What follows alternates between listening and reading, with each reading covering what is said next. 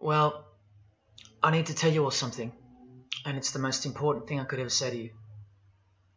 In a little while, you'll know for certain that I'm putting my very life on the line and the safety of my family by sharing this with you. So I hope that buys me at least a few minutes of your precious time. If this video is taken down, it wasn't taken down by me, alright? Now I'm partly doing this to wash your blood off my hands, because God saved my life on a midnight highway one fateful night for this very cause. And He's watching, as He clearly proved that night. See, I should be dead. My sleeping driver was hurling us toward a concrete wall at 100 kilometers an hour when an angel of God was sent to wake me up from a deep sleep with just a whisper, and just in time. And for what? Not so I could win X Factor or buy that dream Porsche or marry that dream girl, but for this, for these words, for this moment, so I can tell you something, so I can warn you about something. Nothing could be more important than this. So cancel that movie you wanted to watch, skip that gym session. Don't scroll down to the next post. Just stay with me. Stay with me. Now, don't worry about the quality of the video or the audio. Just focus on the content. Listen to my voice and trust your eyes. Most of you won't care for the shocking thing I'm about to expose to you, because no one cares. No one cares. Not my exes, former friends, former bandmates, work colleagues, parents, family members, strangers. No one cares. But still, I'm doing all this for one person. One single human being out there. God is calling you, and He's looking for the last ones before the storm. And if you think you know where I'm going with this, please keep watching, because the most important part of this video comes at the end. Now, everything you're about to hear is a fact, and I'll prove it to you. I will leave no room for doubt. And nothing can stop what's coming. So this isn't a call for an uprising, boycott, protest. No. The Titanic is sinking, and it's unstoppable. All I'm going to do is point you to the life raft. And if you want to ignore me, then fine, proceed at your own peril. God knows I've tried. If you want to mock me, then at least share the video. Let others mock me too. Tell your friends. Check this freak out. Anything to help me reach someone who has eyes to see and ears to hear. And like I said, in a few minutes, you'll know why my well-being is in danger, and that of my loved ones too. Now let me ask you something real quick. Who do you think, generally speaking, runs the world? What type of people are the leaders of our countries and corporations, and the rich and the famous too? I mean, like, are they Christians? Do Christians run the world? Well, no, of course not. Buddhists? No. Do Muslims run the world? No. What about atheists? It's got to be atheists, right? Because we've come such a long way as a society, and atheism is the rational state of mind for the modern type of person, right? No. What about a mixture of people? Different types of people run the world. Let me tell you something. All the leaders from Africa to Europe to the Middle East, Israel, Syria, Iran, all the way to the Americas, all these people, and we'll get to the celebrities in a second, they're not atheists, Buddhists, or Muslims.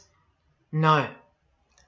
What if I told you that they all belong to the same religion? A secret religion. One that none of them are allowed to talk about. One that you should worry about because it affects you beyond belief in ways that you never imagined. Before I tell you what this worldwide secret religion thinks of you and plans to do to you, let me tell you what this religion is. And how do I know about this religion? Because I used to belong to it. And today I'm renouncing it publicly, breaking my oath of silence, which they imposed upon me and every single other member during ceremonies under the penalty of death. That's why my life is in danger. Every person you're about to see has taken the same oath as I did, over and over, no matter where on earth they're from, including Scott Morrison, your Prime Minister and mine. But see, I was plucked from it, saved from its camouflaged clamps, from its extravagant deception and its spiritual corpse, by none other than God Almighty. No one else is going to tell you this. Not your favourite singer or politician, who more than likely also belong to this hidden religion. Nowhere will they speak because they love it. They love their lives. They love their success, the money, the worship they receive. And then there are those who have left but have never broken their oath out of fear. Trust me, you don't know who you're messing with here. The few that have spoken out, well, they lost everything. Or either their reputations and livelihoods are threatened or destroyed, or they're framed for a crime and end up in jail, or they're murdered and made to look like an accident or suicide. Now, just for the record, the God that saved me, which God was that? Jesus Christ, of course, the one and only. And he's the only one they hate, along with his disciples. So I'm invincible until he's done with me. That's why I don't fear him. Now please don't let the name of Jesus scare you off just yet, because if you're an atheist, you're especially going to want to hear this. Christians and atheists are the most pathetic bunch in the eyes of this ancient religion, the one that rules them all. And I'm only going to show you the tip of the iceberg. And just like an iceberg, the full body of this secret religion continues down past the line of sight, beneath the ocean. It widens in mass and scope until it continues further into the depths, into ever-increasing darkness and invisibility, until it reaches its foundations, which is firmly established in thick blackness, completely unimaginable and not perceived at all to those who only ever get to see its tip peeking out of the ocean top, including most of its members. At least 75%, 80%. And unless you're a member of this religion and this secret society, as they call it, you won't be granted access to the world stage or of a position of influence. It's become a prerequisite for success now that they've gained pretty much full control and their members are in every place of prominence and power. So brace yourself for the truth that has been hiding in plain sight every day of your life, and for the mind-blowing, out-of-this-world climax to this video. Now look at this. There's a few different ways they display their allegiance. They don't do it often, and some don't do it at all.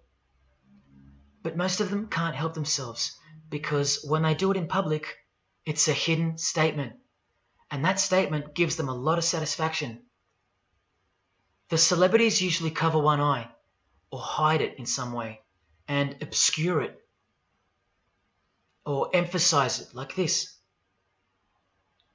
Or they close one eye, or peek through it, through this hand gesture, all to highlight one single eye. It's called the all-seeing eye. Other times they'll just display a drawn eye somewhere, or a tattoo of it. The other method they use is what's commonly known as the hidden hand. Here, for example, River Phoenix is doing both, the hidden hand and the all-seeing eye, so you can see the direct connection between the two. But in the political world, usually it's done with the hidden hand, and of course, this. That's a secret handshake for the members of the secret one-eyed religion. We'll start with Scott Morrison here, hidden in plain sight as usual, for everyone to not see as usual. Look at the handshake. I was taught this very handshake, or grip as they call it, during my time in this great school of deception.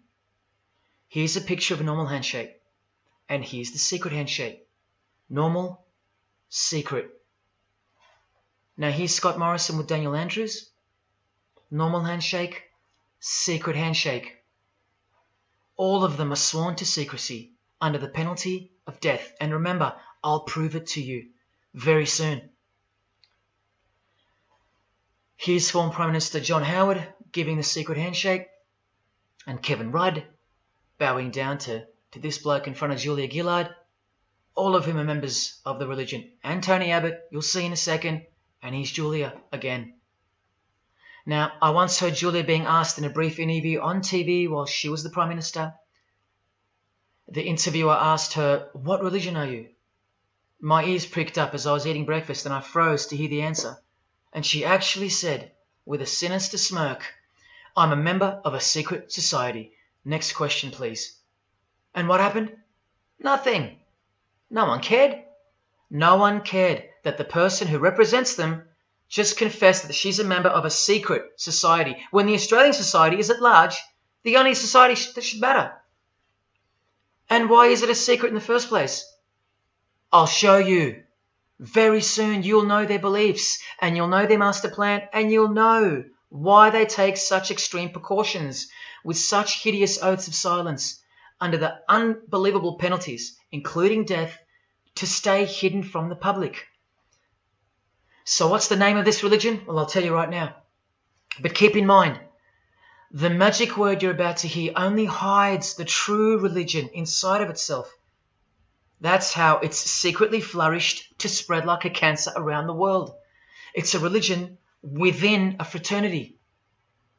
The name of the international fraternity, the one that camouflages, conceals, and cloaks the secret religion inside it, is this: Freemasonry. This is their official symbol, the square and compass.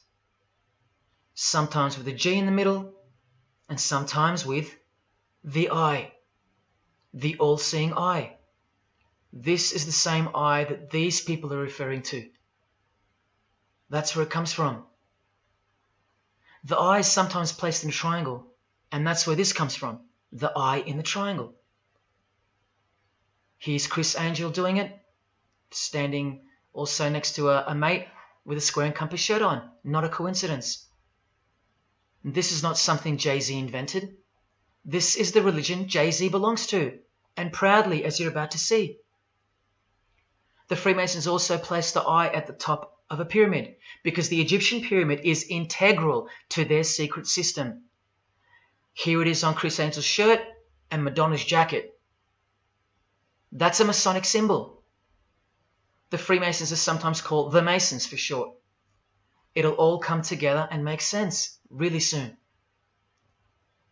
Here it is hidden in plain sight at the Australian MTV Awards. And this is the MTV headquarters, by the way. Trust me, there's no doubting this. Here's the same eye in a pyramid on a Crowded House logo. Yes, initiated Freemasons. Here's the eye on the Harbour Bridge for a New Year's Eve gig. And I wonder what that eye could be referring to. So what's the connection? The religion is the connection, the secret religion. And you'll see. Prepare yourself for an incredible revelation and the amazing climax that comes at the end of this video. Now this is where the Freemasons are counting on you to lose interest, or roll your eyes and move on. Because in their beliefs, the uninitiated, meaning you, are ignorant and stupid compared to them. You're technically called the vulgar and the profane. Please prove them wrong. Prove them wrong. And stay with me just a little longer. Now the secret identity of this one eye lies in the heart of this religion that lives, breathes, feeds and grows deep inside of Freemasonry. And Freemasonry camouflages it very successfully.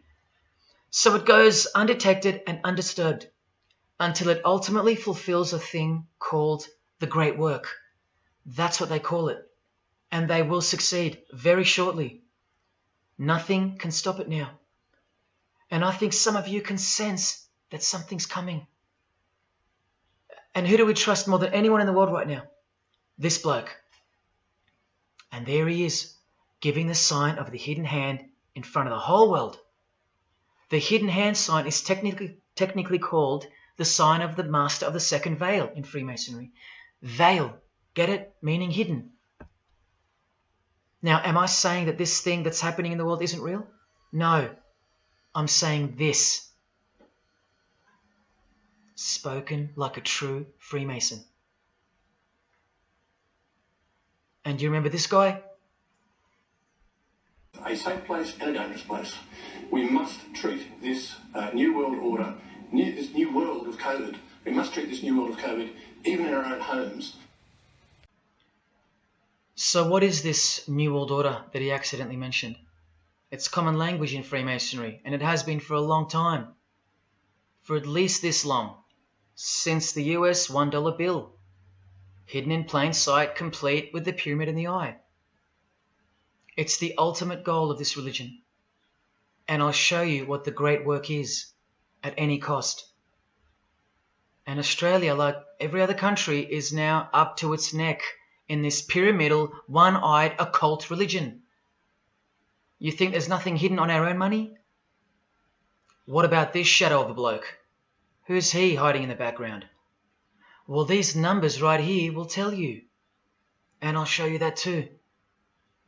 Did you know there's a giant pyramid in Australia? You want to see it?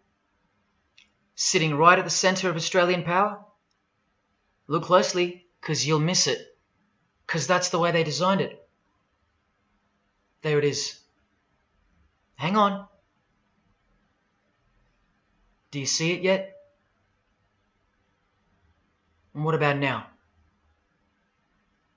That is the frame of an Egyptian pyramid, which we can now firmly call a Masonic pyramid, complete with a missing capstone. And if you're still in doubt that you're looking at a pyramid, there you go. A perfect to-scale pyramid hiding out of sight inside the giant frame that surrounds it. This is going to be so unbelievable to you that you probably won't believe it. Or if you're that far gone, if you really have lost touch with your own soul, you won't care. And you'll miss the opportunity to have your own eyes open first to the worst news and then to the best news you could ever wish for on this God-forsaken planet in which you're destined to lose everything you have and everything you love until eventually you lose yourself. We have to establish what this religion that's hiding inside of Freemasonry actually is, and we will. And it's shocking, but it's reality. The symbol of the Freemasons itself is not what it seems. It's a squaring compass on the surface, but it conceals something that'll become obvious when I show you. But before we uncloak Freemasonry to see its true nature, its ugly face and its shameful nakedness, because I gave you my word that I'm going to prove it to you. This is the oath they have to take. This is the oath that I took.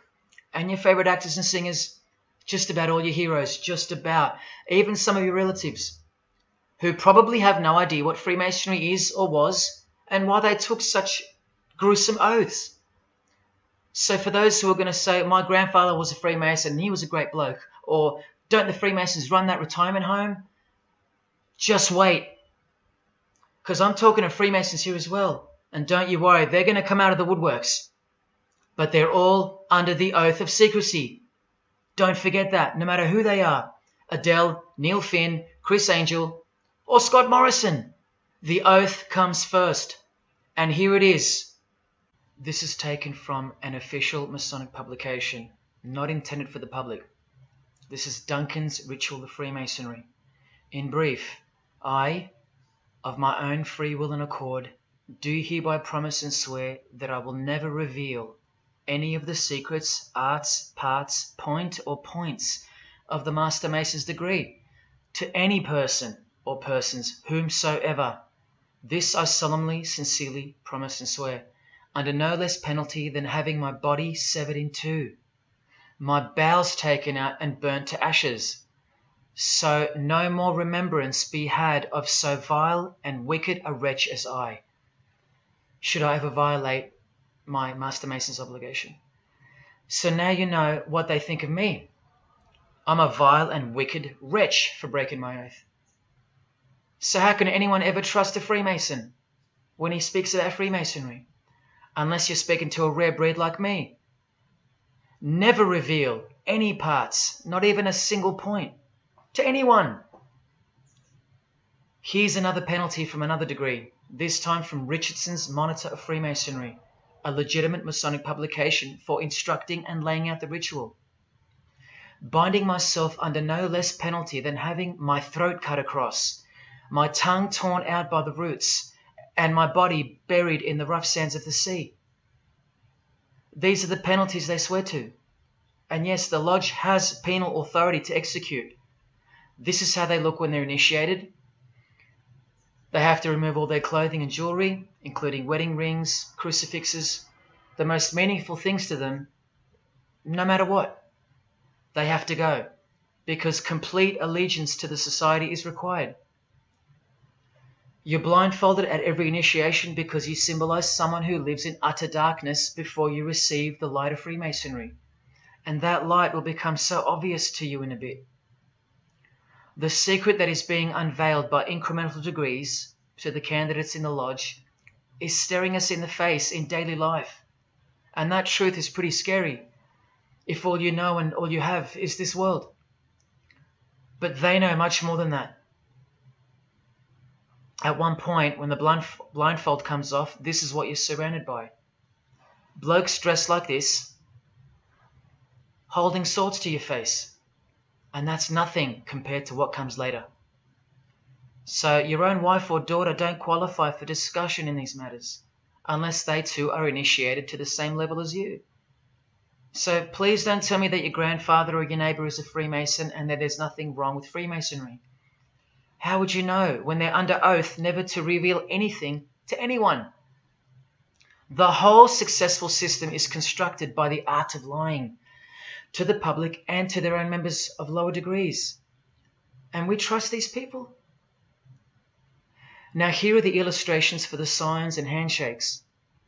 And you only receive them after the oath has been taken. This is the sign you do upon entering and exiting the ritual room while facing the Grand Master. It stands for throat slit, and it goes like this. A continual reminder of where you are and what awaits you if you have a change of heart or rebellious spirit. And here you have the illustrations of the secret handshakes. Look familiar? And this is the sign of the Master of the Second Veil. See? Purely Masonic. You don't pick this stuff up off the street. Now this is how it's generally executed in the public arena.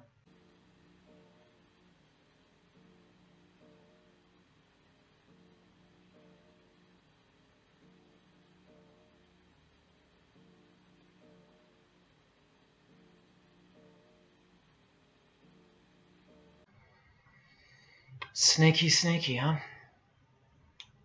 So when you see this, or this, you know for certain where it comes from and who they belong to.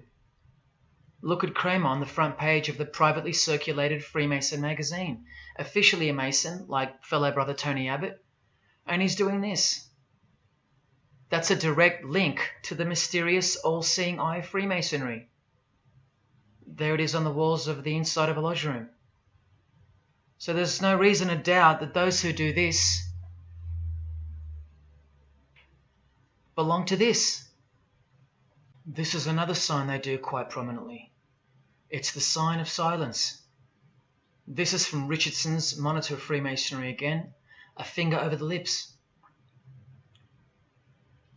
Now these signs are slightly morphed over time, so covering the mouth in a variety of ways is the expression of being bound to secrecy and silence. Silence or death, as Little Wayne here is portraying. Here's the oath of a second-degree Freemason on page 21 of Richardson's Monitor of Freemasonry. Binding myself under no less penalty than having my left breast torn open and my heart and vitals taken out, thrown over my left shoulder, should I wilfully transgress any part of this my solemn oath. In this degree, the penalty is to have your whole body dissected, bowels removed and heart cut into pieces and thrown into a field where you are eaten by animals, all to protect the secret religion of the rich, powerful and famous. In the Knights Templar degree, the penalty is to have your head cut off. Listen to this penalty, and this one has happened throughout history more than any other, because it works so well without having to resort to death or the threat of death, and it's easier to execute. Now, this applies to all areas of industry. It's done through the ruining of your reputation by fellow Freemasons, pointing him out to the world as an unworthy vagabond, by opposing his interests, making life very hard for you, by deranging his business, by transferring his character wherever he may go, and by exposing him to the contempt of the whole fraternity, the secret society, and the world. Wow. How many people do you think they've threatened, ruined, framed, cheated, and utterly destroyed to protect their secret religion? And in case you think the Masonic Lodge hasn't got the authority over the initiates, especially the ones in the higher degrees, this is from the Encyclopedia of Freemasonry. Under mandate, the orders and decrees of the Grand Master or of a Grand Lodge are called mandates, and implicit obedience to them is a Masonic obligation. And in Sickles' Monitor of Freemasonry, you plainly see they have a right to kill. A lodge has a right to exercise penal authority over its members, exercise the penalties. So don't let a Mason tell you, oh no, that's just symbolic, the oath. Their laws are above the law of the land, and the proof are the oaths themselves. Because in normal society, you can't ask someone to accept having their throat slit as a penalty in order to be a member of any club or workplace. Unheard of. But not in Freemasonry, not in the secret society world. I told you, you don't know who you're dealing with and what's coming for us all. Here's what they think of the public. Here in speaking to the candidate, it's stated, but have a care not to defile the sanctuary by a spirit of curiosity, meaning don't try to join us just for fun. And take care not to increase the number of the vulgar and profane, meaning don't invite too many outsiders to join because they're vulgar and they're profane. This is more or less an invitation-only fraternity. Here from the Encyclopedia of Freemasonry again, written for Masons only and written by 33rd degree Masonic legend Albert Mackey, stating the same thing. Masonic definition of profane. One who is ignorant of the sacred rites of Freemasonry. One who is not allowed to enter the temple and behold the mysteries. And here, being uninitiated. That's the world at large. And here, from this old ritual book written by the same legendary author, in the 33rd degree initiation, the Mason drinks wine from a human skull, which has been the cause for a few to leave Masonry, because they wonder, whose skull is this? In the 30th degree, part of the ritual involves stabbing skulls. Illustrated right here. The process of submitting the member further and further involves things like this. See, the candidate who's seeking admission into the next degree to receive more light has to be humiliated and intimidated. This guy here has his foot on the candidate's head. This is what our celebrities and politicians and the most prominent members of our society have done and continue to do. No one is exempt from this. And this is the intimidating and frightening path that you must take that binds you to the secret society before you are revealed the true beliefs of the religion. So can you see the risks I'm taking? You have to stay till the end. Don't let me down. Don't let yourself down or your fellow man. Believe me, it'll be worth it. Now here's one of the 3 greatest Freemasons of all time, who actually helped construct the 33 degrees or rituals of modern Freemasonry, Albert Pike. A hideous man with a deeply complicated mind, and one who will soon help you to see who they really are. This is how important he is to Freemasonry. He's buried here, in the House of the Temple, a Washington Masonic Lodge, just around the corner from the White House. He was called the Grand Commander Sovereign Pontiff of Universal Freemasonry, a giant of this secret society, the only Confederate general who has his own statue. And who were the Confederates? The dudes that fought for slavery, not against it, defeated by Abraham Lincoln, who was surrounded by these Freemasons, and who was assassinated by this one, John Wilkes Booth, doing the same sign of the Master of the Second Veil. A Freemason assassinated Abraham Lincoln. Undisputable when you have the eyes to see. Now, Albert Pike writes in his colossal work, which some refer to as the Bible of Freemasonry, called Morals and Dogma, and on page 113 he says, "What can there be in common between the vile multitudes and the sublime wisdom?" That's what Freemasons possess, sublime wisdom. That's what their secret is. It's sublime. The secret I'll reveal to you. Now, just quickly, here's Freemason Kanye West. Here he's giving the Masonic grip to his brother Mason Jay-Z. Look at the lapel he's wearing in this picture. It's the same double-headed eagle as on the front cover of the so-called Bible of Freemasonry, Morals and Dogma, written by the Grand Commander Sovereign Pontiff of the religion that Kanye and Jay-Z have been sworn into and thus granted access to international success. His Christian conversion isn't what it seems, and you'll soon see what job he has to do. Now look at what else Freemasonry thinks of the uninitiated, from the words of the Grand Commander himself. The truth must be kept secret, and the masses need a teaching proportioned to their imperfect reason. I hope you're listening, because we're about to get going here. These truths were covered from the common people as with a veil. There's that veil again. And the mysteries were carried into every country. Freemasonry was secretly imported from the East into the whole world to weave its web in the darkness to increase and advance its agenda. The sages, meaning the enlightened ones, always had an esoteric creed, unknown to the vulgar. And here he says, to the end that the vulgar herd, seeing, might not see anything, and hearing, might comprehend nothing. Are they right? Am I wasting my time, laying it all down for nothing? Because they know you so well? Your favorite celebrity and politician's secret religion is beyond the reach of the vulgar. Vulgar is what you are to them. He won't tell you. She won't tell you. And they won't tell you.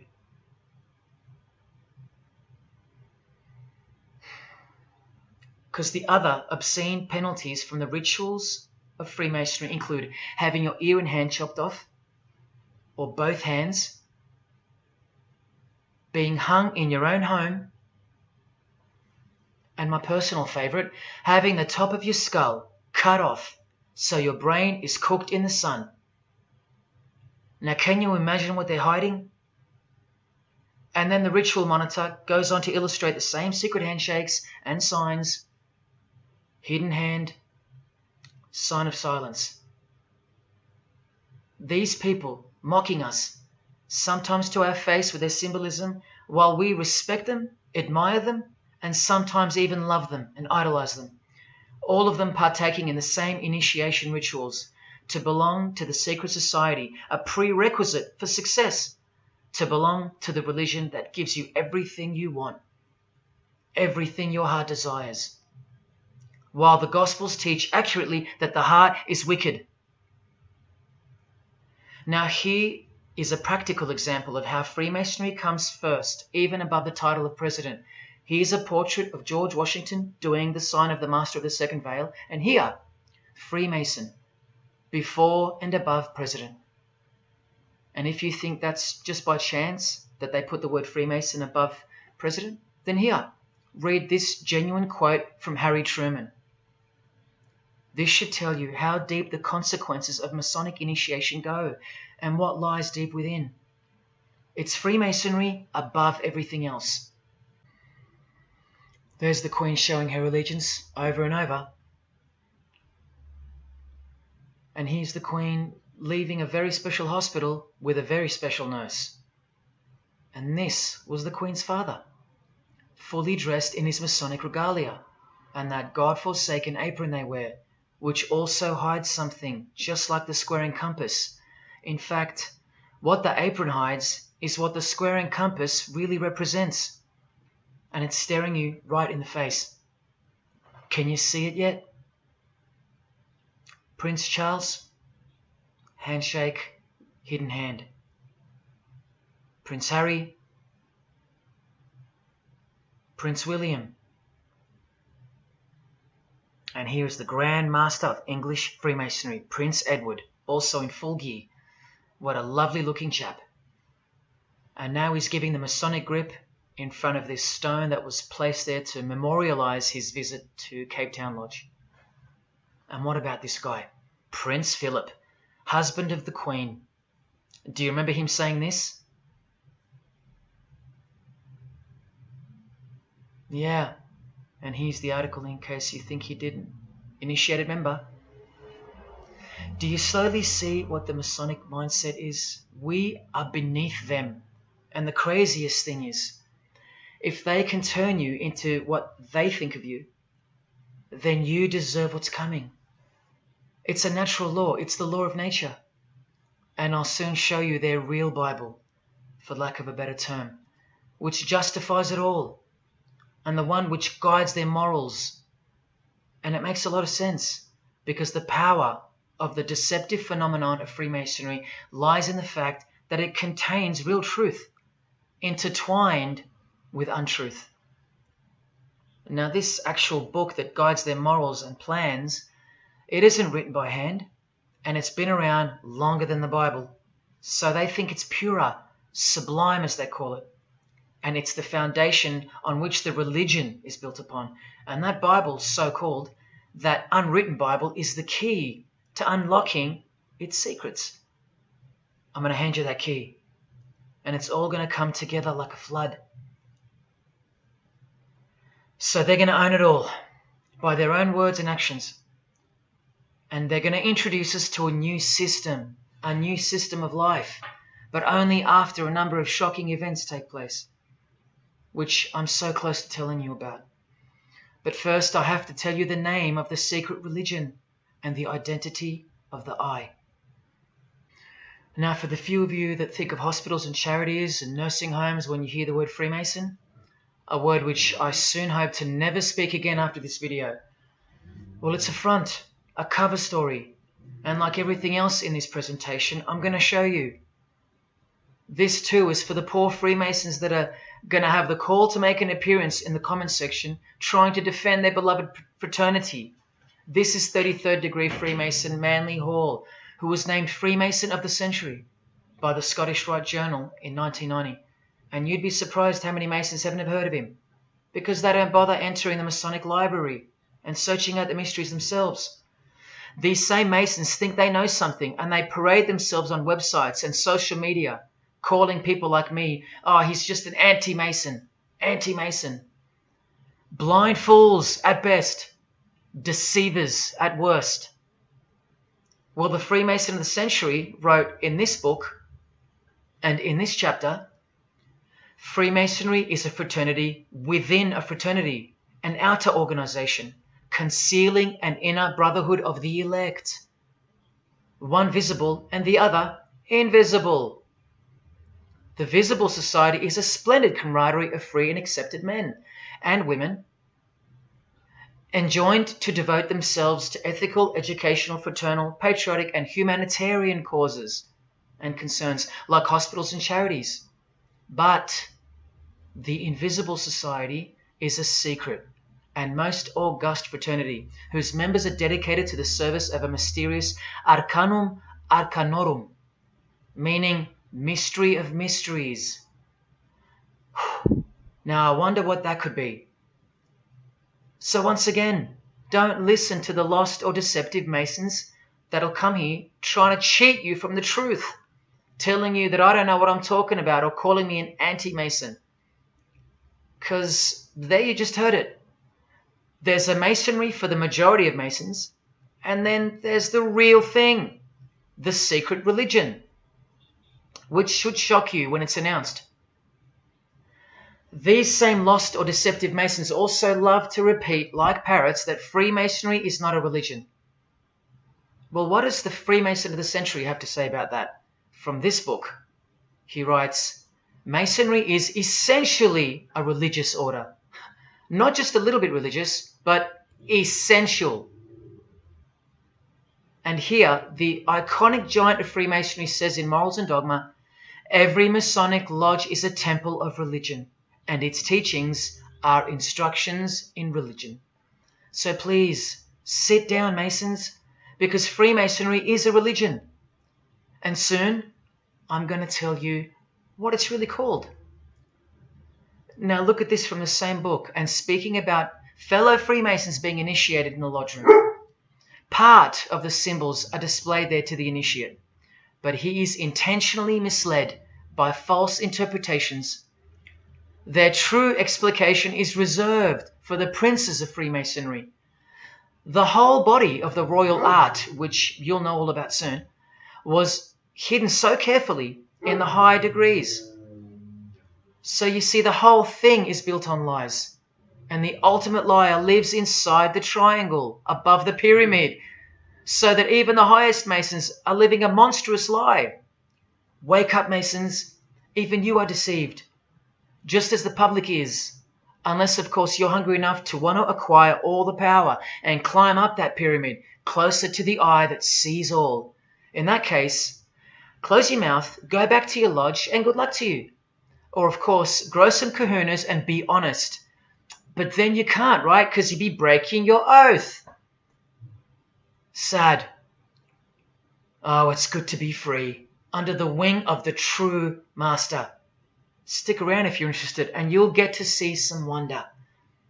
When I pull that cloak called Freemasonry right off, and those that are still here watching will get to see the true colours of the nakedness and the horror of the Masonic Lodge, and the religion that rules them all. Another thing that Masons will repeatedly say is that this has nothing to do with Freemasonry, and it's just a conspiracy theory. Well, the 33rd degree Freemason of the century also wrote this book about 100 years ago, The Secret Destiny of America, and look at the front cover. And I'll tell you why America is so important for the ultimate goal of the secret society. It's disturbing, but it's also essential in understanding the near future and what's going to take place. So for the Freemasons that still say that this is not a Masonic design, especially this Masonic website called Masonic Info, insisting here that even the eye in the triangle or pyramid is not Masonic. Completely laughable and pure disinformation for the stupid masses. Try arguing against this. This is from a 1960 copy of the New Age magazine, an official organ of the Supreme Council of 33rd Degrees. No higher authority in the United States to speak of the relationship between Freemasonry and the US $1 bill. Masonic symbolism in a $1 bill. Look at them all. 13 leaves, 13 bars, 13 feathers, so on and so forth, and of course this, the Masonic all-seeing eye, located in the pyramid. So you think this is a conspiracy theory or just a plain conspiracy? Well, here's JFK, yes, a Freemason, but one who had enough when he wanted to print money disassociated from the Masonic central banks, just like Abraham Lincoln, and he paid the price for it as well. Listen to the speech we never hear about in school. More proof that they control the education system here and everywhere. Please, just have a quick listen to this.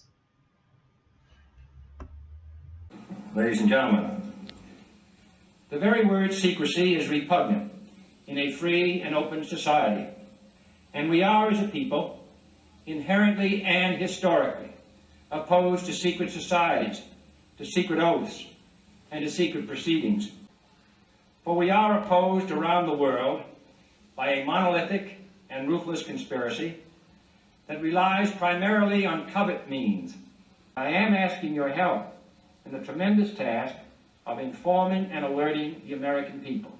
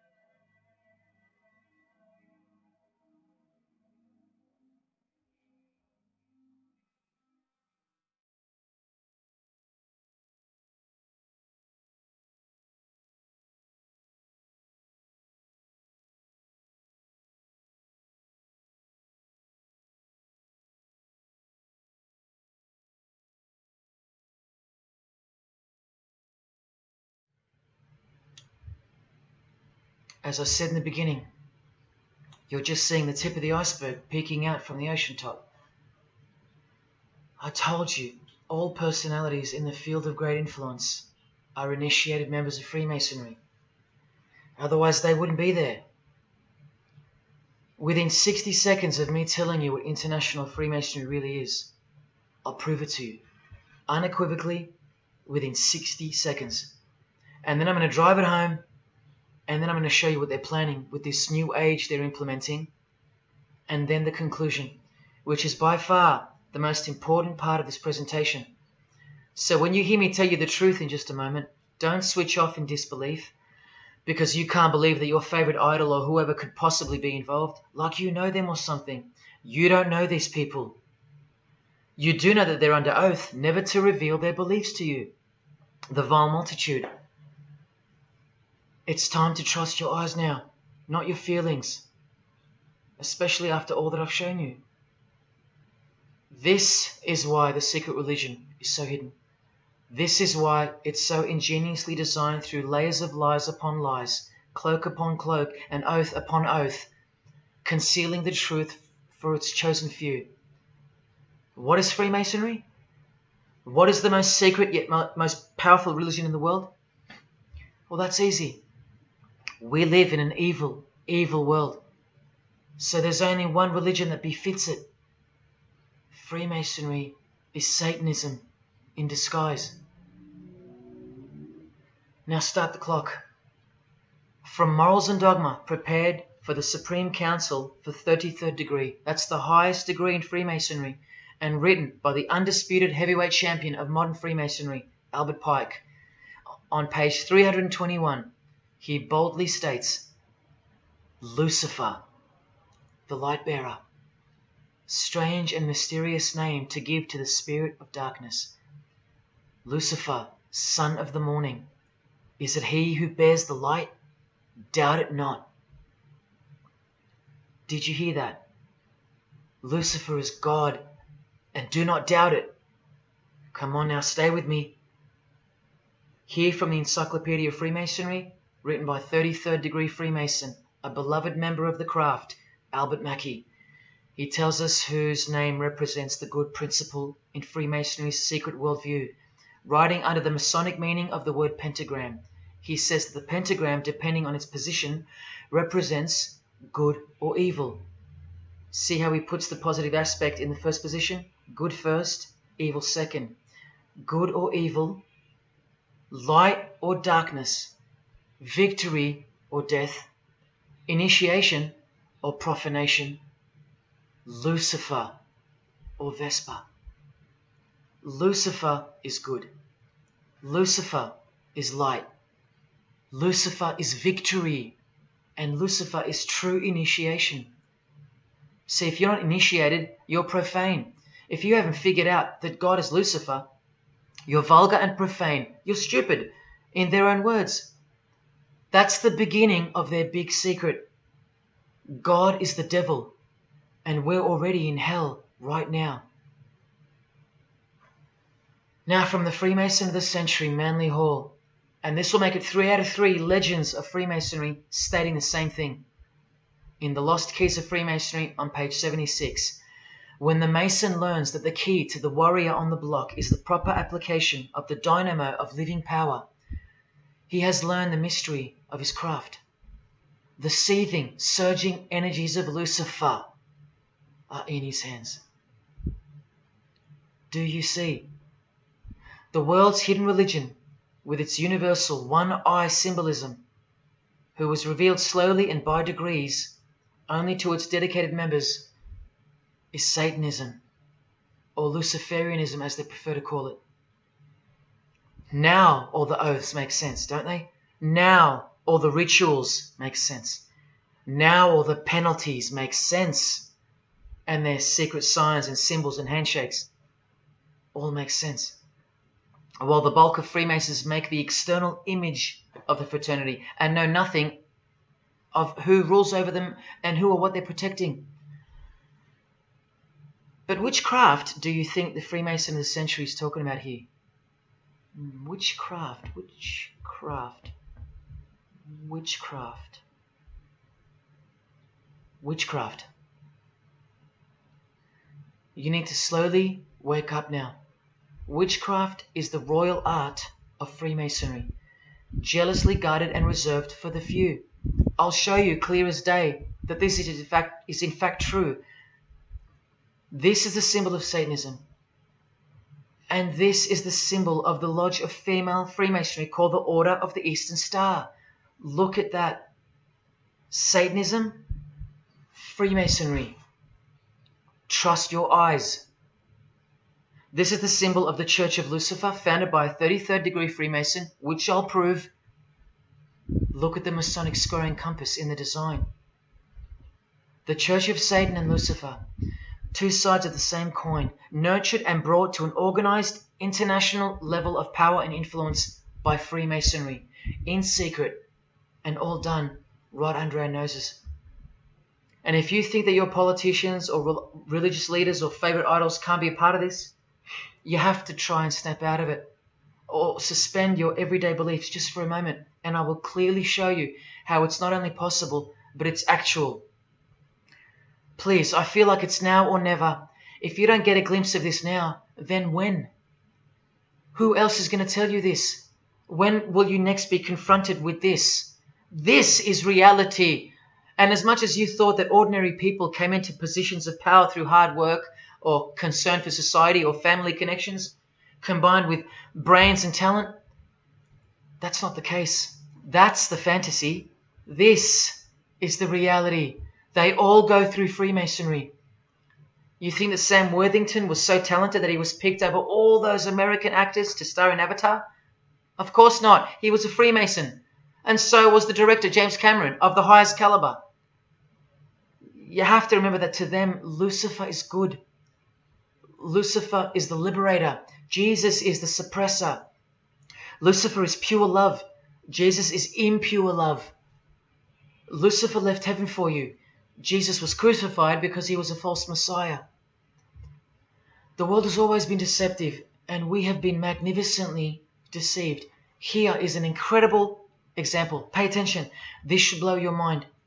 Charles Darwin, the father of atheism and rationalism, was an initiated Freemason, doing the hidden hand of Freemasonry in this picture, and the vow of silence in this one.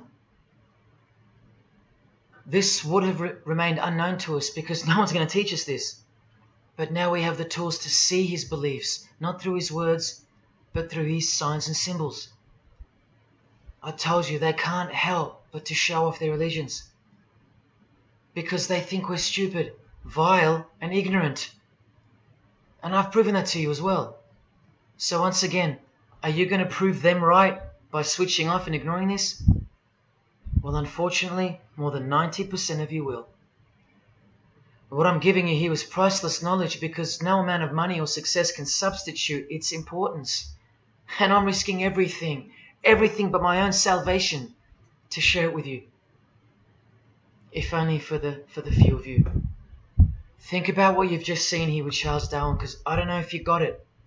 You cannot be accepted as a candidate of Freemasonry unless you believe in a supreme being, as exemplified here with Phil Collins, speculated by some to be an atheist, but this seems impossible because, being a Freemason, he has to believe in a higher power, or more accurately, supreme being, and I can personally vouch for that.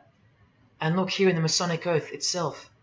The candidate says, "I will not aid or be present at the initiation of an atheist, a madman, or a fool." Freemasonry believes that to be an atheist is to be the equivalent of a madman. And they're right. Yet while they propagate atheism around the world, in universities and schools, Charles Darwin himself was a believer in an intelligent designer, a supreme being. He had to be, because he's a Freemason. And that intelligent designer that gave birth to us is named Lucifer in the highest degrees of Freemasonry. See? Never tell. He lied to you, because that's what Freemasons do. The whole thing is a giant lie that was carefully constructed by mutilating the truth, because mutilated truths make the most successful lies. This is the secret to their success, a lying tongue and a lying spirit, from the 1st degree to the 33rd degree, to each other and to us. I've proven that as well. And what did Jesus, how did he describe their God? The father of lies. How accurate. The one who comes to cheat, kill and destroy. How accurate again when I tell you their plans. Look here, Charles Darwin is noted as an influential figure by the Satanic Temple. And proof for them, apart from the intelligent design that is all around us, that Lucifer is real and that he's the god of this realm, is the power of witchcraft or magic. Magic works because there's a hierarchy or a pyramidal power structure in the spirit realm, a realm devoid of any love for you. And these spirits can be conjured up and summoned by the practitioners of the royal art of Freemasonry. They ask for something in return, however. Listen to Bob Dylan, a Freemason. Hidden hand, one-eye symbolism. Out here doing these songs, you're still on tour. I do, but I don't take it for granted. Why do you still do it? Why are you still out here? Well, it goes back to the destiny thing.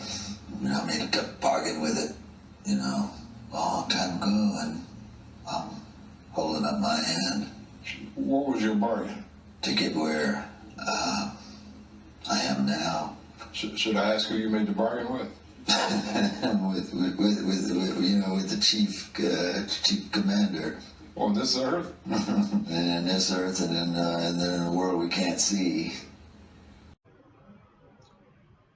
How does one communicate with Bob Dylan's chief commander, Lucifer? By the jealously guarded royal art of Freemasonry, witchcraft. This is from the Encyclopedia of American Religions. Secrecy is bolstered by a system of initiations and degrees, the Freemasonic system. The material which is kept secret is the magical knowledge of the group. This knowledge may consist of rituals and powerful magical formulas. Do you think J.K. Rowling isn't a Luciferian? In this article, J.K. Rowling reveals the inspiration behind the Deathly Hallows symbol. And what is it? The Masonic squaring compass, with the one eye that all the celebrities mimic. That's the inspiration. They're all members of the secret society. If you think that doesn't prove anything, here she is with her new tattoo. It says Solve Coagula. Also a song title by fellow Freemason Marilyn Manson. And where does it come from? Here, the Baphomet. The image of Lucifer as conceptualized by another Freemason, Eliphas Levi, in his book, The Doctrine of Transcendental Magic. This horrid thing, with breasts, a penis, and a goat's head with 2 horns, has these words written on its arms, Solve Coagula. The impact of the meaning of these 2 words should disturb you to soberness when I tell you about them. Because apart from other things, they involve the process in which the new system will be implemented at unbelievable cost to you and I. Here's a statue of the Baphomet at the temple, Satanic Temple, complete with 2 little kids admiring it. That's J.K. Rowling's religion, Satanism. The secret religion for the highly evolved and the highly successful. Welcome to the real world. The same Masonic author writes in The Doctrine of Transcendental Magic, in the ceremonies practiced at reception by all secret societies, there are found indications of a doctrine which is everywhere carefully concealed, and that is witchcraft. And in his History of Magic, he tells us it is the royal art. And that's what Freemasonry calls it. And where did he get his inspiration for the Baphomet?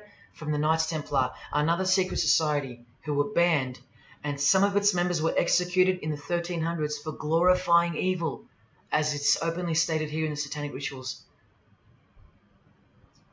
And where do modern day Knights Templars reside now? Within high degree of Freemasonry, right here. Again from the encyclopedia, and listen to this. The continuing impact of speculative Freemasonry, which means modern day Freemasonry, provided fertile soil in which new magical orders could grow. Magical orders, meaning other branches of secret societies, of which Freemasonry is the umbrella. Because Freemasonry is the king of secret societies. Just like JFK tried to tell us, it's the prestigious channel that one must go through. And it is the reason that the oldest religion in the world has made a colossal comeback and is now on the brink of success. Which, as I said, nothing can stop now. And again from the encyclopedia, the groups wear ritual garb and meet in magical lodges. And where do Masons meet? In the Masonic Lodge. Like here with a magical pentagram on their checkered floorboard. Are you believing your eyes? Or are you making excuses? Here's another statue of the Baphomet at a satanic temple doing the sign of the horned god Lucifer. The hand sign mimicking the horns on his head. And of course the upside down cross. And here's Barack Obama doing the same sign. And the sign of silence with a twist. Who do you think he's mocking here? You and I. But mainly Christians. Because Christianity is the one force that has stood between you and the inconceivable horror that is awaiting us and is on its way. Here's an article on Barack Obama, and that's his hands adjusting his presidential seal. And there's his Masonic ring, and the sign of the devil's horns, over and over. Freemasonry and Satanism are intertwined. Look at these Masonic politicians throwing up the devil's horns.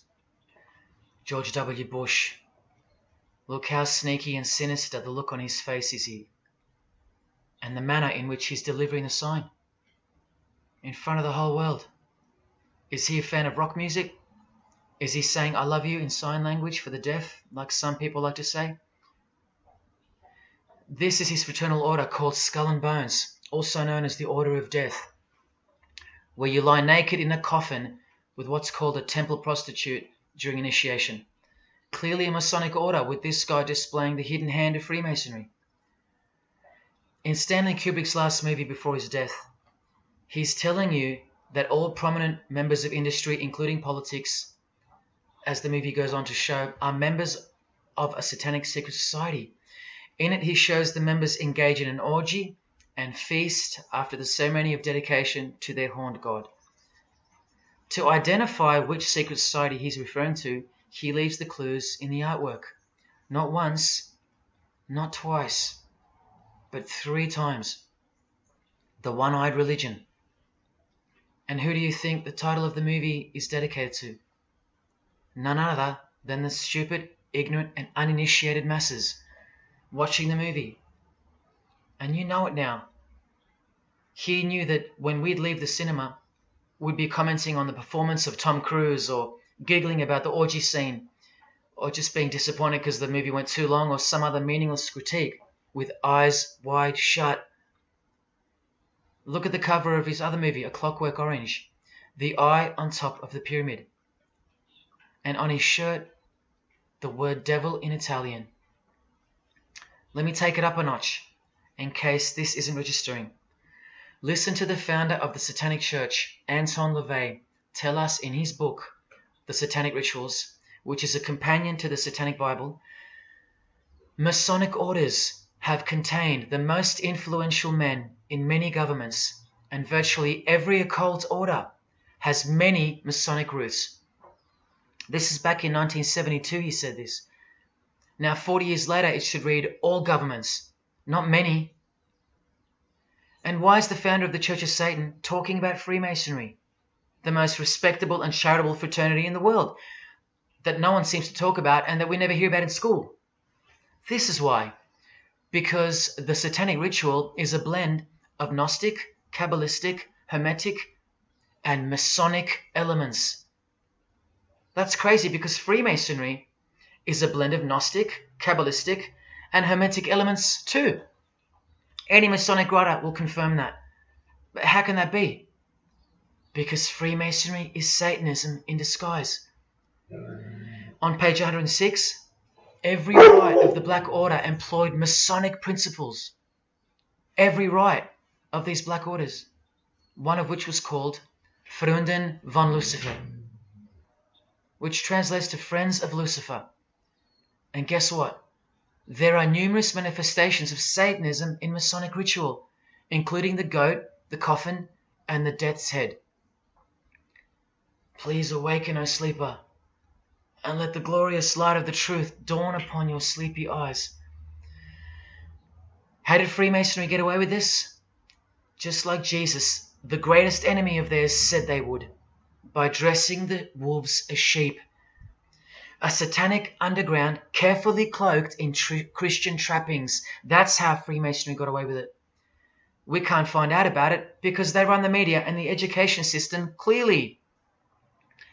John F. Kennedy was brutally assassinated after he attempted to inform us that we are opposed around the world by a monolithic conspiracy. Did he know that Lucifer was the god of Freemasonry? I don't know. The Grand Master of my lodge, who was the mayor of the city, was a 32nd degree Freemason. That's one short of the top, one short of the true beginning of the secret religion, and he had no idea what Freemasonry really was. After 42 years in the lodge, they never invited him into the 33rd degree initiation because he couldn't see past the Christian trappings, as they were designed to do exactly that, trap the Christian, or trap anyone else who was too sensitive to behold the truth. Thus, Freemasonry could halt their progress at any time without suspicion because it's a rare thing to reach the 33rd degree, and every Freemason knows that. So that there are no rude awakenings that take place with those that aren't ready to embrace Lucifer as the true god of Freemasonry and the world. This is an ingenious system, birthed by what must have been demonic inspiration. Anton LaVey says that this ingenious system I speak of serves as a rudimentary screening process for organized Satanism. Exactly right. It's a filtering process, as I've said earlier. An international filtering process from which men and women are picked and permitted to enter the world stage. And I'm saying all this for those who naively think that politics and magic ritual do not mix. That's the founder of the Satanic Church. He admits that. Admissions that were never heeded because no one cares. How else did the Freemasons pull the wool over our eyes? The companion to the Satanic Bible tells us that as well. By filling the world with fools. And who's the biggest fool in the eyes of Freemasonry? An atheist. From the Encyclopedia of Freemasonry. One who does not believe in the existence of God. Such a state of mind can only arise from the ignorance of stupidity. All this time, you're laughing at Christians, and the Freemasons are laughing at you. Here's Brad Pitt, wearing his Masonic ring and covering his eye. Now here's a genuine quote from Brad Pitt, the Freemason. In short, I could really try on something different for myself. That was Satanism. It's working out really well. I made a pact. That's why. You don't believe him? Bob Dylan does. And the hand sign they all do. Allow me to show you what it symbolizes. And now that you know what you know, it should make sense to you. It stands for 666. Yes, indeed. Satan's number, foretold by Jesus Christ. Now just hang on, let me prove it to you. Here it is for all to see on this shirt design, worn by Guns N' Roses guitarist Slash. See the I in the middle of the 6? Repeated 3 times. That's 666. In this one, the design in the shirt is clearly demonstrated by the person wearing it. Another example, the hand sign with 3 6s on the shirt. Here's a movie poster, the hand sign and the 6 on his lapel. Connect the dots. Here's Don Cheadle, the hand sign, and here he covers one eye with the dice. What's the number on the dice that he holds toward the camera? 6. There's literally 3 6s that manifest in the hand sign itself, like this. That's why they do it. Here's Drake with the most obvious example, holding up the hand sign with the all-seeing eye of Lucifer on his bicep. And here, blatantly connecting the 6 to the hand sign on the artwork to one of his songs. The hand sign over one eye, obviously signifying a 6. This is proof. The number is mystical and it's grounded in reality, and it's related to sex rituals within witchcraft. You'll see, I'll show you. But if that's not enough, there. Drake is clearly intending that hand sign to be a way of communicating the number 666. A hater of Christianity and Jesus Christ. But I wonder why. He has everything he desires. Christians aren't suppressing him. He doesn't hate Buddha or Muhammad. None of them do. No. Jesus is who they hate. But they protect Freemasonry by communicating its presence in their lives, not by word, but by symbols and signs. Disciples of Lucifer. While you don't believe it, they take it very seriously, and they mock you by displaying it in your face. They know the truth. The chief commander, the one at the top of the pyramid, is Satan, the god of this world, just like Jesus told you who he is. Britney Spears doing the 666 over the eye, and look at this. The devil's horns while she wears the seal of the US $1 bill, designed by Freemasons. You know why now. You just have to stop denying it. Freemasonry is Satanism in disguise. This is how they tell you. Let's go to Britney's close friend, whom she tongue-kissed in front of the world, sexualized as these people are, and for all the girls out there to be inspired and corrupted by. Madonna, wearing the same Masonic design as Britney. 666 hand sign, the one eye symbolism, and the vow of silence. The vow of silence with her fellow practitioner of witchcraft. The Masonic eye in the triangle behind her, and now the upside down cross of Christ on her outfit.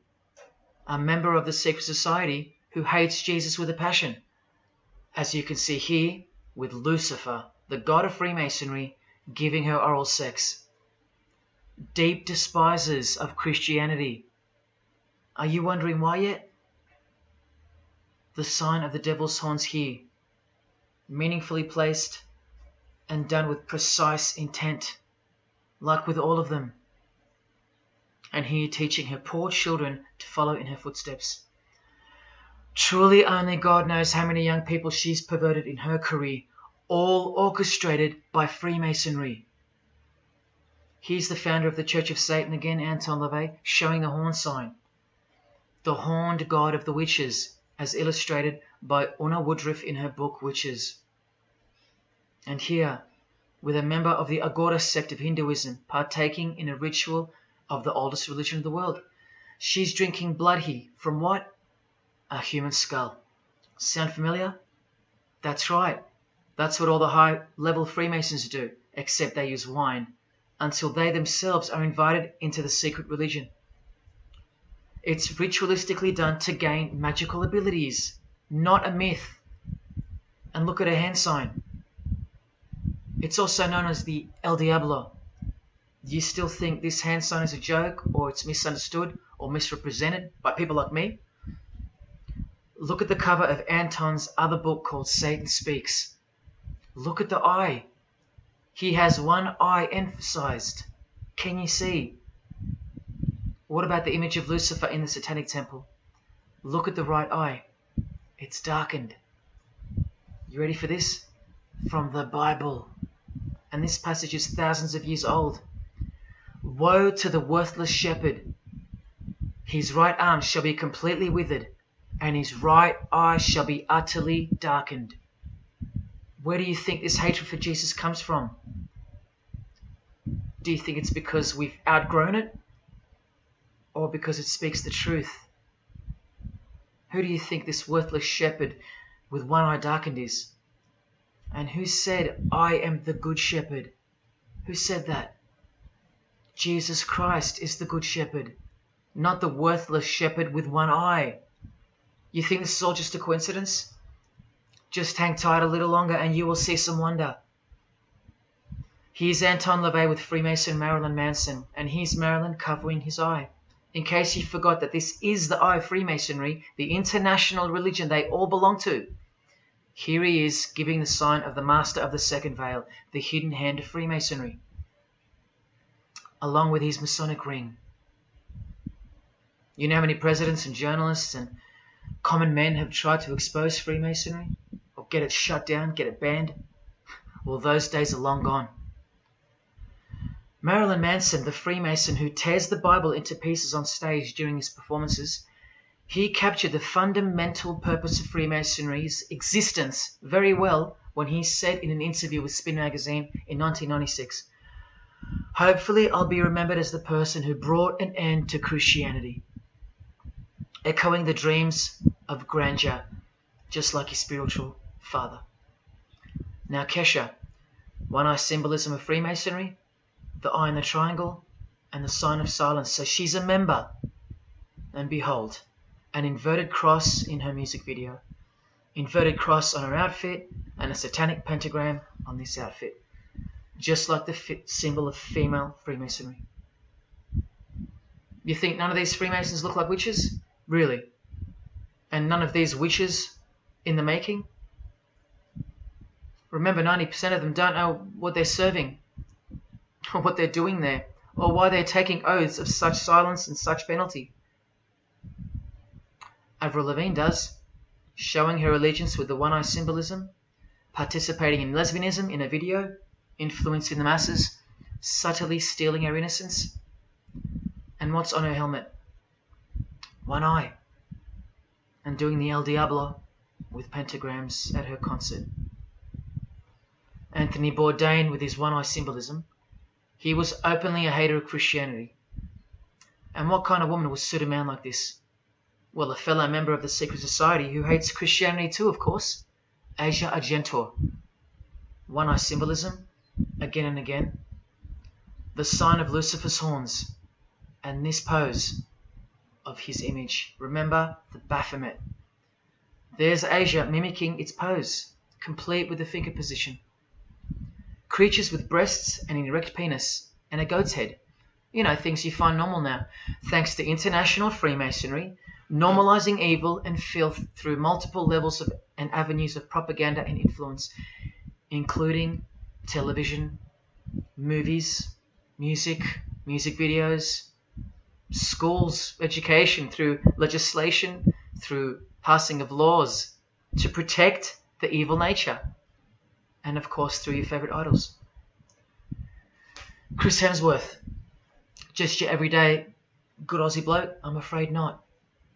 One-eye symbolism and the sign of silence, both of which mean he's taken all the disgusting oaths of Freemasonry under the penalty of death, thus catapulting him over the competition, never to promote Christian values or Jesus Christ again.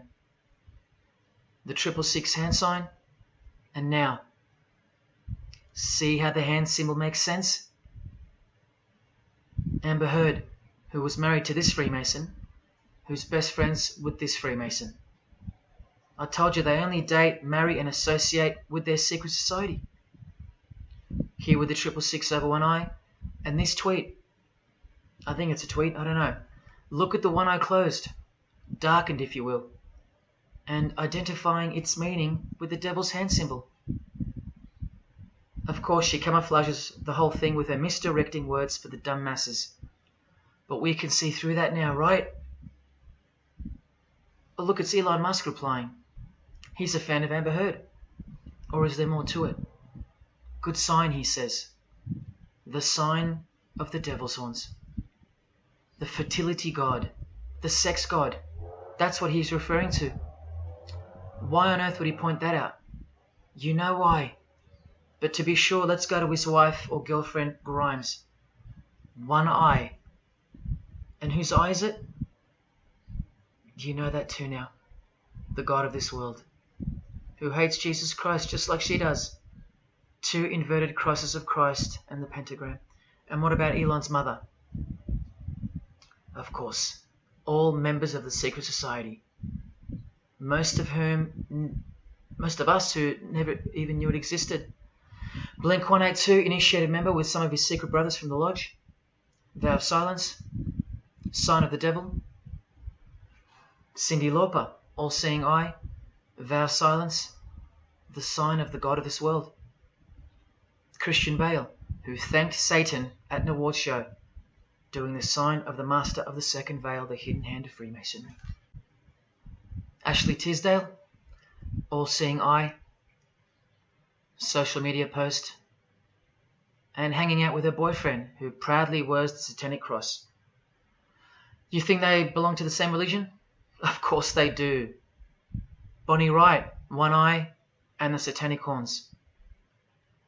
John Cleese, I include him here because he's a well-known hater and mocker of Jesus Christ and Christianity. He got rich off it, and he's a proud Freemason, showing his allegiance.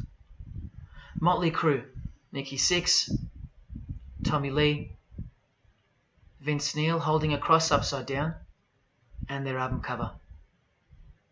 Secretly Freemasons under oath while promoting Satanism in the open, doing their job and influencing the masses to hate Jesus and Christianity and to live a life of sin through seduction of their music. Secret Society member Jimi Hendrix hiding one eye and telling you about the secret powers of music. Nirvana, Kurt, bass player Chris, Dave Grohl, Dave and Jack Black making the sign of the pentagram, a geometric tool used in the magical curriculum, and Dave wearing his upside down cross. Hard to listen to all those beautiful songs he's written now. Courtney Love and her daughter glorifying the symbol of Satan, and Nirvana discovering something on a road trip while covering some numbers up. Proud Satanists, all secret Freemasons. Here's Quentin Tarantino. Now that we know what we know, can you see through this picture to reach its true meaning? The all-seeing eye, whose identity is revealed by the hand gesture, which is 666, with the vow of silence and throwing up the devil's horns, which I hope you can finally see means something. Share. Can this get any more obvious now? The sign of the vow of silence being made with the sign of the devil, telling you that the secret which isn't to be spoken of is Lucifer, right there in front of you. Speaking through signs and symbols, like Confucius said, signs and symbols rule the world, not words nor laws. Cardi B, I just want you to see a few connections between the one-eye symbolism, the 666 hand sign, and the horned God symbol. Eddie Izzard, all-seeing eye, hidden hand, and mimicking the horns of the Masonic God. Oh, but men love the darkness rather than light, as the scriptures put it so solemnly. Look at how precise that statement is. With high-ranking Freemasons loving the darkness so much that they define the darkness itself as light. Watch. In MasonicWorld.com, an article by Worshipful Master John Alexander, who has journeyed from the lower degrees to the high and sublime degrees. This is the religion of our leaders and celebrities, so listen. He writes, every ritual from the high and sublime degrees that I have ever read contains the statement, I beg you to observe that the light of a Master Mason is darkness visible. I put it to you, brethren, that this is the most accurate description of Masonic light that you will ever find. Think about what you just heard, because this is what they learn. Masonic light is darkness. And this is before they enter the real religion of Freemasonry, Satanism. That's why in the high degrees the ritual states to the candidate, I beg of you to observe, meaning to ponder, to contemplate what they mean by the statement. My 32nd degree Grand Master, he never understood. And they don't push you, remember? It's all a screening process to weed out the weaklings who can't handle the truth. The truth that this is how the all-seeing eye sees things. Evil is good and good is evil. Look at what he says immediately afterwards. In keeping with our normal Masonic practice of burying our important truths deeply, the ritual sets out to immediately disguise this truth.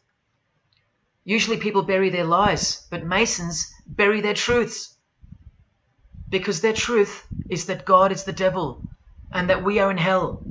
So everything has to be flipped on its head in order for things to make sense in this place where lust creates life, where might is right, where compassion is weakness, and of course, in order to succeed. Look here, with another Freemason of the highest degree, Helena Blavatsky. She writes in her book, The Secret Doctrine. Doctrine means belief. So the book is called The Secret Belief. The Secret Belief of Freemasonry. She says, the sons of God, of whom Satan was one, all those spiritual beings were called angels of darkness, because that darkness is absolute light. Do you see how far they go to protect and glorify the darkness? Because men love darkness rather than light. If these were just randoms next door or some minor cult, I wouldn't be telling you about them, and I really wouldn't care this much. But these are not randoms. These are our heroes. These are those who have crept into the power structure very slowly since 1717, when the first Masonic Grand Lodge was organized, to overthrow Christianity and the world. These are those who we admire, trust. And these are those who have perverted our culture with one hand, the hidden hand, while upholding it with the other hand. So you can never call them out, because they run charities, nursing homes, and children's hospitals in the open, while they propagate smut, violence, debt, and of course atheism in secret. While a plethora of everyday distractions are endlessly supplied to us through entertainment and news, plowing through our lives. That's political Freemasonry, politicizing everything, including entertainment, supplying you with their heroes and their idols. And now that 95% of the world have been spiritually disarmed by thinking, oh, the world is a good place and Jesus is a myth, they've rigged our infrastructure and they're about to bring it down so they can build up their new world from the ashes. A completely new system of life on this planet is coming. I promise you that. In a book called Satan's Master Plan, LaVey affirms his commitment to destroy Christianity. Now check out Anton LaVey, once again in perfect parallel with Freemasonry, stating in the Satanic Bible, waiting at the darkness visible for that bright and morning star. Bright and morning star being a reference to Lucifer. The exact same expression as the Freemason and worshipful master John Alexander that we just heard describing Masonic light. Darkness visible. Identical language. Because Freemasonry is Satanism in disguise. This is what the initiated queen of Freemasonry, Helena Blavatsky, says of the bulk of Freemasons in her book. The knowledge of their members about the full signification of their symbols is nil.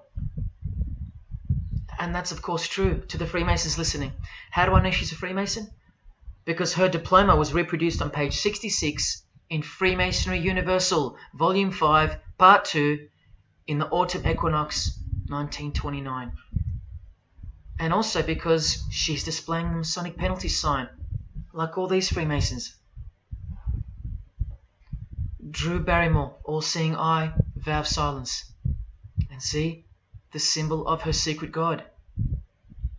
Elijah Wood, one eye, hidden hand of Freemasonry, and the devil's horns.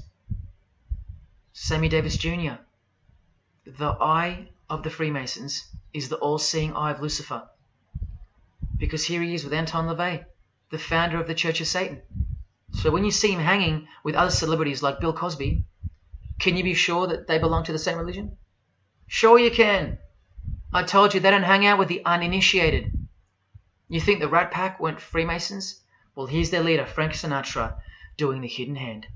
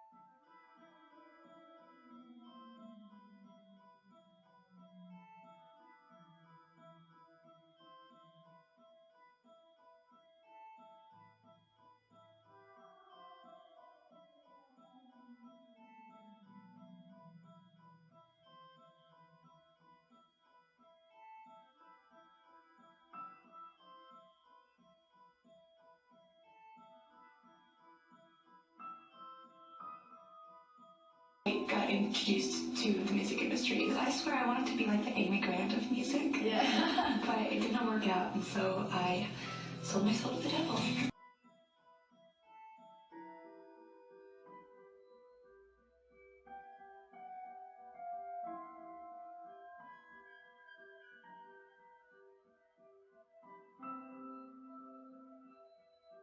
On that, how do you consider maybe doing more acting? I only had a few lines.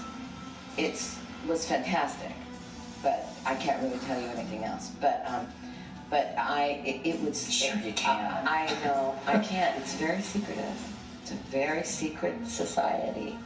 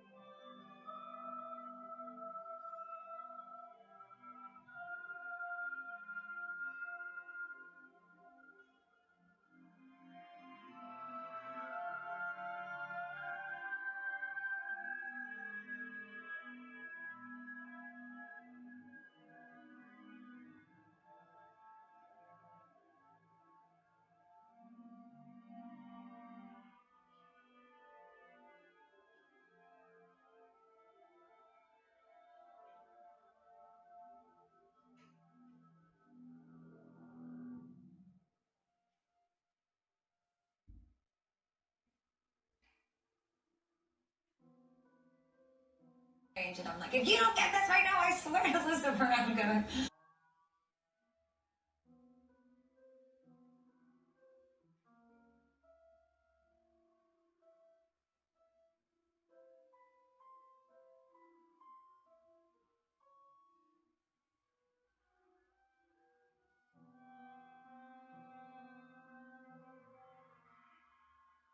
poker facing with your sexuality.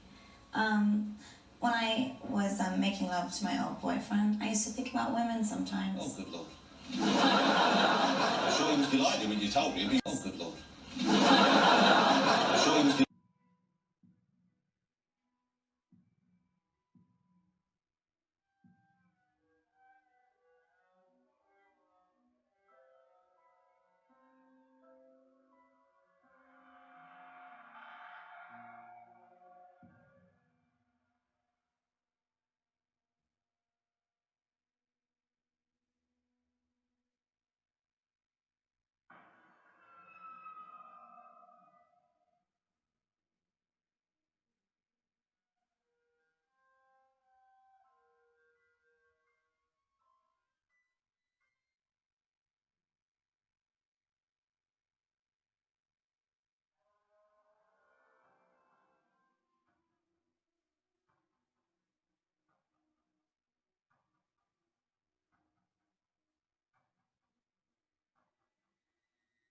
You may feel a small Christ.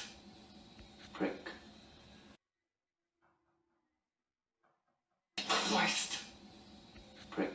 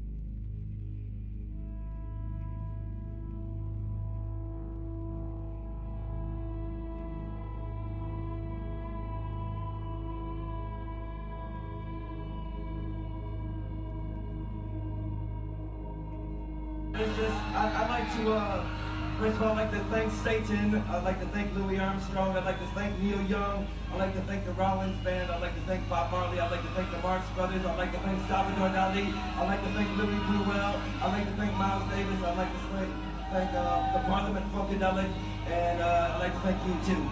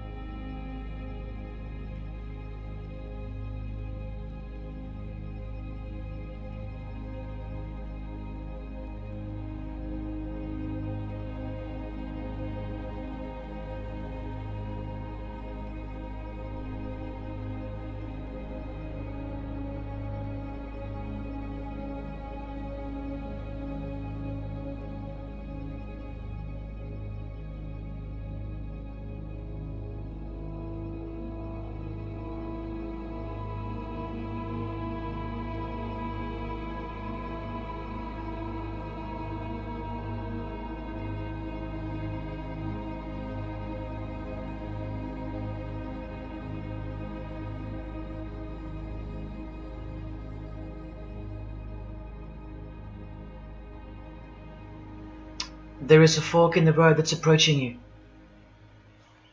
And you can stay on the path which curves to the left by denying the existence of Satanism in the fullness that you've been shown. Or you can surrender to the truth and take the right-hand path. Now, where that road could lead is the sweetest risk you'll ever take.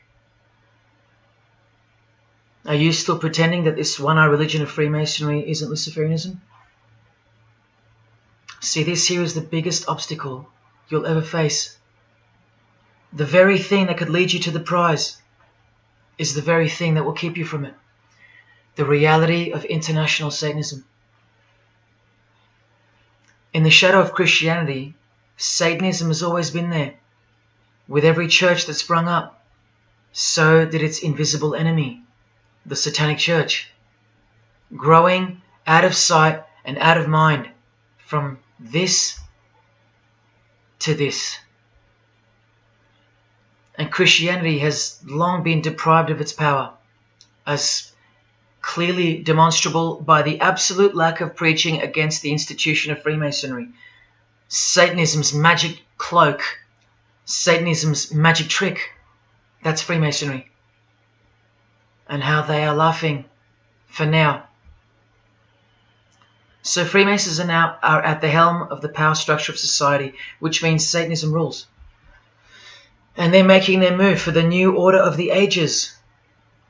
Are you that besotted by this evil world that you'll even deny the existence of secret societies? And what about the American president, John Kennedy? Was he just a nutjob like me? Warning us about an international secret society with an international secret plot. A Freemason trying to tell you and the world about Freemasonry. Shot through the head. I've shown you who they are. I've shown you how they successfully operate with degrees of initiations and horrific and illegal oaths of secrecy. And I've shown you why they are a secret society. I've proven it to you. And only now that I've done that, I can show you in this many minutes what the shocking new order that Freemasonry has so cautiously been guiding us toward actually looks like. And of course you won't believe that either. By now there's a 98.5% chance that you belong to the world. And in that case, the world can do, will do, and is doing whatever the hell it wants to with you. And when all you have is the world, you'll do anything to hold on to it. Christian or not, most of you will follow this world straight to the slaughterhouse in the name of peace, safety, and progress. Clinging to it, because all you love is inside it. Blissfully ignoring people like me warning you of who's really in charge of it. Men, women, actors, singers, businessmen, and politicians, all interlocked, whose God is named Lucifer. You've seen it with your own eyes, but now you can hear it with your own ears from this 33-degree Freemason in person, just in case the Masonic literature wasn't enough for you. Okay, define Lucifer for me. Pure, virtuous, wholesome, innocent individual that's out to help people. Lucifer is? Yeah. Say that again. Lucifer is a pure, holy... Virtuous. Virtuous. Now, see the Lucifer that God created?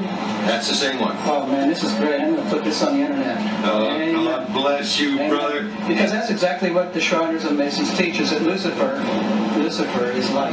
No. And what about those hospitals? You know what, sir? Jesus said, many will say to me on that day, Lord, Lord, we did not do these good deeds in your name. And you'll say, away from me, you workers of iniquity. I never knew you. Jesus said it? In Matthew chapter 5.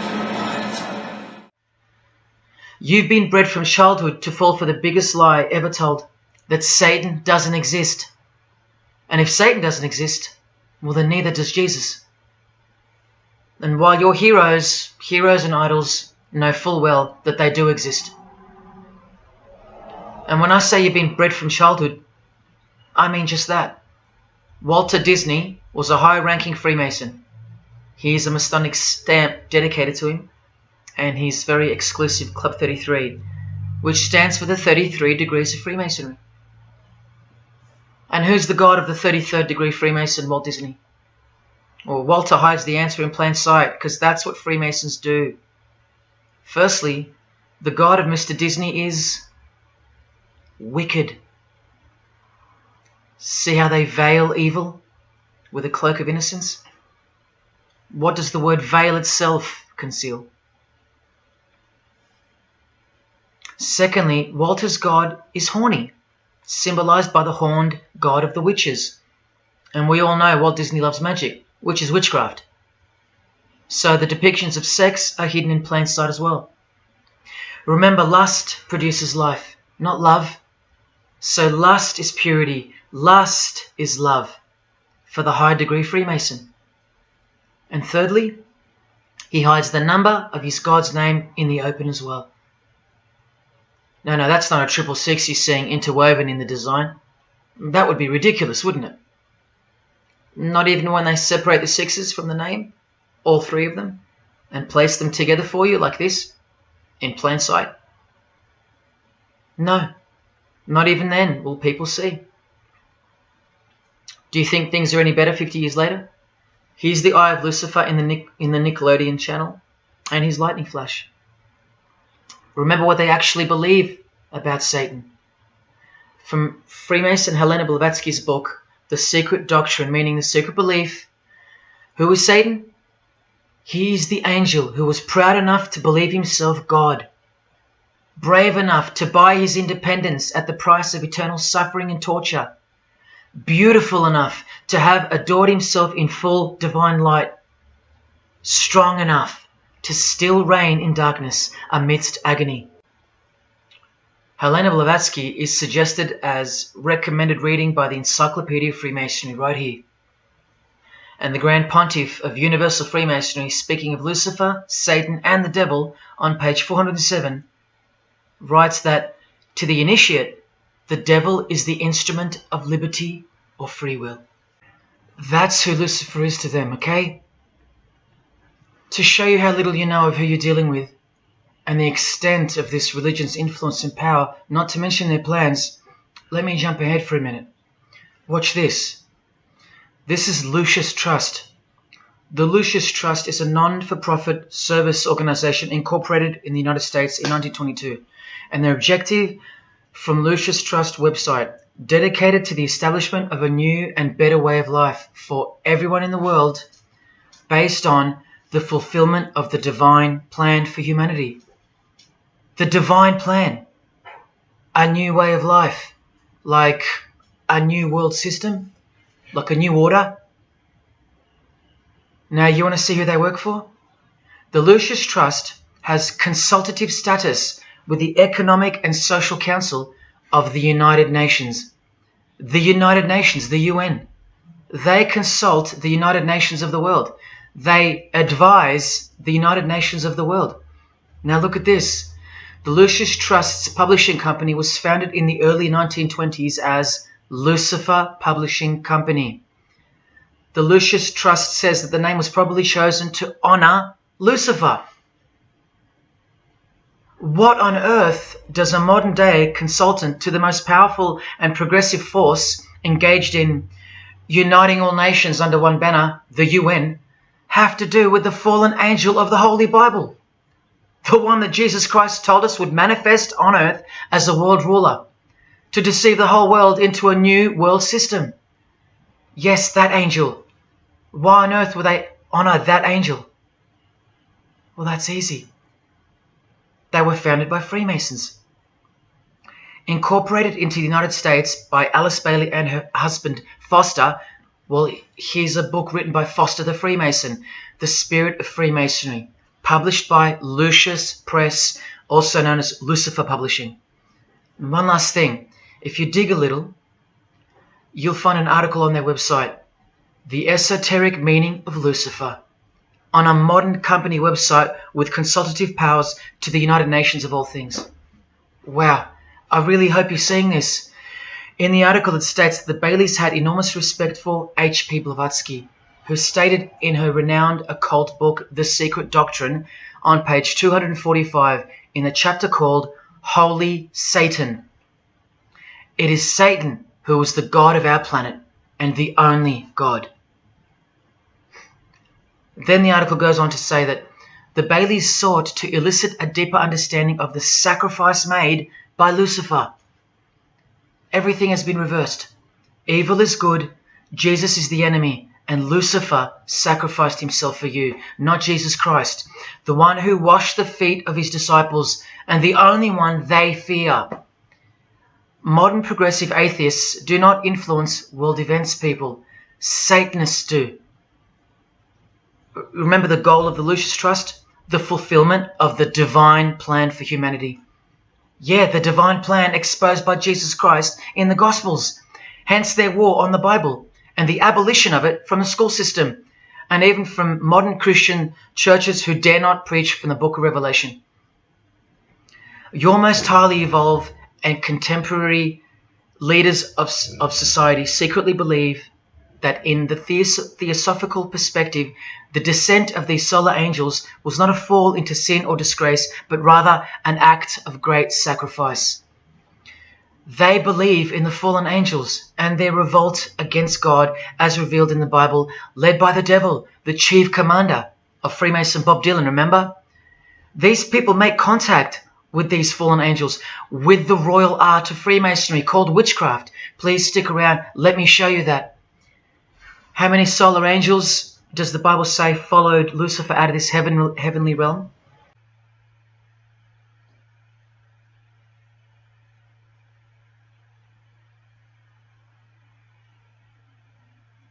A third of the angels makes 33%. Does that number sound familiar yet? 33 degrees of Freemasonry. Just a coincidence? From the Gospels again, which expose these people every time. Do not let anyone who delights in false humility and the worship of angels, and who has access to some visionary world, beguile you, trick you of your reward. You still don't believe that the false humility of the charitable fraternity of the Freemasons is behind it all? Well, Blavatsky also published a magazine called Lucifer with a woman named Annie Besant. And here's a letter written by Annie herself with the official Masonic letterhead. And here Annie signs off as a 33rd degree Freemason. Printed also in the left-hand corner, Annie Besant, 33rd degree, and a member of the Supreme Council. Undeniable and undisputable. Please don't make me prove it to you over and over. Have you caught a glimpse of who you're dealing with yet? They're all Freemasons, high-ranking. And they're all buffeted by a plethora of Masonic dupes who don't know any of this because they can't decipher the symbols and they don't care to try. They're proud and boastful and defensive of their beloved fraternity, in which they get to rub shoulders with the most important people of their suburbs, cities and towns, and in which they got on their knees to take blood oaths of death, calling other old decrepitated men worshipful master, yet still they think it's innocent and has nothing to hide. Delusional and lost, almost beyond hope. Some of them still think it's a Christian organization, just like the founder of the Satanic Church described. What do you get when you carefully conceal Satanism with Christianity? You get Freemasonry. People, Satanism is at the core of our world, and it is behind the new order that will be implemented soon enough. It will be all done through deception. You'll be tricked. Remember how I told you that the all-seeing eye sees that we're in hell? Well, the massive witch and Freemason Helena says so right here. Satan is the minister of God, Lord of the seven mansions of Hades, the angel of the manifest worlds. Hades means hell, manifest worlds means earth. This is who you're dealing with. This is the religion and the beliefs of the rich, powerful and famous. And yes, politicians. Do you want to go back to sleep? You can sleep after this. Or wait till I show you what they're going to do to you, coming up in this many minutes. For those who simply refuse to believe that Bono or Scott Morrison or Prince can be Luciferians because they all go to church,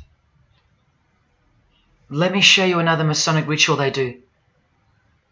And this is before Satanism or Luciferianism is revealed to the candidate. And then you tell me if Bono or Scott are capable of secretly believing in Lucifer. It all starts here with the Masonic apron. Different kinds signifying different grades. Have you guessed what it's hiding yet? The genitals. Pretty obvious. Like everything else they hide, once you can see. The genitals are the true working tools of a Mason. Freemasonry is foundationally a sex cult, like Satanism, because it all starts with sex, doesn't it? Life itself starts with sex.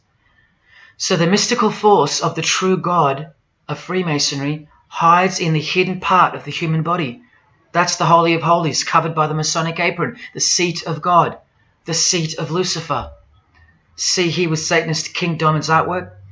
The eye is attached to the horn god, but look at where the eye starts, from the waist down.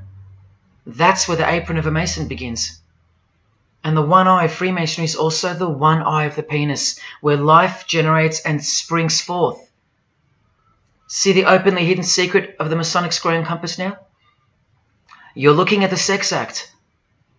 That's the female in missionary position, and that's the male mounting her. The sex act.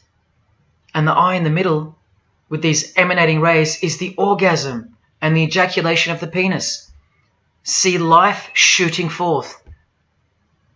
That's how they see the sun and the earth too. The sun is the visible penis of their true God, shooting forth life continually.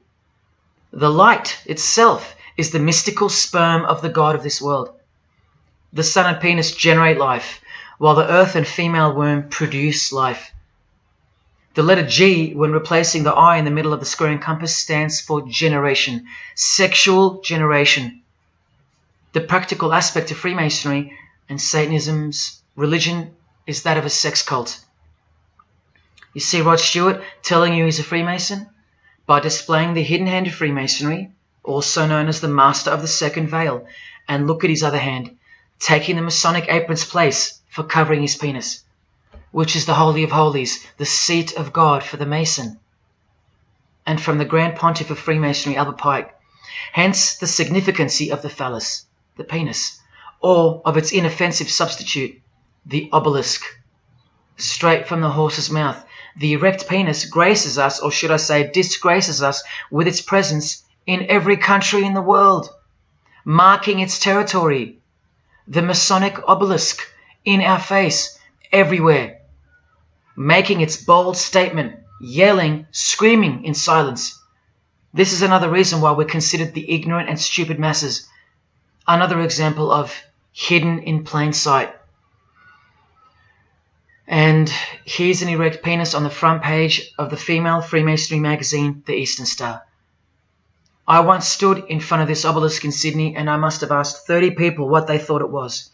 Not a single one of them knew. To the Freemasons of the higher degrees, the whole universe is in fact one giant and continuous sex act. This is the structure of Freemasonry. You can take this path to the top or this path. And way up here, you have the Order of the Mystic Shrine. The Mystic Shrine is what's found behind the Masonic apron, because that's where life comes from. That's the Mystic Shrine. You have to be a 32nd degree Freemason to be asked to join the Order of the Mystic Shrine. And then, once you're inside, you can be invited to join this order, the Royal Order of Jesters. See, Freemasonry is like Russian dolls, and Satanism is at its center. Look at some of the pins and lapel designs for the Order of the Jesters. You can only join them unless you're at least a 32nd degree Freemason. Sex and debauchery. Erections. The adoration of the phallus. Masturbation. Devils. Demons. Fallen angels. This one here, mocking holiness, reference to the anus, and sodomy, anything to mock the Bible. This disgusting one has King Momus sitting on a female's face, and hidden in plain sight is the square and the compass, for those who have eyes to see. Bestiality, yes indeed. this bagpipe player has an erection and the sheep is running away scared. Self-explanatory. This character has an emphasized eye, if you can see that, and the skull has an emphasized eye also. The wink and the one eye of the Indian. And the secrecy, the symbols of secrecy. On the far right here, the monkey covers his groin area, symbolizing the Masonic apron, and the black and white dogs, well, they symbolize the checkered floorboard of the Masonic Lodge, which is sexualized male and female principles. The horned god, where evil and good don't exist. And in the first degree, Masons are given a Bible stamped with a square and compass, oblivious to the inherent mockery and the foundation of the whole fraternity, as alluded to here with a genuine Royal Order of Jesters private lapel. This is a certificate that a jester receives after his initiation, and you see here their patron is named King Momus, and he was a god, or a daemon, which is a variant of the word demon, who was expelled from heaven, as the legend goes. Sounds just like Lucifer, because it is. Did Freemasonry disassociate themselves from the tax-exempt branch of Freemasonry known as the Jesters? Well, no, they didn't, because, this is rare footage of an event within the lodge. Now, I'm sorry about the quality of this, but this is a Masonic lodge. So for Masons that want to say that the Jesters are contrary to Masonry, well, look at these dirty old men, masters of the lodge, with sublime morals, all married, probably all have daughters and granddaughters, yet still this, inside the lodge. But for you it should be obvious, because you can see the square and compass, the sex act, and the all-seeing eye right in the middle. I told you that Satanism was the oldest religion in the world, and it is. The sex act was ritualized and organized as a religion before we called it Satanism. But Satan has always been the god, the horny god, the horned god of these sex cults. All of them, from Sumeria to Egypt to Greece and so on, that's called paganism. And the real Bible of the Freemasons and the pagans, the one not written by hand, the one that's older than any book, the one that supersedes all the rest in age, thus making it the purest and most unadulterated word of God in the eyes of the Freemasons, is nature. Nature is their Bible. And before you think there's nothing wrong with that, wait a second, because you're not thinking straight. Ask a Mason, whether he be a first degree or a 33rd degree, what is Freemasonry? And the universal go-to answer is this: a peculiar system of morality, veiled in allegory and illustrated by symbols. Now, why would you need to veil your morals? Because in their peculiar system, evil is good and good is evil. That's Satanism 101. A peculiar system of morals. That should tell you something. That should tell you everything. Why would your morals need to be a secret? Because their deeds are in fact evil. Glorifying the laws of nature, where cruelty and self-obsession are virtuous characteristics. That's nature. Nature is as cruel as she is kind. The checkered floorboard, where everything is legal. It's Christianity that lives in reverse. The first shall be last. Love your enemies. The meek shall inherit the earth.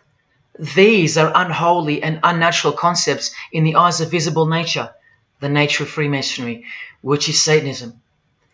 What the Freemasons really mean by this morality veiled in allegory is that they're allowed to steal because nature allows it. They're allowed to kill because nature allows it. They're allowed to commit adultery because nature isn't monogamous. They're allowed to lie, indulge in all their God-given senses, especially sexual, because nature encourages it, as long as no one finds out, under oath.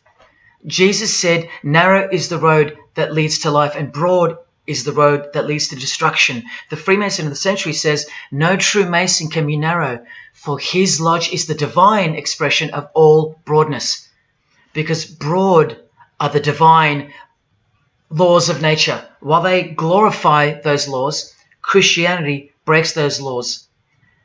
It becomes supernatural, because only then can you love your enemy. And so it goes that Christianity is despised by Freemasonry, the real Freemasons, because their Bible is nature. And by nature, they know the personality traits of their God, Satan, because he's the God of this world, just as the Freemasons, the enemies of mankind, say that he is. And just like Jesus said he was too. So they believe that Jesus is evil because he denies human nature and burdens us with the knowledge of sin. Observable nature, that's what guides the Masons' ethics and the Masons' morals. That's why they're called Freemasons. Believe you me, because they're free from moral obligations, free from sin, from guilt. They're free from Jesus Christ. These people are introducing this new system of the world, this new age. You're going to miss Christianity when it's gone. Mark my words. Because you have no rights in the eyes of nature, which is the Bible of Freemasonry and Satanism. And soon that will become painfully plain as a fact of life. Now please, I give you fair warning of what's to come in this presentation. It's very disturbing, or at least it should be. But cause to celebrate follows the disgusting things you're about to see. This is precisely where my own life and well-being come into danger. So let me say this right now. If you hear of my sudden death, or of my possession of 0.5 kilogram of cocaine or child porn, or my overdose or my suicide, remember this video. And if something so unfortunate should happen to me, may it serve as a catapult to you and as a remembrance of the conclusion to this presentation, which is this many minutes away. Do I really think they're going to make me pay for this video, for breaking my oaths? Well, seeing as people are so far gone, lost in the illusion that secret societies have constructed around you and inside you, and seeing as they can simply pull this video down, close my account and whatnot, no, I don't think they'll come after me. But if they do, let me say this to the Grand Lodge that orders my demise right now. Jesus wins. So in saying all that, here we go. Is Scott Morrison a Satanist? I'll let you answer that. Here is a ritual that Scott and every Freemason from this guy to this girl have performed. There is one Masonic apron you'll never see being worn. This one. And when I bumped into it, I thought it was a fake.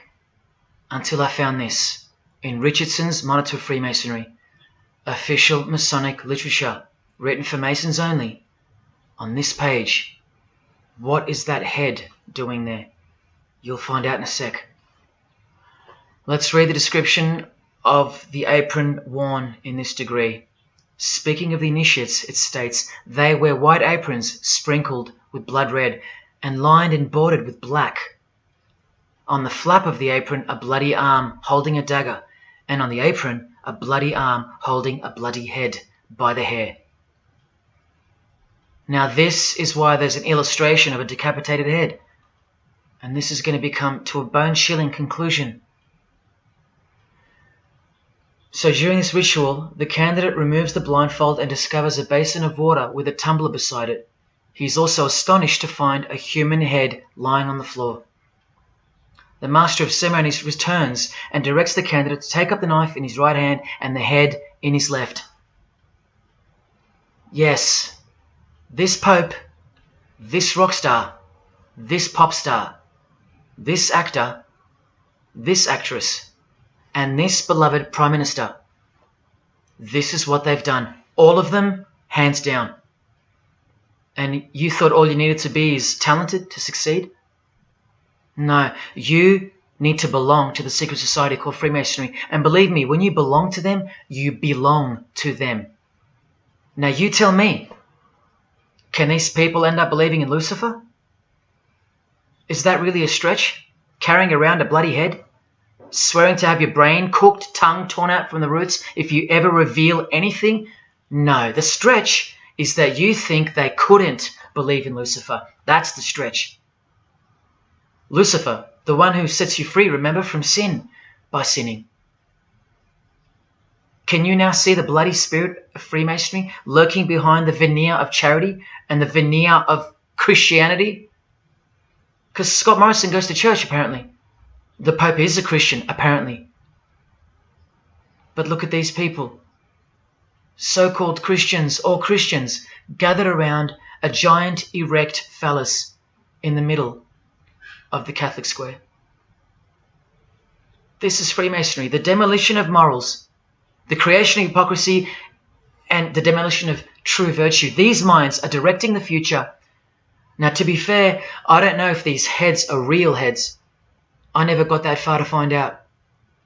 But I will tell you this. All the skulls they use they're real. All the skeletons they use they're real. And they run every single noteworthy funeral home in Australia and the world. I know that personally and for a fact. Once again, you are only seeing the tip of the iceberg, because I can't bring myself to tell you about what I really know of the rituals that come after the 33rd degree Freemasonry. For as much as they celebrate life in various grotesque ways, they also celebrate death in ritual form, which are the things I can't speak of to you. They have to celebrate death in order to prove that they can see things through the all-seeing eye, the one that sees above evil and above good, the checkered floorboard where things kill each other to live, where life is cruel, where morals are broad. There is no sin, there is only nature. See, these Masonic rituals are designed to desensitize the candidate further and further in preparation for the raw truth of Satanism, the truth which is plainly stated by the Grand Pontiff of Universal Freemasonry. Lucifer is the light bearer, and that you should doubt it not, from their own literature and from their own mouths. Until finally the candidate's introduction into the royal art of Freemasonry, witchcraft.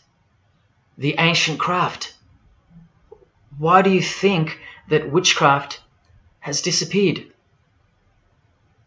It never disappeared. It was hidden, forced to go into hiding by the appearance of Jesus on the human scene. Another reason why he's passionately hated, and soon him and his ways will be done away with in this new world, and so will your rights. You still don't believe me?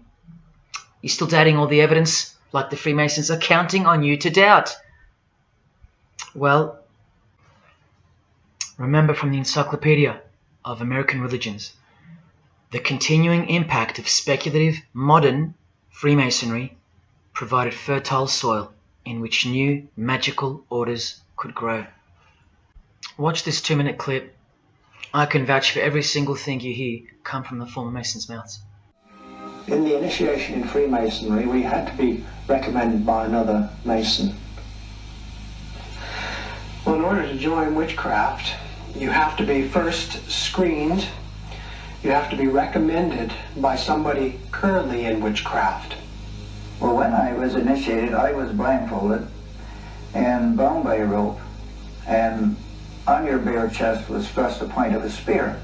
In witchcraft, we were initiated through a very involved ritual, initiation ceremony, wherein the candidate was led blindfolded, bound by a rope to the edge of the magic circle. And the rope is around your neck and you're leaned forward. And up front, at the eastern end of the building, is a person who's a worshipful master.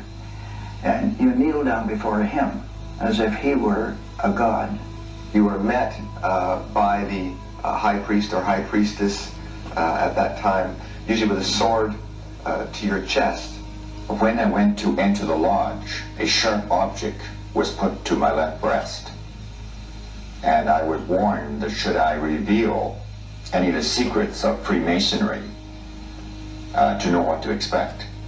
When you're presented before the high priest, a sword is held against your chest, and you actually take a blood oath, promising to remain faithful to the secrets of witchcraft.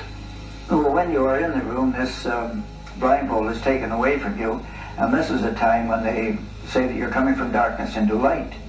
During the initiation ceremony, the initiate is led by the lieutenant of the high priest and is challenged at the edge of the circle by someone saying, "Who goes there?" And the answer is, "One from the world of darkness." In Masonry, the prayers are ended with "So mote it be." Oh, and one of the other aspects of, or distinctives of the craft was that we would always end any spell or ritual where we released the power, this is where the power was released, with the word "So mote it be." By now this should sound like a stupid question, but why do you think that the initiation ceremonies into witchcraft are almost identical to that of Freemasonry? I'm not even going to answer that. Come on, people, wake up with me. Here's Kylie Minogue, a Freemason, okay? Hidden hand of Freemasonry and the one-eye symbolism of the god of her religion. Now here she is giving the vow of silence, but what the masses fail to see is what's written on the book she's holding. Witchcraft, the royal art of Freemasonry. This is what her vow of silence is referring to in the picture. Yes, Kylie Minogue is a witch. And if you're still that deluded by the magic wand that is television, entertainment, movies, media and whatnot, then you'll no doubt fail to use the incredible eyes that God gave you, from which to see the real world with, the evil world, where Satanists are at the helm. The ban on witchcraft was only officially lifted in England in the 50s, after more than 1500 years. So that tells you who's in control now. And when I give you a glimpse into witchcraft in a minute, you'll see why it's evil. And why it should be anything but legal, even when using it for so-called good, because the well they draw from is poisoned. But thanks to propaganda, the craft of the witch has been absorbed into the realm of fantasy. Justin Timberlake here is also referring to magic in this cover art, with the all-seeing eye looking through the number of their god. Magic. Magic is a much smoother and more acceptable word than witchcraft, that other word. That word still retains its ferociousness, its true character, but that word has been sterilized. That word isn't real to you anymore. You can't feel it for what it really is. Or if you do, your mind has isolated it, confined it to some small groups of unimportance scattered here and there over this diverse world. And so it's nothing to be feared or concerned about. But that's the furthest thing from the truth. Now, some witches want to say that witchcraft isn't Satanism. That's either more delusion or misdirection, as confirmed here by Anton LaVey in the Companion to the Satanic Bible, when speaking of the followers of the Witchcraft Not Satanism school. He writes very accurately that they cannot afford to admit to an affinity with anything that bears the name Satan. He knows where the power of witchcraft comes from. Now, does that mean that Justin Timberlake is a Satanist because of his symbolism and the use of his word alluding to witchcraft in his artwork? Well, yes, actually, that's correct. He is. Here's a quote from one of his songs. You want to see who else is in good company with these famous idols? Suzanne Atkins. Same sign, same religion, Satanism. Do they all have to admit it in the English language for you to believe me? Or can the symbols they use finally be enough for you? Look at what another legendary Freemason, Arthur E. Waite, states. Out of evil comes good. And the confusion of tongues gave rise to the ancient practice of Masons conversing without the use of speech. Out of evil comes good, so it's good to do evil. That's what he's saying. See, I'm trying to include you into the conversation that the Freemasons are having with each other in public via symbolism, unbeknownst to you. Listen to what famous US footballer Tom Brady said regarding his wife. So, man, I listened to her. And right after the game, she said, "See, I did a lot of work. You do your work, I do mine." She said, "You're lucky you married a witch. I'm just a good witch." Well, this is Tom Brady. And this is his wife. Both initiated into the secret society. Of course they are. Wait, she's not displaying the one-eye symbol of the Freemasons, is she? That's just art, isn't it? Well, no, it's not. She's a witch, and her husband just told you she was. Here's Steve Miller's front cover to the famous song Abracadabra, and he covers his eye because he's a member of the one-eyed religion, and abracadabra is a legitimate word used in witchcraft. Here it is in the 100-year-old Encyclopedia of Freemasonry. Why would the word abracadabra be in the Encyclopedia of Freemasonry, the fraternity that runs charities, hospitals, nursing homes, and that secretly supply us with popes, presidents, prime ministers, kings and queens, and the bulk of our entertainers? Why? You know, I really think it's time to show you what the Satanists dressed as Freemasons are going to do to you and the world to finally establish their new world, their utopia. And this is going to be the segue into that. This is my last practical example of Freemasonry's satanic roots. And then I'll close this presentation with the most shocking thing you'll see or hear. You probably won't care, but to the precious few who remain, I will send you off with the greatest and most beautiful shock of all.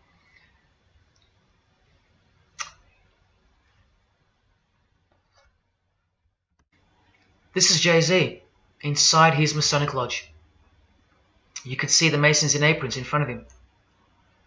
This is where Jay-Z takes his sick oaths of silence, kneels down in front of other men, and calls them Most Worshipful Master, an appalling title to give to a man on this planet. Jay-Z the Freemason writes songs like this. This one's called Lucifer. And in Empire State of Mind he writes, Jesus can't save you. Life starts when the church ends. Oh, but he can save you, Jay-Z. He can even wake you up just before you collide into a concrete wall doing 120 kilometers an hour. I should know. This is fellow member of the craft Alicia Keys, who sings on the track. Here she is, showing her allegiance and wearing the broken and bloody cross of Jesus Christ, the occult peace sign, pure hatred for Jesus. There is peace when your conscience has been killed, seared to sin, and you can indulge to anything. A false and temporary kind of peace, no doubt. Here's a shot of Jay-Z's clothing line, purely Masonic, The Craft. Well, this is the craft he's referring to. This is him with well-known witch Marina Abramovich, also showing her sign of allegiance to Freemasonry. Now here we go. Here's Jay-Z wearing a most revealing top and the dead giveaway that you need to see behind the curtain of Freemasonry. Do what thou wilt. Do whatever you want. That's the adopted motto of the most notorious Satanist of the 20th century, 33rd degree Freemason, Aleister Crowley. Here is his certificate of appointment, known as the 33rd degree inscription and the double-headed eagle of Freemasonry. And here, next to his name on the certificate, including the symbol for a Grand Commander of Freemasonry, as shown in their encyclopedia. But to really confirm that he's a Freemason, here he is doing the Masonic sign of the Master of the Second Veil. Now here's a legitimate letter from Aleister.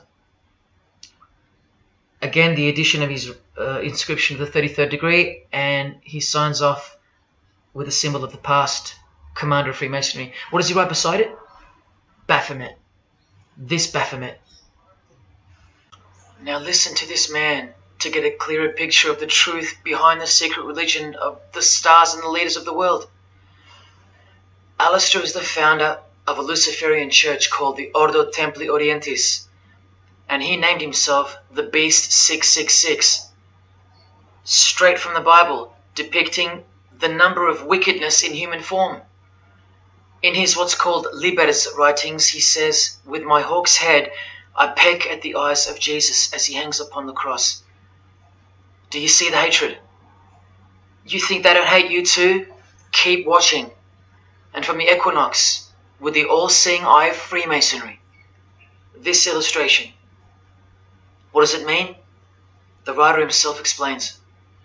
The picture is symbolic of the new eon, the new age. From the blasted stump of dogma hangs the hag with dyed and bloody hair, Christianity.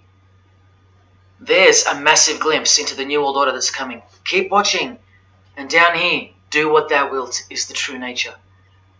The true nature, remember? The broad morals. There is no such thing as evil. So do what you want. Can you see the Masonic future yet? Can you see the hidden hatred that pulses through its veins? If they believe in do what thou wilt, what do you think they will do to you? And what do you think they'll do in order to build this new world? This is from a commentary on his book of the law. The Beast 666 adviseth that all children should be accustomed from infancy to witness every type of sexual act. Do what thou wilt. And what about the royal art of Freemasonry? Magic is the highest, most absolute, and most divine knowledge of natural philosophy. What a statement. The highest, most absolute and divine. Well, let's have a closer look into some of the more hidden secrets of the most divine natural philosophy known as magic. Any living being is a storehouse of energy, varying in quantity according to the size and health of the animal. At the death of the animal, this energy is liberated suddenly. The animal, therefore, should be killed within the circle, within the magic circle, so that energy that's released can be captured and directed to serve the will of the witch, male or female. This is a science, a hidden science. But now hear this, coming from a 33rd degree Freemason, and don't you forget that. For the highest spiritual working, one must accordingly choose that victim which contains the greatest and purest force, a male child of perfect innocence and high intelligence is the most suitable sacrifice. Can you see? This is who Jay-Z is quoting on his top. This is who this Jonas brother holds in high esteem. This is who the Beatles have on their front cover as a figure they admire. No worse, they put at the top. This is the same picture of the front cover in a mirrored form, and after some kaleidoscoping, you'll find this. Fellow Freemason Aleister Crowley sits at the top, and down the bottom there even appears the phallus with the testicles, and up here the vesica Pisces, also known as the vagina. Does this picture make more sense now? All Freemasons, yes indeed. And by the way, that's where Jay-Z got his symbol from Satanism, as portrayed here by Satanist and Freemason Aleister Crowley and by Satanic Church founder Anton LaVey. Does anyone still think that Freemasonry isn't Satanism in disguise? Let's finally take a peek into the royal art of Freemasonry. And this is the briefest way I can show you from the complete book of Magic and Witchcraft. This is a practitioner's manual, not from some bogus author trying to expose witchcraft. Just so you can get it through your head that this is real and this is protected. The writer or compiler of this God-forsaken book warns the reader that the recipes may seem disgusting, that the knowledge revealed has been forbidden, and has caused suffering and death to witches and the victims of witches. You don't think witchcraft was a serious menace in times past and present? Come with me, and I'll show you how bad this menace actually gets, as the world's most powerful and secret religion moves ever closer to fulfilling its biblical destiny, and it will. Close your eyes or not, it will fulfill its destiny.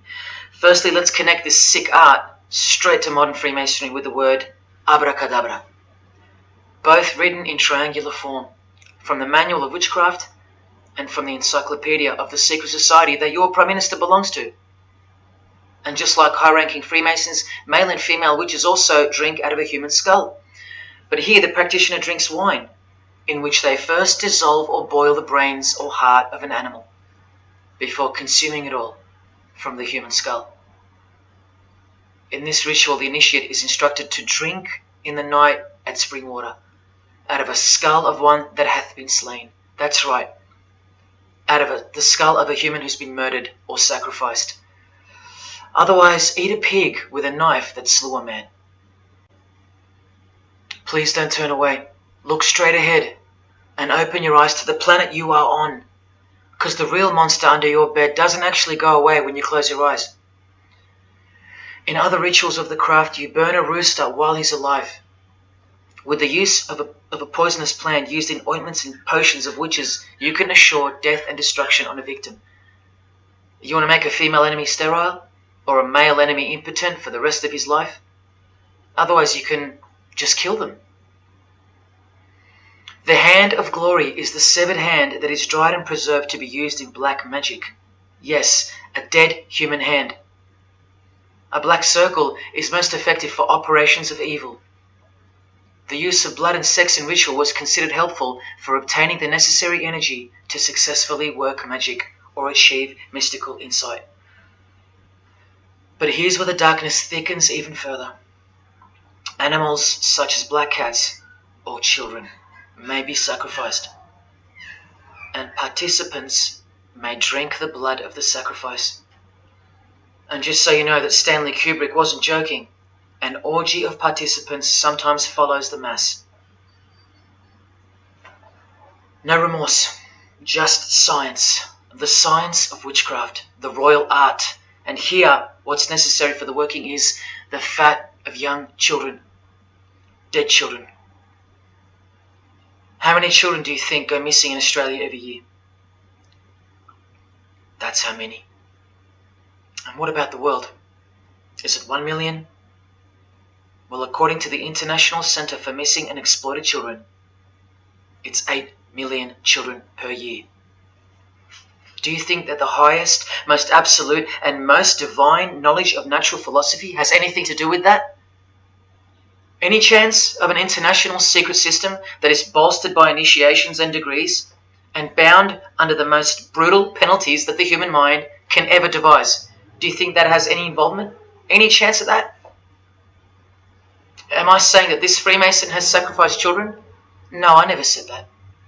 But did he ever even remotely mention the secret societies? Did he ever try to warn you? Educate you? No, he was under oath. Am I saying that these Freemasons have sacrificed children? No, I never said that either.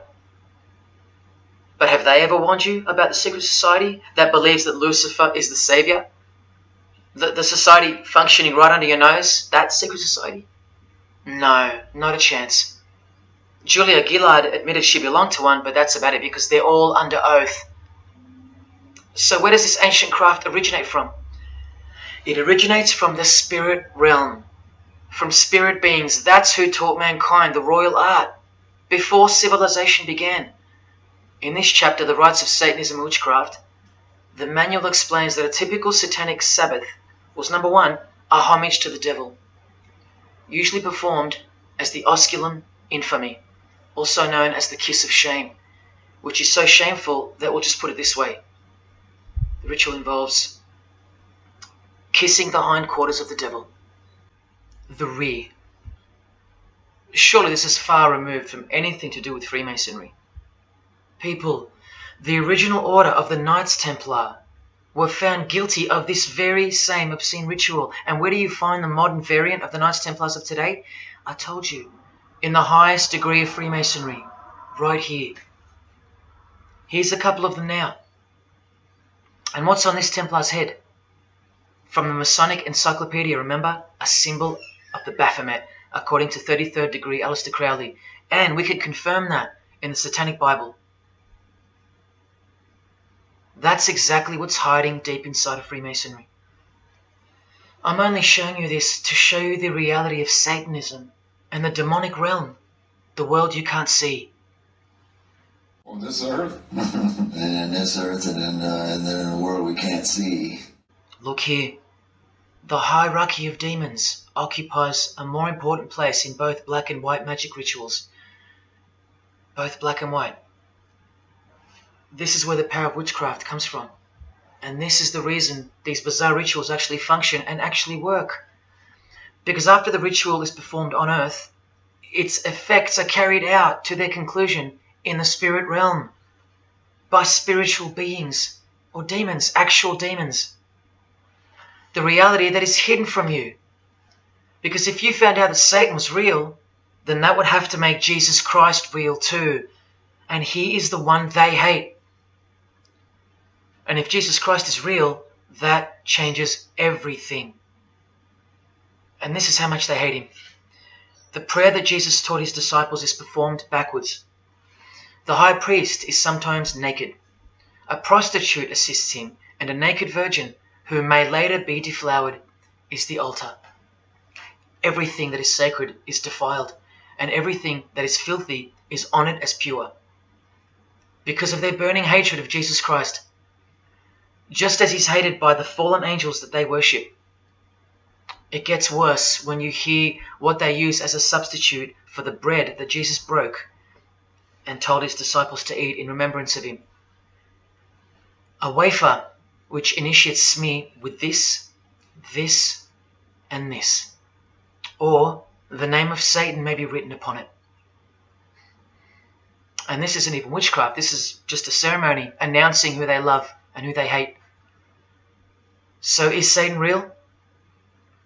It continues to state in the hierarchy of demons at the very top, Satanakia, whose title is the Commander-in-Chief.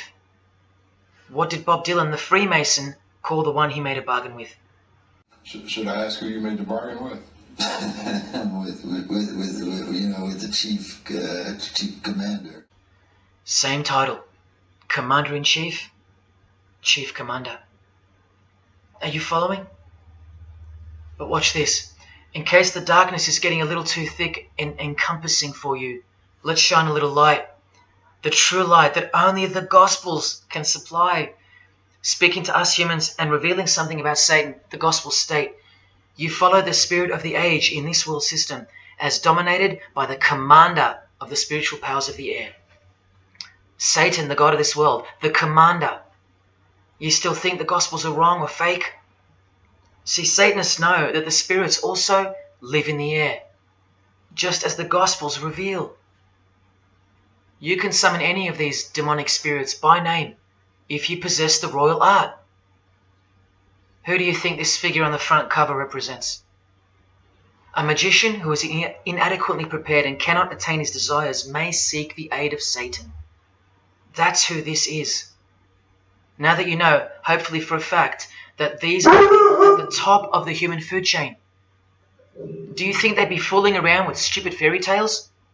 No, witchcraft and Satanism is absolutely real, hence their earthly power. This demon here, fifth in the pyramid structure, holds the title of Inspector General. And what's the title of the highest degree in Freemasonry, who exists in every local lodge in every suburb, a suburb near you? Inspector General. Same title as the living demon. Do you believe me now? You can even conjure Lucifer himself, or be Beelzebub, who the Gospels call the Prince of the Devils. Both of whom are listed as superior spirits in this book of witchcraft and magic. I can show you so much more from this disgusting book, but I'll cut it off here with the seal of Saturn, a demonic sigil from the complete book of magic and witchcraft. And this is his seal. Can you see? Do you see? This is the society that lives amongst you, above you. The one-eyed religion of Freemasonry, hidden right in front of those who have their eyes wide shut. I'm going to now show you what that world that they are building, from the ashes of the one you're currently living in, looks like. But lastly, to drive this business of blood sacrifice home, here's American rapper Azealia Banks with the 666 hand sign, and now over the all-seeing eye in her video, the eye in the triangle of the Freemasons on her shirt, and the devil's horns, her liberator, her master, her commander. And now displaying the secret society vow of silence. Along with that, the last brief glimpse into the highly concealed royal art of Freemasonry. The amount of crap that's about to come off my floor right now, guys. Oh my god. 3 years worth of brujeria. Yes, you know I gotta scrape all this shit up. And what does brujeria mean? You know what it means. Witchcraft. Azealia Banks, the witch, with her eye in the triangle shirt, and the logo of, for example, the Grand Lodge of Freemasonry in Spain. one and the same symbol. The logo of the Fraternity of the Freemasons and the logo of this Church of Lucifer. The one eye. One and the same symbol. Freemasonry has deceived you. Yes, people, now you know how Satanism has functioned out of sight and out of mind. You still think there's no such thing as witchcraft? Or that it only existed in the olden days? You still think that blood isn't a part of the royal art?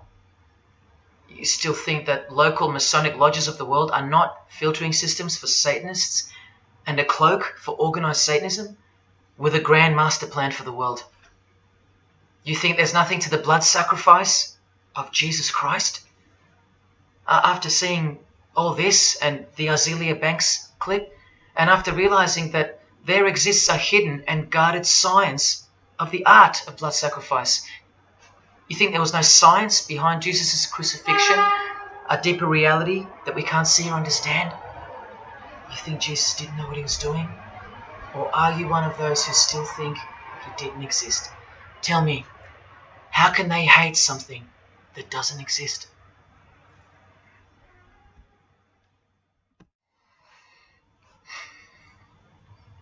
If only you could hear from some other Freemasons who have the courage to break their oaths. But you won't. You won't. This is probably it. But I once heard from a Freemason, an honest one, in about 2016, after I posted this picture on Facebook. He knew. He knew the truth. Just like you do now, or just like you should. And he wrote to me. And he said, by the time we are done, every church will be a brothel. Well, in case you think that that's impossible, this is a fashion show that was held in a church, a real church, and it was organized by high-ranking Freemasons, who you will see now to be Satanists. Designed to be a heart-wrenching mockery and a colossal sign of the times, this event. Just so you know, it's a Masonic production. Here's the inside of a lodge. See those twin pillars? Well, here they are. See the Masonic checkered floorboard? Well, there it is. See the Masonic square and compass? Well, there it is. And do you see the eye of Freemasonry? Yeah, there they are. The lower square in the square and compass has been disfigured so that as to not make it too obvious.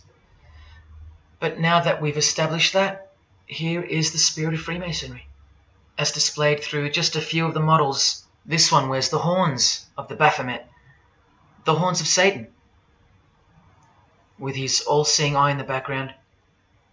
More horns. This model wears the all-seeing eye, as does this one. And this disgusting thing with another huge all-seeing eye of Lucifer in the background. Then there's this, with a satanic pentagram on her face. And finally, this male model in a skirt with two satanic inverted crosses of Jesus Christ on his top in a church. Oh, the morbid victory of the Freemasons. Unstoppable. For now. When people like Lady Gaga cover one eye while wearing an inverted cross, and you don't see the connection of the one eye symbolism to Satanism, then your observational skills have been compromised. In the span of 2 days, I saw these ads in my local shopping centre. And that alone tells me that the satanic age is here, manifesting all around us, seemingly invisible, while you look straight ahead through the symbols. Just like the initiation process of the secret societies themselves, society at large must be incrementally introduced and seduced into further depravity and self-love. And haven't we been slowly but surely perverted over time, degree by degree, until we think that men dressing as women is beautiful and healthy, anal sex is a form of expressing love, the sick world of pornography is considered as liberating for women and men, and protected by free speech.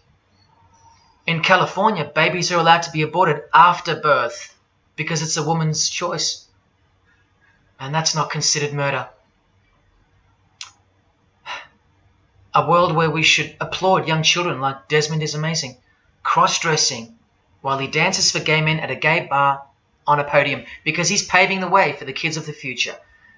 And we should get shamed, fined, and even jailed if we point out that this is sick, sinful, and dare call it evil, which is what it is.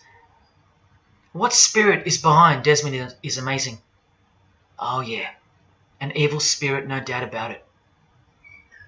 You think Freemasonry and their peculiar morals aren't behind the decline of Christian morality and morality worldwide? It's all by design. The Masonic war on Jesus and the Christian social structure, generally undetected by human perceptions, and still people will write to me and comment on how absurd what I've said is. A cloud over the eyes of their heart. Well, I tell you this, there is no bigger axe that has ever been grinded than the one Freemasonry grinds. Because the appearance of Jesus Christ pretty much destroyed their religion, drove it underground, and they will have their revenge. Soon you're going to see it. We've all been initiated into the lowest levels of materialistic Satanism under the banner of secular humanism. I know blokes who think that life's great, mate. Life's terrific. Life's what you make it. Evil, Lucifer, Satan, these are just words that Christians invented to help them sleep better at night. There are no cults. There are no conspiracies. John F. Kennedy's speech about secret societies plotting against the world, that's not relevant anymore. That's history. There's no such thing as Satanism amongst civilized people. Oh, children, when darkness comes to your door, takes your wife, takes your health, your job, your home, your freedom, your children, then you call out, oh my God, this is evil. Why is this happening to me? Well, here comes the darkness. Here comes the evil. You want to know what the New World Order looks like? You want to know what the future holds? You want to know what horror is coming to our planet? As Jesus told us, for then there will be great distress, unequaled from the beginning of the world until now, and never to be equaled again. Ladies and gentlemen, welcome to the Masonic New World Order.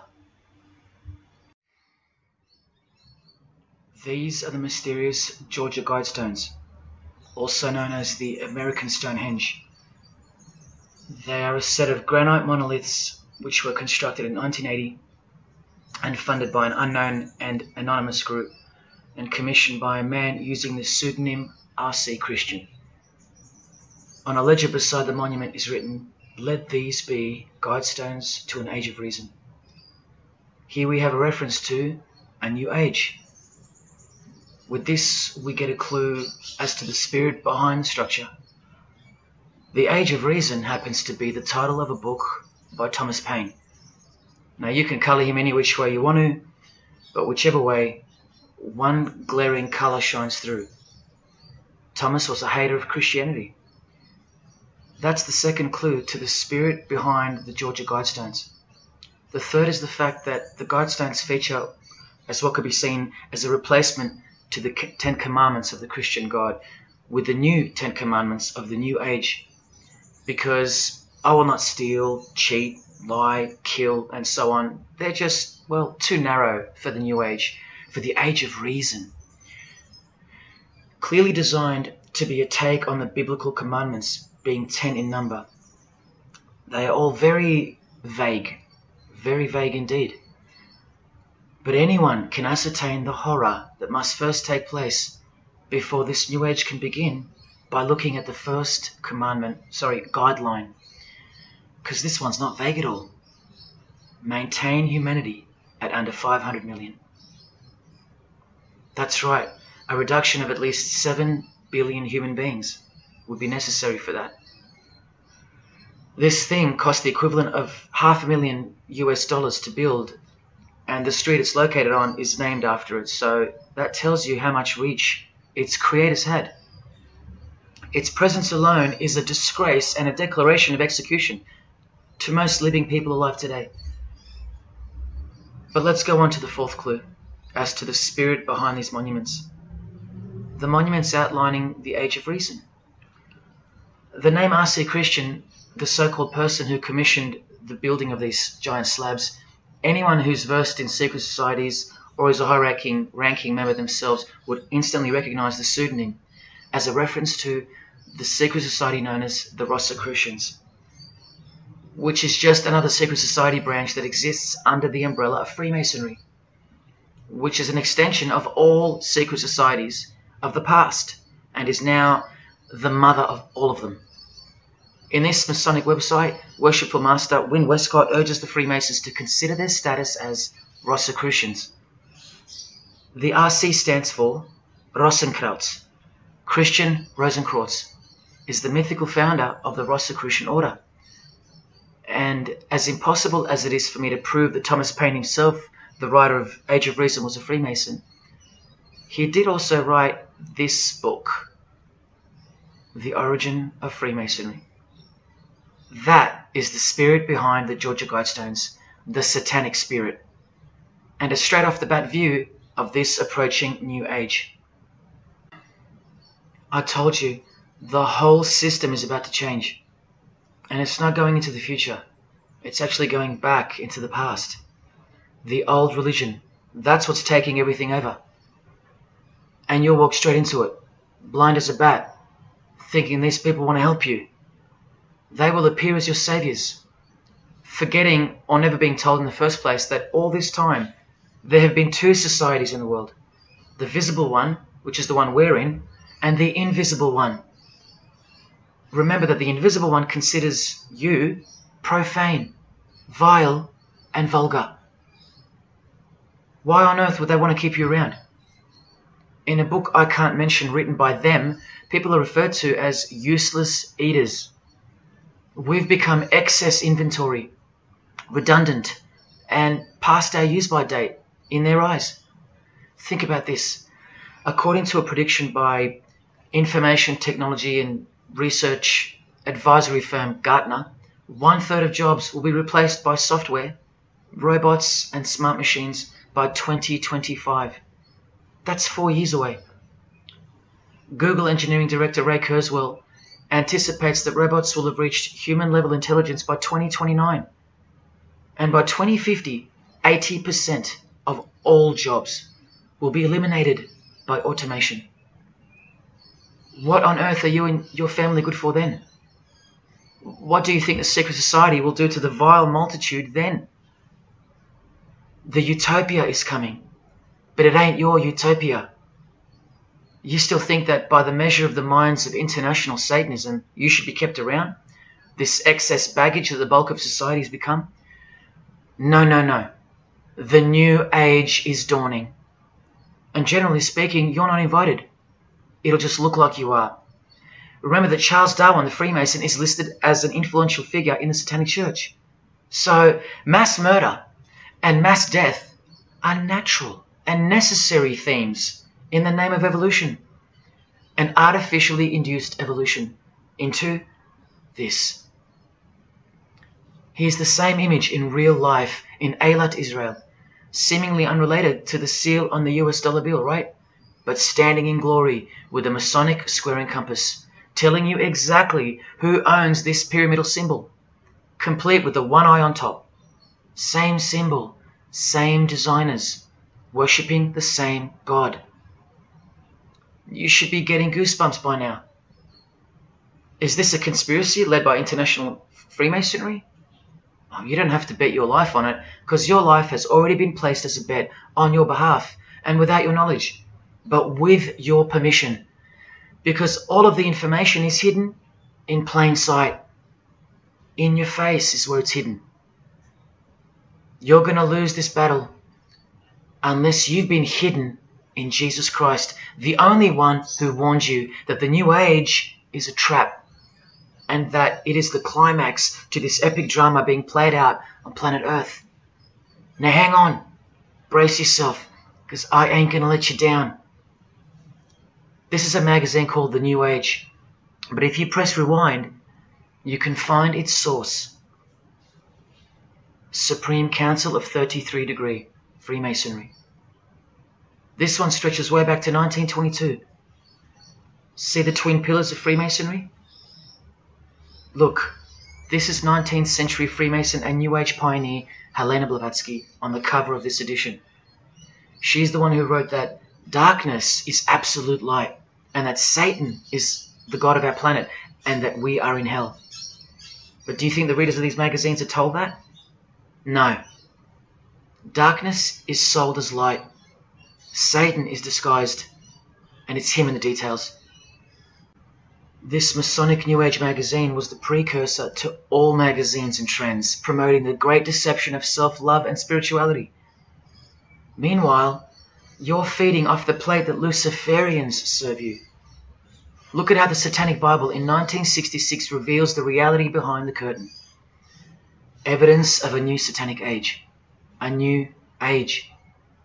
The new Satanic age. All rigged and all propelled by Freemasonry. Satanism's magic cloak. After all, and I think you should have guessed by now that Anton Szandor LaVey, the founder of the Satanic Church, the one who vowed to help destroy Christianity, is himself a Freemason. I can't prove it to you, but I know it, because of not only his obvious fondness of the fraternity of the Freemasons and the mention of it in his Satanic Bible, and its vital role in the Satanic takeover, but also because of the symbols, specifically this one, generally called the Devil's Claw or the Lion's Paw. Freemason James de Rothschild displaying the Devil's Claw or the Lion's Paw. X-Factor's L.A. Reid showing the Devil's Horns next to fellow Freemason Avril Lavigne. The Secret Society sign for the Devil's Number, and displaying the Devil's Claw over and over. The better example is with New Age guru Annie Besant, co-writer of Lucifer magazine and 33rd degree Freemason, also showing the Lion's Paw here and here. But the best example I have is with Aerosmith, guitarist Joe Perry clearly displaying the sign of the Master of the Second Veil of the Freemasons, and right next to him, Steven Tyler, doing the Lion's Paw.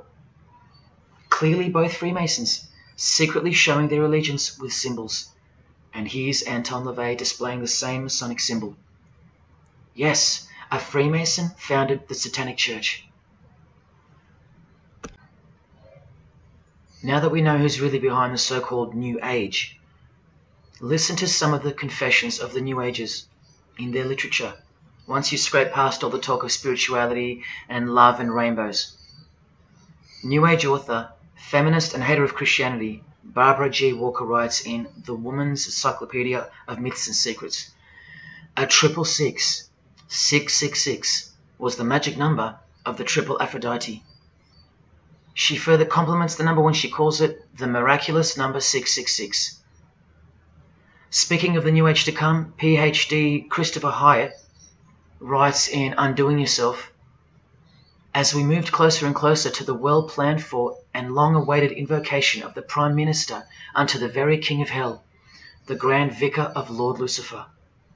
Yes, the very well-planned for and very long-awaited indeed. Do you see what's coming?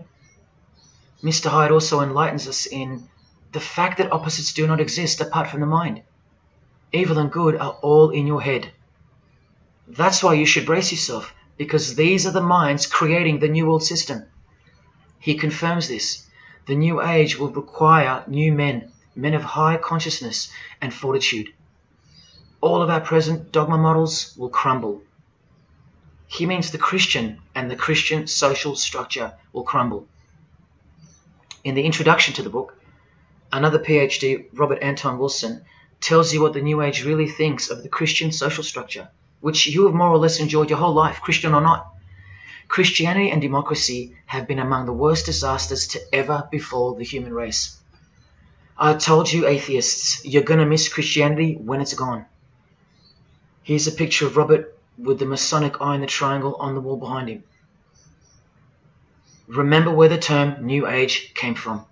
So once again, do you think that the new system, the New Age, is going to be democratic, a system that respects you or gives a damn about what you think once it's in place? Let me answer it this way.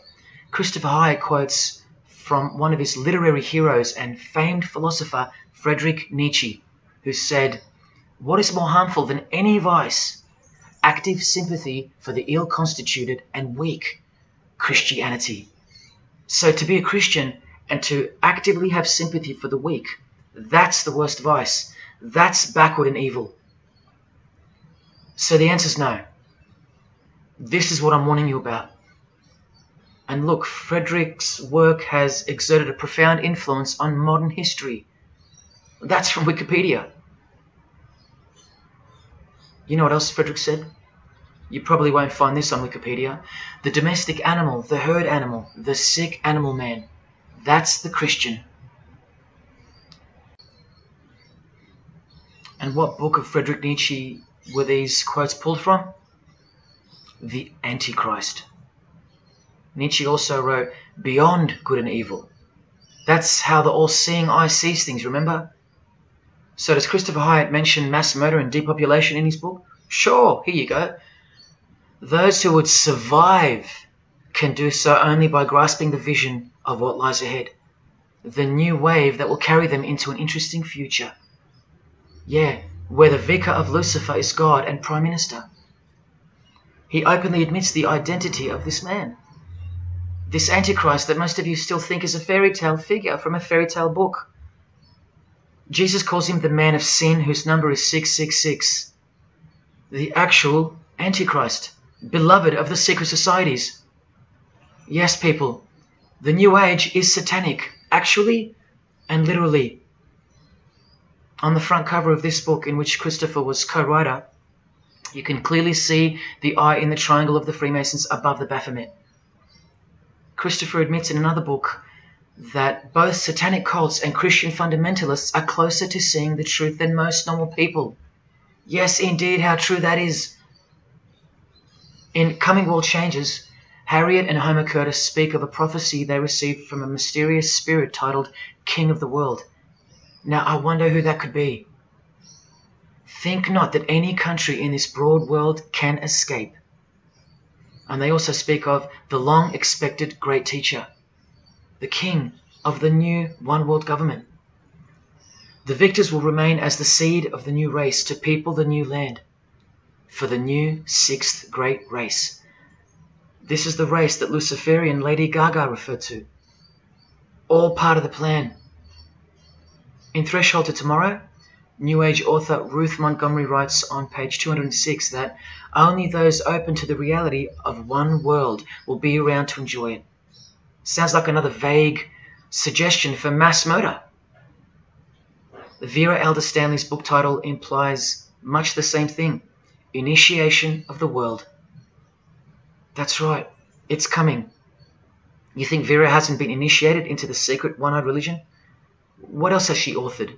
How about the finding of the third eye, the all-seeing eye? New Age author John Randolph Price writes in The Planetary Commission, in question and answer form, how do you define the Antichrist? The answer is pretty amazing.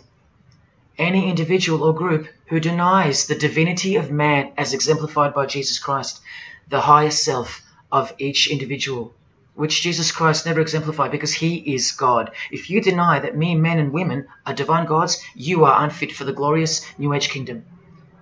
And you are the definition of Antichrist.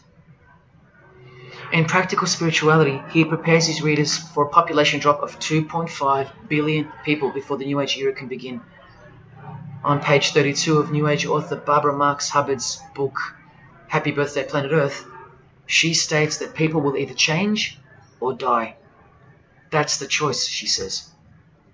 Notice the New Age has a new gospel, yet all the while, the world will be neglected of the information in the real Gospels, where it warns and predicts. For if someone comes and preaches another Jesus, not the Jesus whom we preached, or another gospel, you are most beautifully tolerant of them. In the Book of Knowledge, The Keys of Enoch, the writer has a quote-unquote direct experience with two spirits, Enoch and Metatron, and they share with the writer spiritually scientific teachings regarding the new system of things soon to be fully manifest. The reason this work is considered extra special amongst its readers is because it was the first book to point out the alignment between the Great Pyramid and the constellation of Orion. The first book ever. That's basically proof that these spirits, Enoch and Metatron, are the real deal. Not only that, it was also the first book to show the direct relationship between DNA coding and the divine name. That's pretty serious, and the atheists should be really waking up by now, because this is the world's most powerful and secret religion we're talking about, nothing less. The writer was told that those who govern the earth are those who have fallen from the heavens. He calls them the masters, and even states that they were punished with penalties that were assigned to each. These are the fallen angels of the Bible, people. These are the masters of the Masonic New Age, as proven here in one of the illustrations from the book. Same symbology. This worldwide catastrophe that is coming will bring about a complete reorganization of Earth's life system. And like all high-grade initiates of the secret societies, every attempt is made to bring positivity to the number of the Vicar of Lucifer. I was given instruction to use the specific light harmonics 666, 999, and 12, 12, 12. The spirits further inform the writer of the Keys of Enoch that the pattern 666 is used to identify you with respect to the Earth's vibration. The number of the beast of the Book of Revelation of Jesus Christ is not only being glorified, it's manifesting in the world. And from another illustration from the book, once again, the same image we see being used over and over with the eye on top of the pyramid. This is the secret religion that encompasses us and has been influencing us for decades upon decades, 2 to 3 centuries, in fact. Just like the Gospels explain, this is an absolute counterfeit of the truth. Christ is mentioned everywhere, but not Jesus Christ.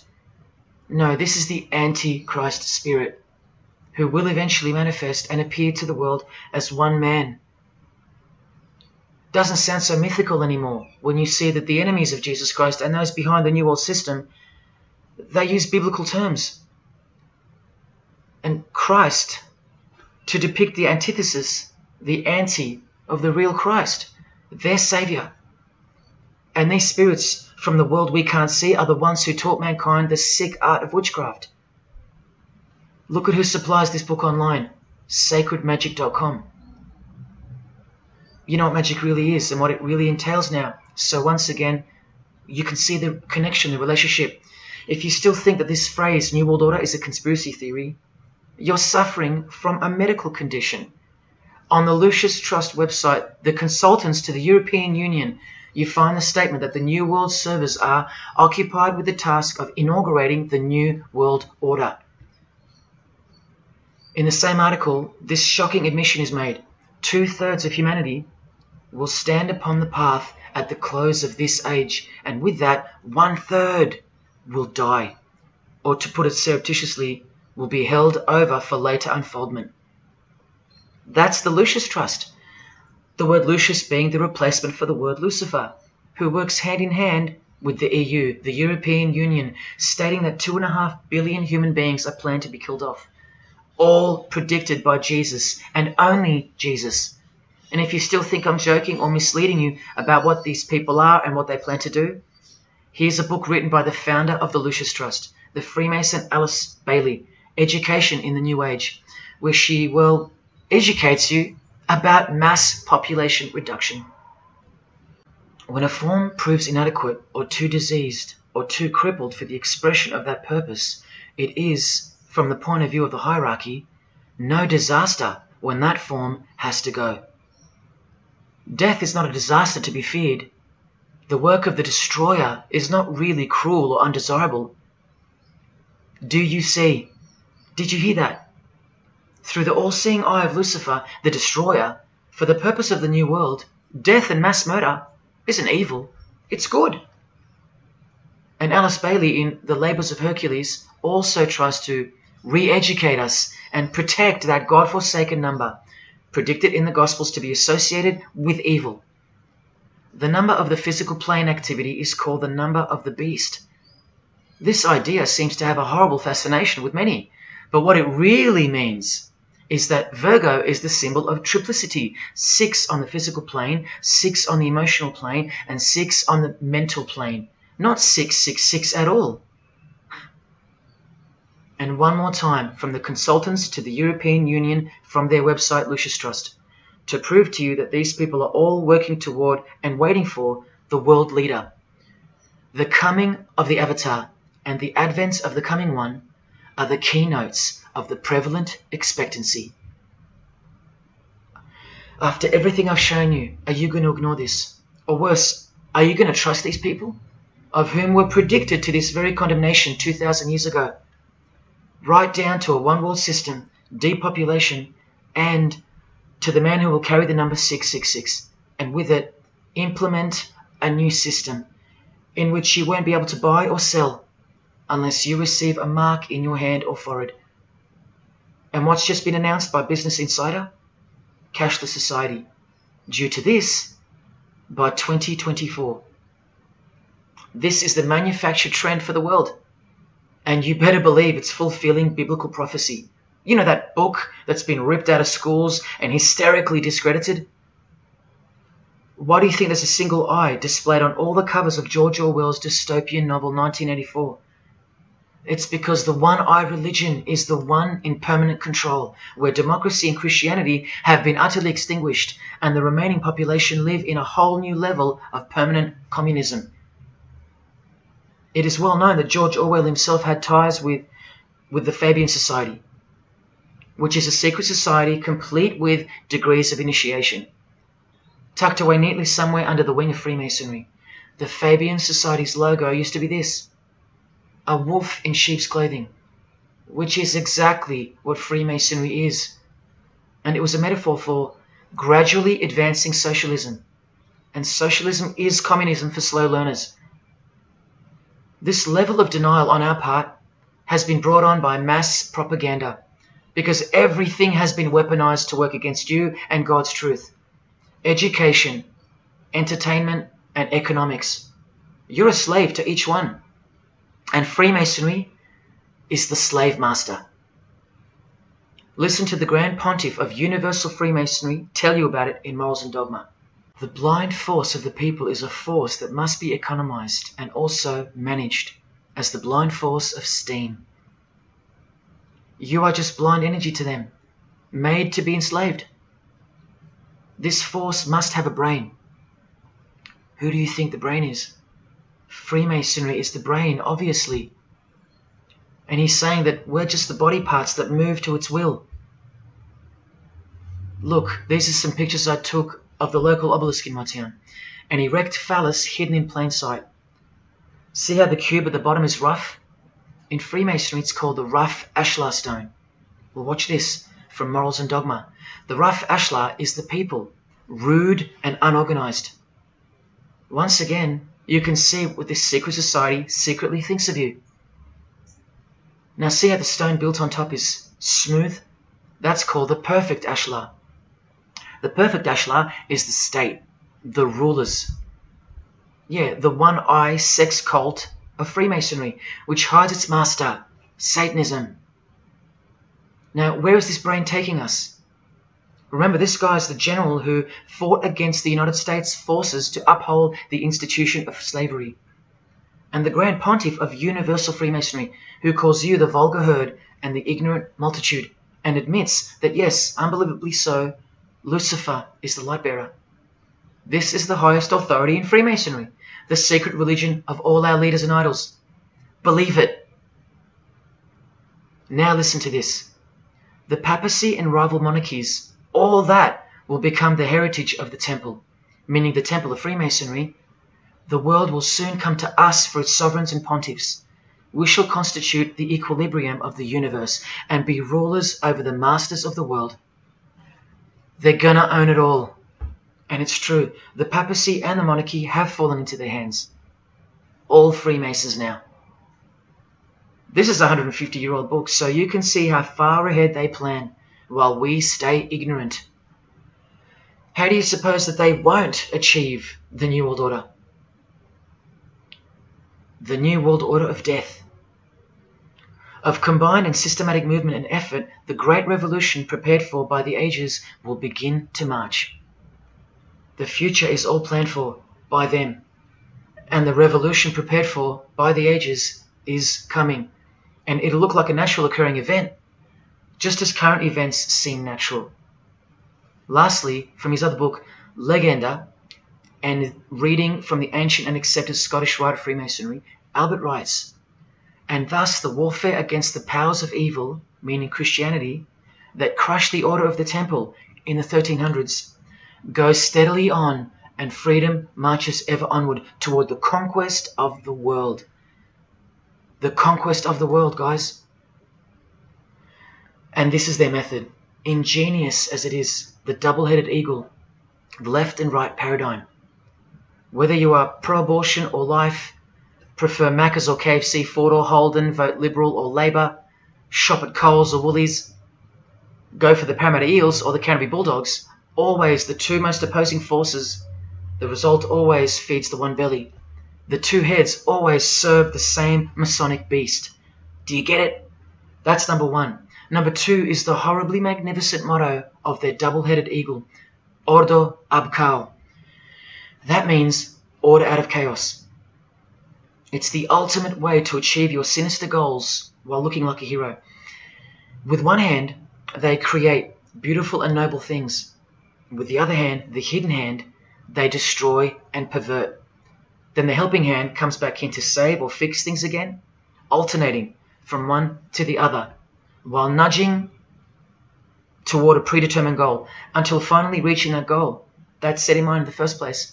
All the while, you never knew that the same hand that's saving you is the same hand that was destroying you in the first place. Order out of chaos. Their order out of their chaos. Another way to look at it is this. Z creates or exploits a problem, then attributes blame to others. Y reacts by asking Z for protection and help to solve the problem.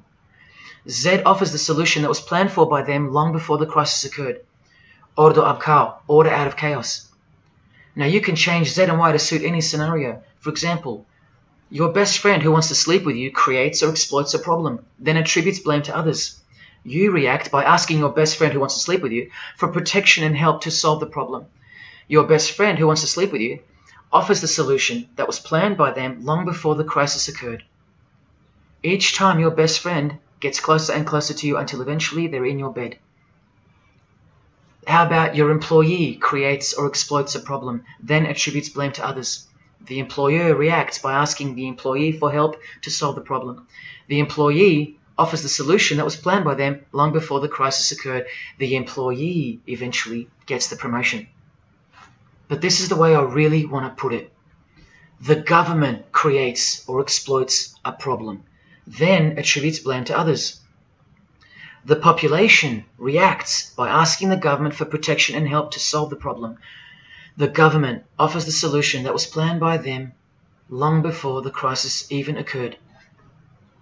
This is how the Great Revolution, prepared for by the ages by the Freemasons, will begin.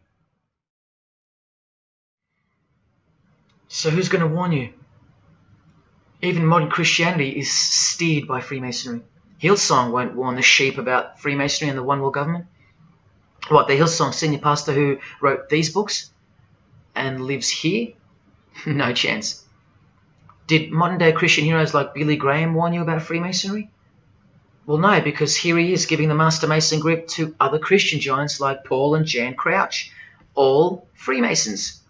Here he gives the same third-degree handshake to former President Harry Truman, and here to a Muslim Freemason.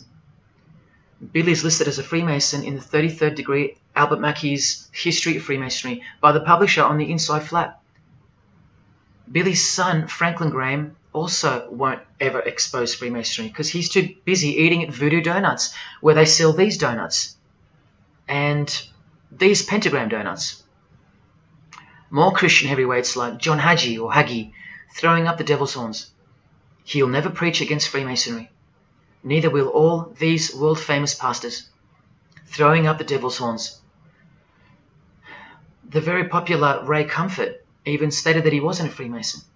Well, here he is, giving a perfect Masonic handshake with pastoral giant Joyce Meyer. Do either of them expose Freemasonry, or the fact that it's the driving force behind the One World Government, all predicted by Jesus? Of course not. What about Christian radio or the Christian music scene? No, not a single word of warning whatsoever regarding the satanic church that lives and breathes all around us. Freemasons like Bono, wearing the Christian name tag, his whole band of Freemasons. Bono too should know better than anyone that a one world government is a trap as foretold in the Bible. But Bono supports it. Oh yeah, he works for it. Just like the Masonic Pope does.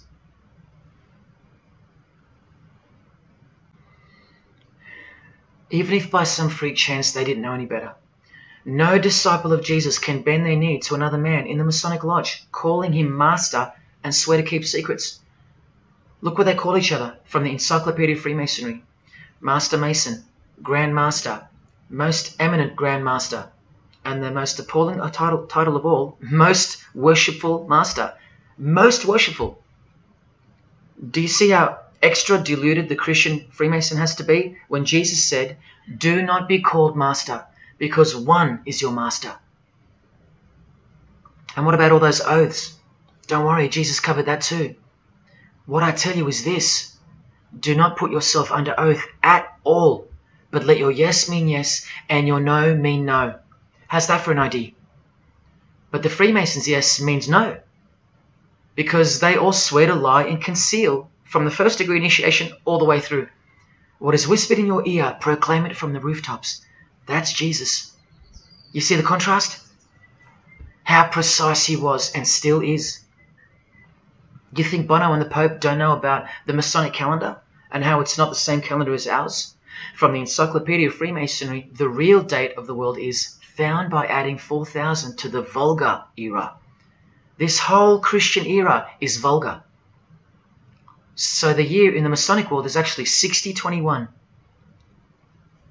And this abbreviation is in French, the Vulgar era, beginning since the year of the Lord, since the year of Jesus Christ. That's how they feel about the current age, which is coming to a mind-blowing end by design. Now, do you think Freemasons aren't capable of mass murder? Well, Joseph Stalin murdered approximately 20 million people, and he was a Freemason, displaying the sign of the master of the second veil of Freemasonry. Vladimir Lenin was the leader of the Bolshevik Party, and he paved the way for the mass murder of 60 million people, mostly Christians, and he was a proud Freemason. And ladies and gentlemen, this is Adolf Hitler, a Freemason, clearly giving the grip of a Master Mason. And here he sits next to his military leader, Hermann Göring, who is also displaying his allegiance to Freemasonry with a hidden hand.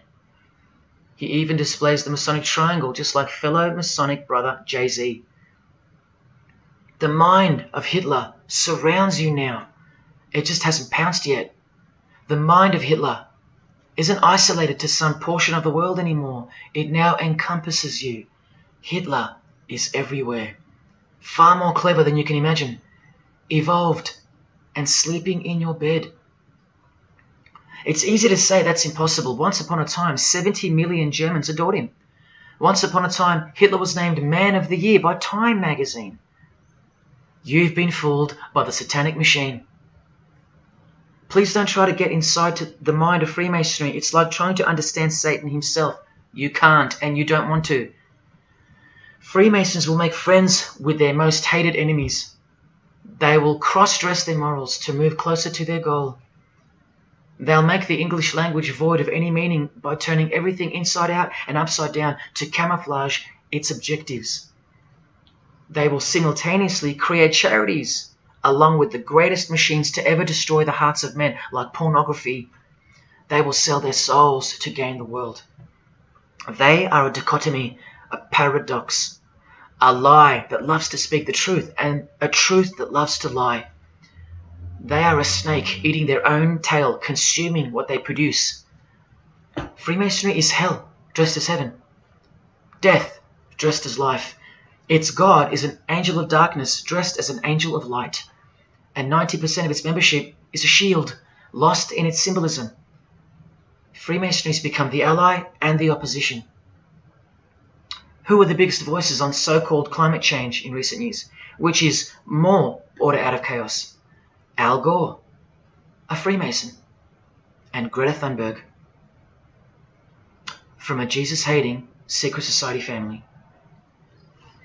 Freemason and former Russian President Mikhail Gorbachev said this in 1996. Yes, the whole world is under the control of the evil one, like the Gospels say. Freemasonry controls the opposition, with the most popular conspiracy theorists Alex Jones and David Icke both banned, yet both secretly Freemasons, who will lead you in every direction except into the arms of the ultimate power of the Gospels.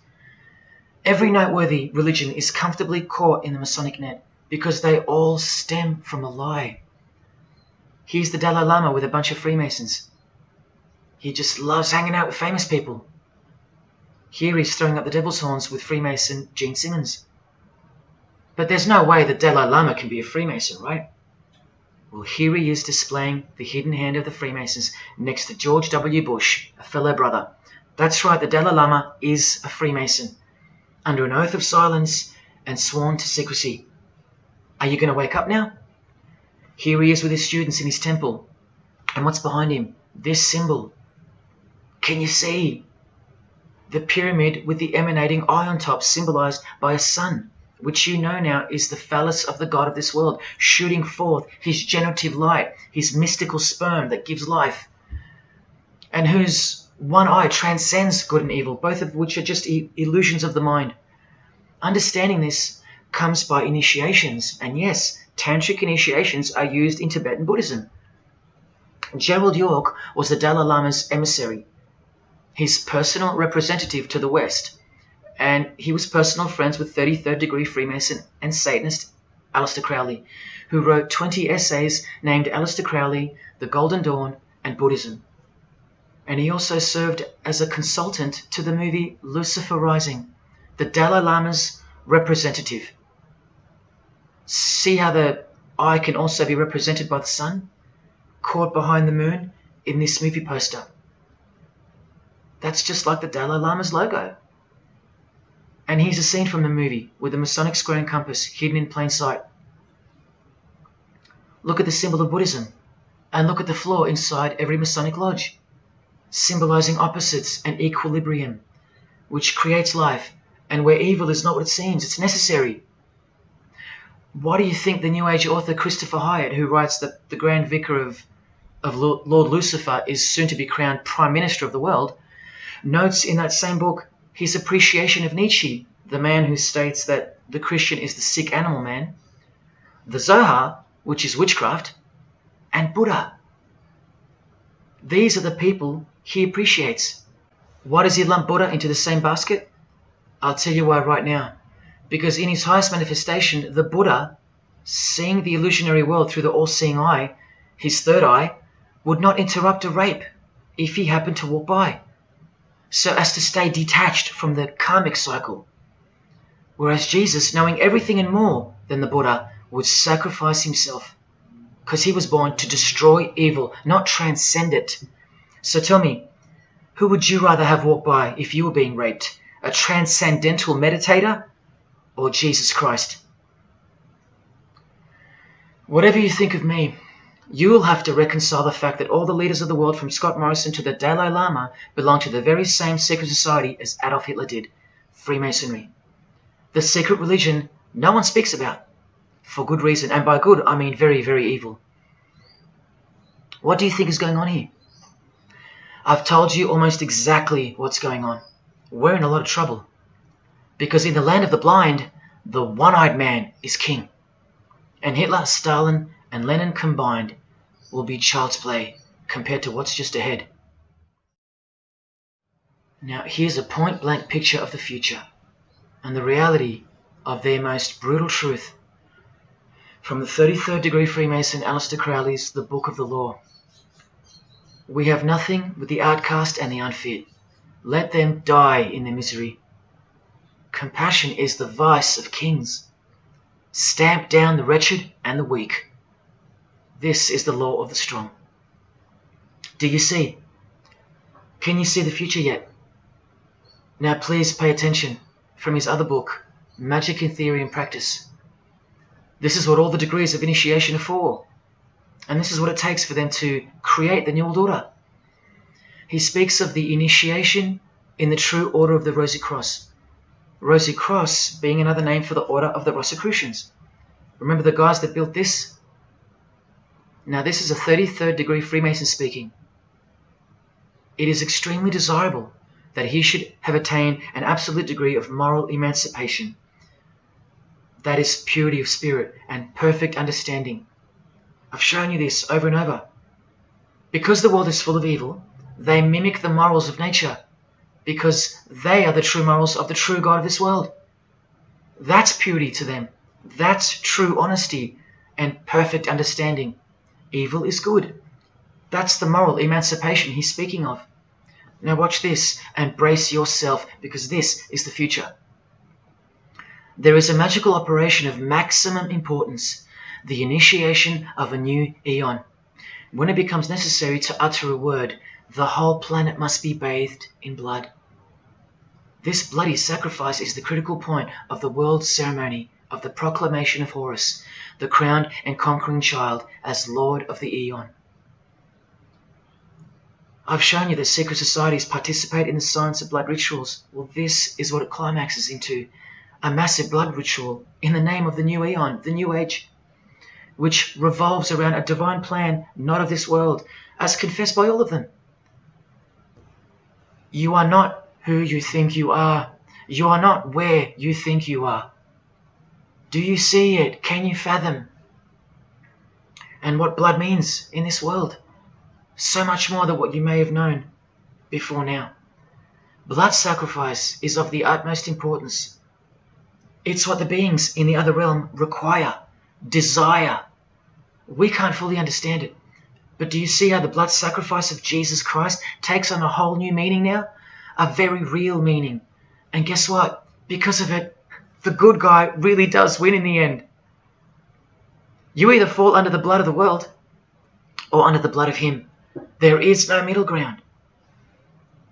Blood is like the monetary currency of the spirits. And that's how God bought us back from the legal ownership of the ruler of this world with blood, his own blood.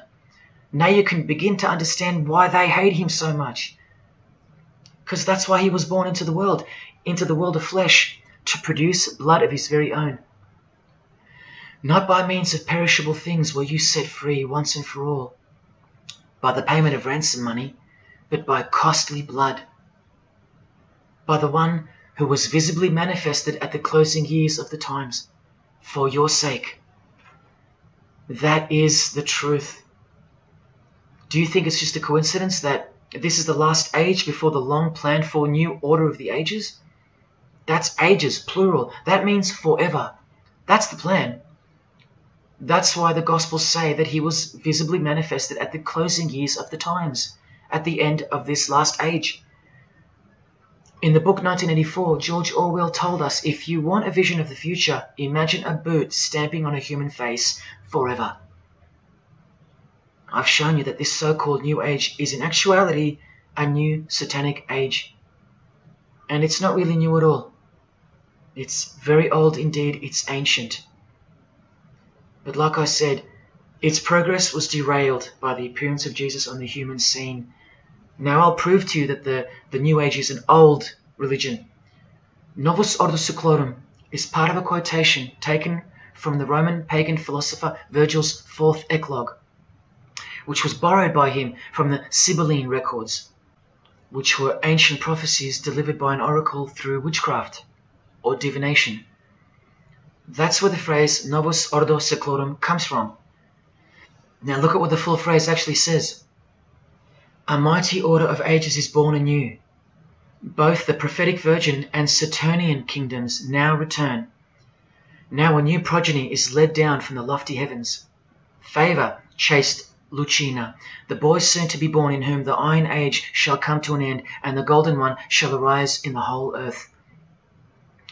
We've just been told that the New Age is a Saturnian kingdom, which returns, so it's been here before.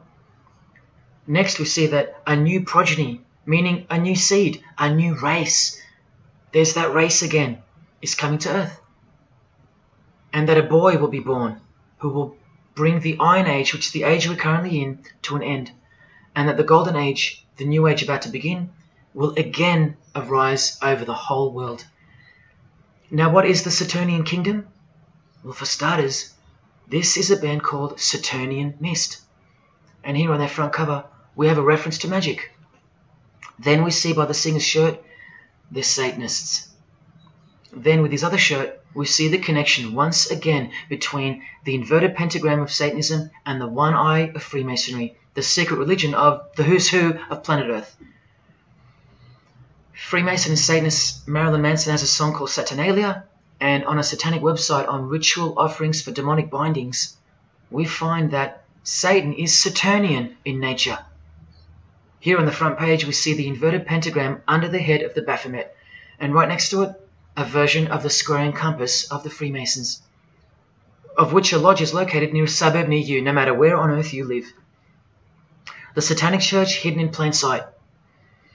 Now let's go straight to the source so you can see for yourself the nature of the New Age Saturnian kingdom found in the full quote of the Freemasons' New World Order seal. From this book, which is a factual study of the single most influential occult organization in modern Germany, the Fraternitas Saturni, or the Brotherhood of Saturn.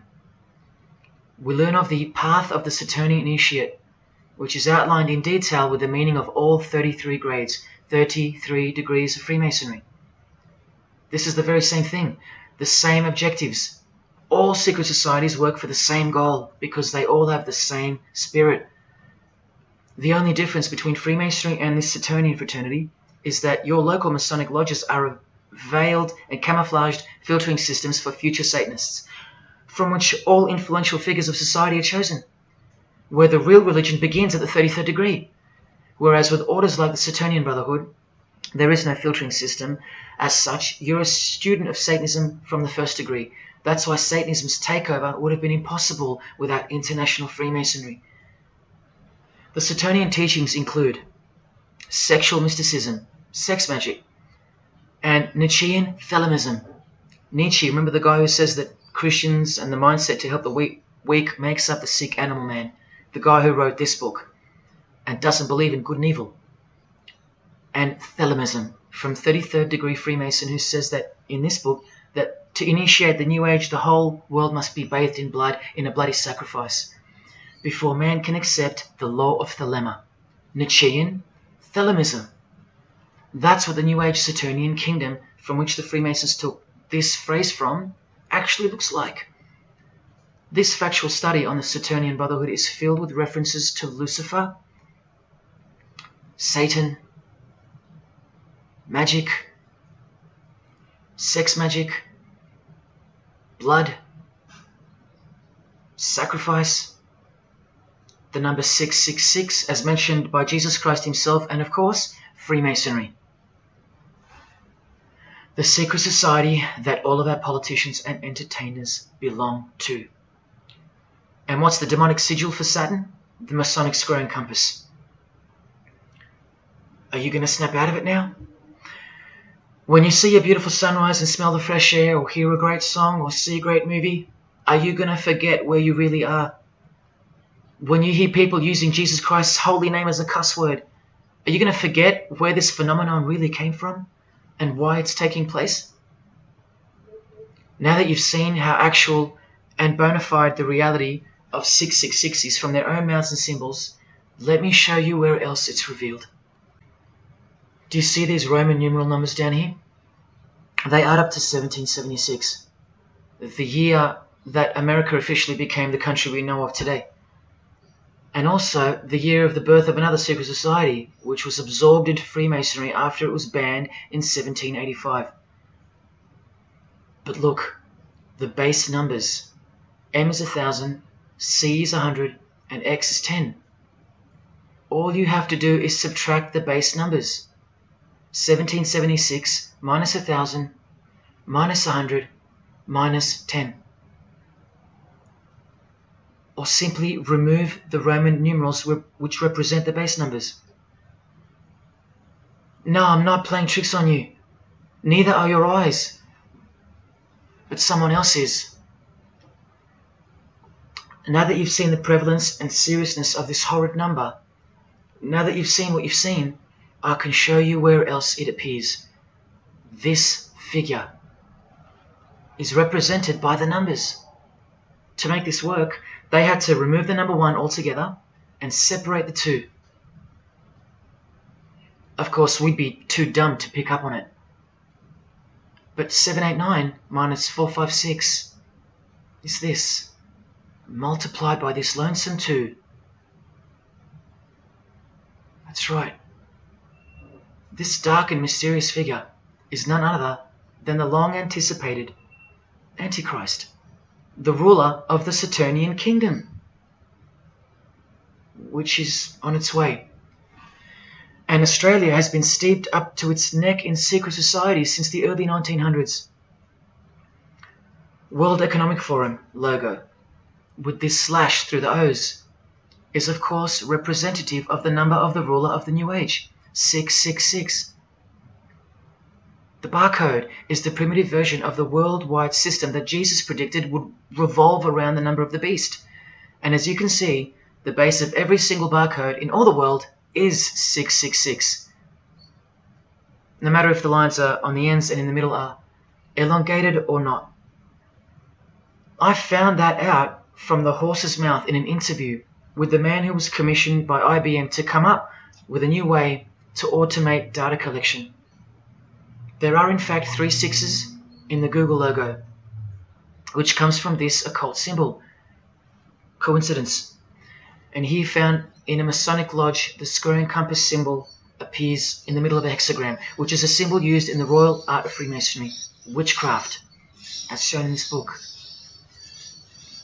Well, among other things, the hexagram itself can be broken down to quite clearly represent 666. This is a Masonic square and compass designed by the Manal Masonic Lodge, symbolizing world unity. Up the top you find the logo of the United Nations. Well, there are 33 segments in the UN logo, symbolizing the 33 degrees of Freemasonry. See this crop circle here with the Masonic eye on top of the pyramid? I know nothing about crop circles and the phenomenon of them, but I know how many rays are coming off the eye. 33. 33 degrees of Freemasonry. Don't forget that the highest authority of Freemasonry already admitted to be the designers of the pyramidal seal in a 1962 edition of their magazine, The New Age. I've shown you how the inverted pentagram makes for the spelling of the word Mason in the same seal. Well, that same pentagram with the elongated top horns appears here in a European Union logo. An inverted satanic pentagram right in front of our eyes. Here's the European Union building architecturally mimicking the Tower of Babel.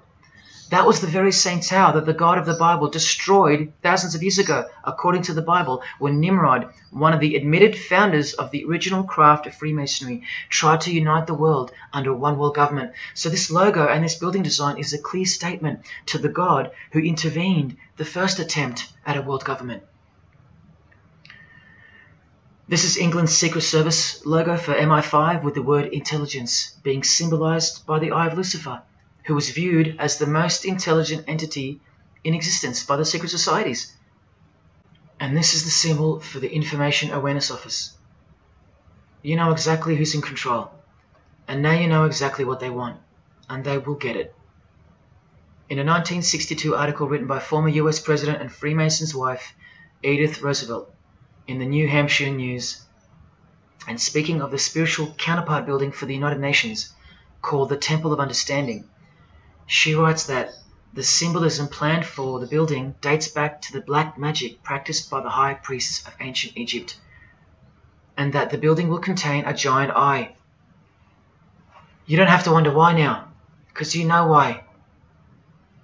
This clothing designer is fully aware that the one-eye symbol is synonymous with Satan and a hatred of Jesus. Does this movie poster make any more sense to you now? Well, are you ready for the second biggest shock of all? Whatever you think of what you're about to see, please come see me on the other side of this so I can show you something. This clip only goes for a few minutes. And keep in mind, the only reason I'm showing you this to you is because the writer and director of the preview of this movie-style documentary was murdered, along with his wife and his little daughter and his dog, all before the production could begin.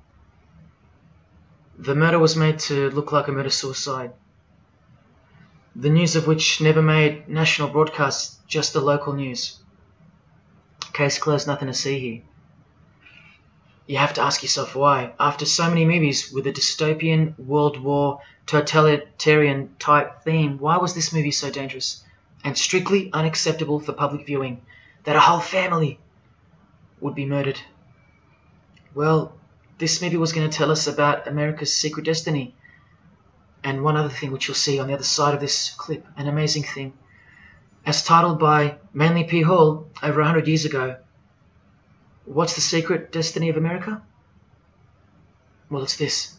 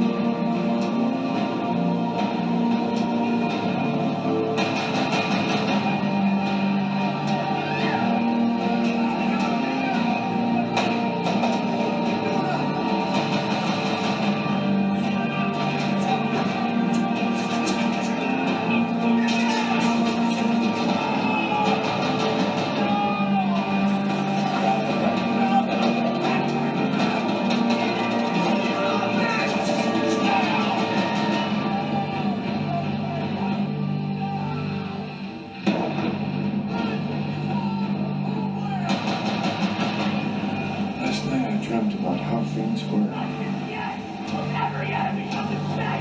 I woke up here.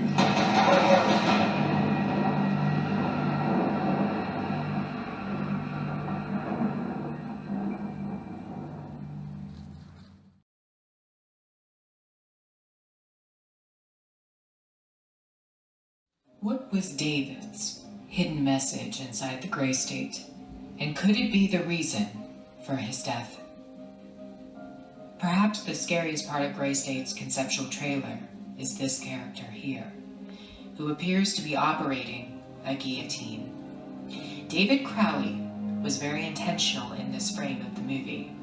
He added something that I believe he wanted the people to know about. Who is the identity of this executioner? If you look closely, you will see that this terrifying character is wearing something around his waist. It appears to look like an apron. The executioner wears a Freemason apron, complete with the all-seeing eye, the compass, and the two pillars. I do believe David Crowley is trying to tell us something. He is telling us that the organization behind the French and American revolutions, the organization behind the Italian Revolution of 1830, the organization that outlined a plan to overtake the Vatican in a document called the Alta Vendita, the organization behind the Trail of Tears and the deaths of thousands of Native Americans under Freemason Grandmaster Andrew Jackson, the organization behind the Ku Klux Klan in the United States post-Civil War and its rebirth in 1915, the organization behind Hiroshima and Nagasaki during 33rd degree Freemason Harry Truman's presidency. These are men with a radical revolutionary agenda throughout the entire world because they worship and follow a radical revolutionary deity, the first to have led a revolt against the Most High Lord.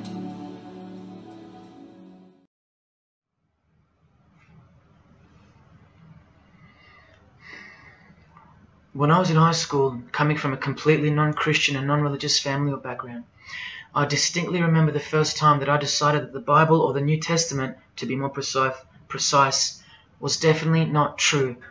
Made up, fairy tale, whatever. It was one verse, one scripture that to me at the time proved unequivocally that it wasn't written for our time. A prophecy that was impossible to be fulfilled. Here's the verse. And I saw thrones, and they sat upon them, and authority to administer justice was given them. And I saw the souls of those who had been beheaded, because of the testimony they bore of Jesus, and because of the word of God. No way could guillotines be introduced as a form of execution in the 21st century, right? No way. Proof that the Bible was a prehistoric book written for prehistoric people. And this is long before he woke me up on a midnight highway to spare my life from a high-speed collision into a concrete wall. Ladies and gentlemen, in 2021, like the smartphone or the smartwatch, this is called the smart guillotine. Built by Chanel. You know, the perfume and clothing and accessories brand for the rich. What on earth does a perfume company have to do with chopping people's heads off? Well, I thought I told you that all of this is just the tip of the iceberg. I wonder who really owns Chanel. Well, here's their logo, and there is an eye in the design. And have you seen their drip design? How odd. Welcome to the real world. You ready? This is from a legislation archive from the Georgia House of Representatives in the 1995-96 sessions. This is Bill HB 1274 on the death penalty, guillotine provisions. How far along are we into enacting these bills worldwide? I don't know. Maybe they've been enacted already. But I just wanted to show you that in 1995 the ball was already rolling. Another ball that's rolling are the 7 universal Noahide laws. They sound great from the outside, designed so to conceal some terrifying details on the inside. Firstly, they were signed into US law in 1991 by George H.W. Bush on March 26. Here's the bill and resolution. It was named Education Day. As you can see in the details of Resolution HJ 104, they are the 7 Noahide laws, resolved by the Senate and House of Representatives of the United States of America in 1996. Every single president since H.W. Bush has annually re-signed this resolution. Many world leaders have called for the acknowledgement and observance of the 7 Noahide laws, including the President of the European Union in July 2014 and the Australian Governor-General Michael Jeffrey in 2008. And this will be international law. So what's the problem? Well, just for starters, the law against idol worship will include, quite specifically, the worship of Jesus Christ as the Son of God, which the Noahide laws will classify as blasphemy, and the punishment for transgressing the 7 Noahide laws and for blaspheming the ineffable name of God by calling Jesus God is decapitation. I'll let you take that in for a second. This will be governed by a world court with no possibility of appeals. Something like this, an international Sanhedrin. Who do you think is truly behind these laws? Well, I can show you that right now. Here is the bill being signed into law by H.W. Bush, and here is their signature hidden in plain sight, the hidden hand of Freemasonry, displayed by this sinister and gloating-looking individual. And you know what Freemasonry is a cover for now. Who do you think designed the guillotine in the first place? This guy, Joseph Guillotine, a Freemason. Still don't believe in the prophecies of Jesus Christ? You're still in denial?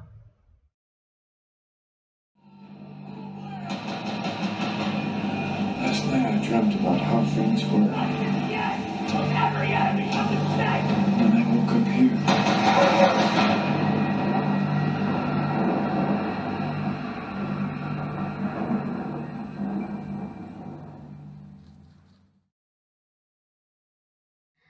Well, that's why the director was murdered. And his wife, daughter, and dog. I think of them often, and sometimes when I need spiritual sobering up, I think of that fateful and evil night where that beautiful Christian family were brutally eliminated. If you think he wasn't onto something, well, he paid the greatest price to share this with you. Prophecy will be fulfilled. Listen to the words that come right after the execution by guillotine scripture in the Gospels. And I saw those who were such that they did not worship the beast, nor his image, and did not receive his mark of identification upon their forehead and hand. Remember this mark in the video? I'm not saying that the director knew what the mark would be, but based on the symbology, he knew who would be behind it. Look at the triangular symbol of the Freemasons. The Masonic triangle around the eye, and the Brotherhood of Saturn. Now look at the front cover of the book written by New Age author Maurice Nicoll. The mark. Same symbol. Identical to the symbol used by J.K. Rowling, who said its design was inspired by the Freemasons. Who has this tattoo, which represents the Baphomet. Well, Solve Coagula is the process in which they will bring this New World system to life. It's identical to the Masonic motto of order out of chaos. Solve means dissolve or destroy, and coagula means to bring the elements back together into a new and higher form, a new and higher system. Jesus described it as the beast system, and one way or another, we will be marked as a form of identification in order to participate. But first, chaos must ensue. A deep Masonic truth, which is mostly true anyway, is that destruction precedes construction. It's like having to destroy a tree in order to create a table. The same principle applies to creating the New Age. That's why I know that the process which involves the creation of a new system must involve the destruction of this one. Now, this is the last referenced work I'm going to use to show you who will be the head of that system, that one world government. A book by David Spangler, considered as one of the founding fathers of the modern New Age. He also has an intimate relationship with the United Nations, as shown in a 1975 document which was uploaded to the UN archives in 2006. Please pause to confirm that, where you can find his name listed under the Board of Directors for the Planetary Citizens Group. In his book, Reflections on the Christ, David Spangler, remember, one of the founding fathers of the New Age, and a member of the Board of Directors in a United Nations sanctioned program, repeatedly upholds and honors the entity known as Lucifer. He tells us all about what is required to step into the New Age. Well, mainly, what's required is a new understanding of the angel Lucifer. He writes that when this great project of evolution began, man went forth as consciousness to learn his divinity, and Lucifer went with him. It is important to see that Lucifer, described as an angel, a being, a great and mighty planetary consciousness. He says that, just like in Halloween and trick or treat, if the person offers a treat to Lucifer who knocks on his door, And the person says to Lucifer, "Come in, and I will give to you the treat of my love and understanding, and I will uplift you in the light and presence of the Christ." Christ meaning my outflow. Then Lucifer becomes that being who carries the ultimate treat, the light of wisdom. Lucifer represents experience. Lucifer is literally the angel of experience. The Luciferic element becomes the true revealer of light, the angel of light. The light that reveals to us the path to the Christ comes from Lucifer. The Christ that he refers to obviously is the Antichrist spirit, who will eventually manifest on earth as one man. But for some odd reason on page 60 he feels compelled to clarify that he was only joking once when he said maybe to enter the New Age we all need to take a Luciferic initiation. Well, that's definitely no joke. That's right, Lucifer is the savior of the secret societies. The solar system was the manifestation of the consciousness of a very great being known as the Solar Logos. And if we go back to the secret society of the Brotherhood of Saturn, we read that mankind will be able to take a measure of egocentric power from the Solar Logos. In this way, Lucifer is the savior of humankind.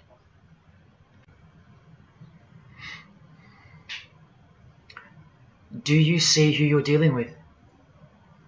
These are the people above you, the rich, powerful, influential, overflowing in all areas of those who are steering society, and they're about to reach their destination. Who showed you? Who told you? Who warned you? Jesus Christ did. Oh, those pesky Christians. In the animation Flushed Away, the villain Toad conspires to genocide all the rats in the sewer world and replace them with a superior species, a new species. No one is aware except for this one rat who's briefly seen in the beginning. He's a Christian rat, a nut job, carrying around a plaque, as some real-life Christians used to, warning everyone of the impending doom that is upon them. What's the twist that's hidden in plain sight for no one to see? Well, the villain Toad, planning the New Age, wears the ring of a Freemason. This ring. And he wears it exactly on the finger that a Master Mason should. It is worn on the third finger of the right hand. There is one who predicted it all, and they know that. That's why he's been so thoroughly discredited, or so it seems. Yes, the nutjob Christian was right all along. Remember one last thing before I close. From Masonic New Age author Christopher Hyatt, who spoke of the well-planned-for and long-awaited invocation of the Prime Minister of the world, when he wrote in his book, "A massive truth that I wish with all my being that you would grasp. Both satanic cults and Christian fundamentalists are closer to seeing the truth than most normal people. The world has always been at war, a spiritual war from the beginning. And if you don't know it, then you're losing the battle. The gospel tells us so accurately that the enemy we wrestle against is not made of flesh and blood, but it is made of spiritual forces of evil in heavenly realms. That's where the real war is being waged, in the spirit. And now that we know what secret societies are and what they've tapped into, we can rest assured that that statement from the Gospels is true. That's why the common denominator between all of the secret societies is the anti-Christian sentiment. You need to ask yourself why. Why the negative obsession with Christianity? It's not as if Christians run the game. Freemasons have banned Bibles from schools. They teach evolution as a fact. Pornography is thriving. There are no Christian protesters left. Homosexuality is rampant and protected, and Christianity is buckled. Which church preaches against Freemasonry? Which church is telling you about Satan and his hidden church, which has permeated every vein of society? So why do they hate Jesus if they're at the top of their game? Because Jesus Christ is real, that's why. And he left us prophecy that they can't escape. See, the more they win, the more they fall into the hands of the prophecies of Jesus and his Gospels. What a blessing for you, those who would grasp this as truth. What good news for you, and what a terrifying conundrum for them. If you've come this far, and you still don't care, or still unwilling to trust, then you deserve what's coming, as a law of nature. because you've been warned of all of it. The one world government clearly on its way. Cashless society, inevitable. The mark that each person will receive, without which you won't be able to buy or sell or participate in this world. And the manifestation of the name, the number of the name of the one who will implement this system. 666. All of it is coming to pass. Inescapable we are from him. Everything and everyone will fall back into his hands, where he will finally separate the goats from the sheep.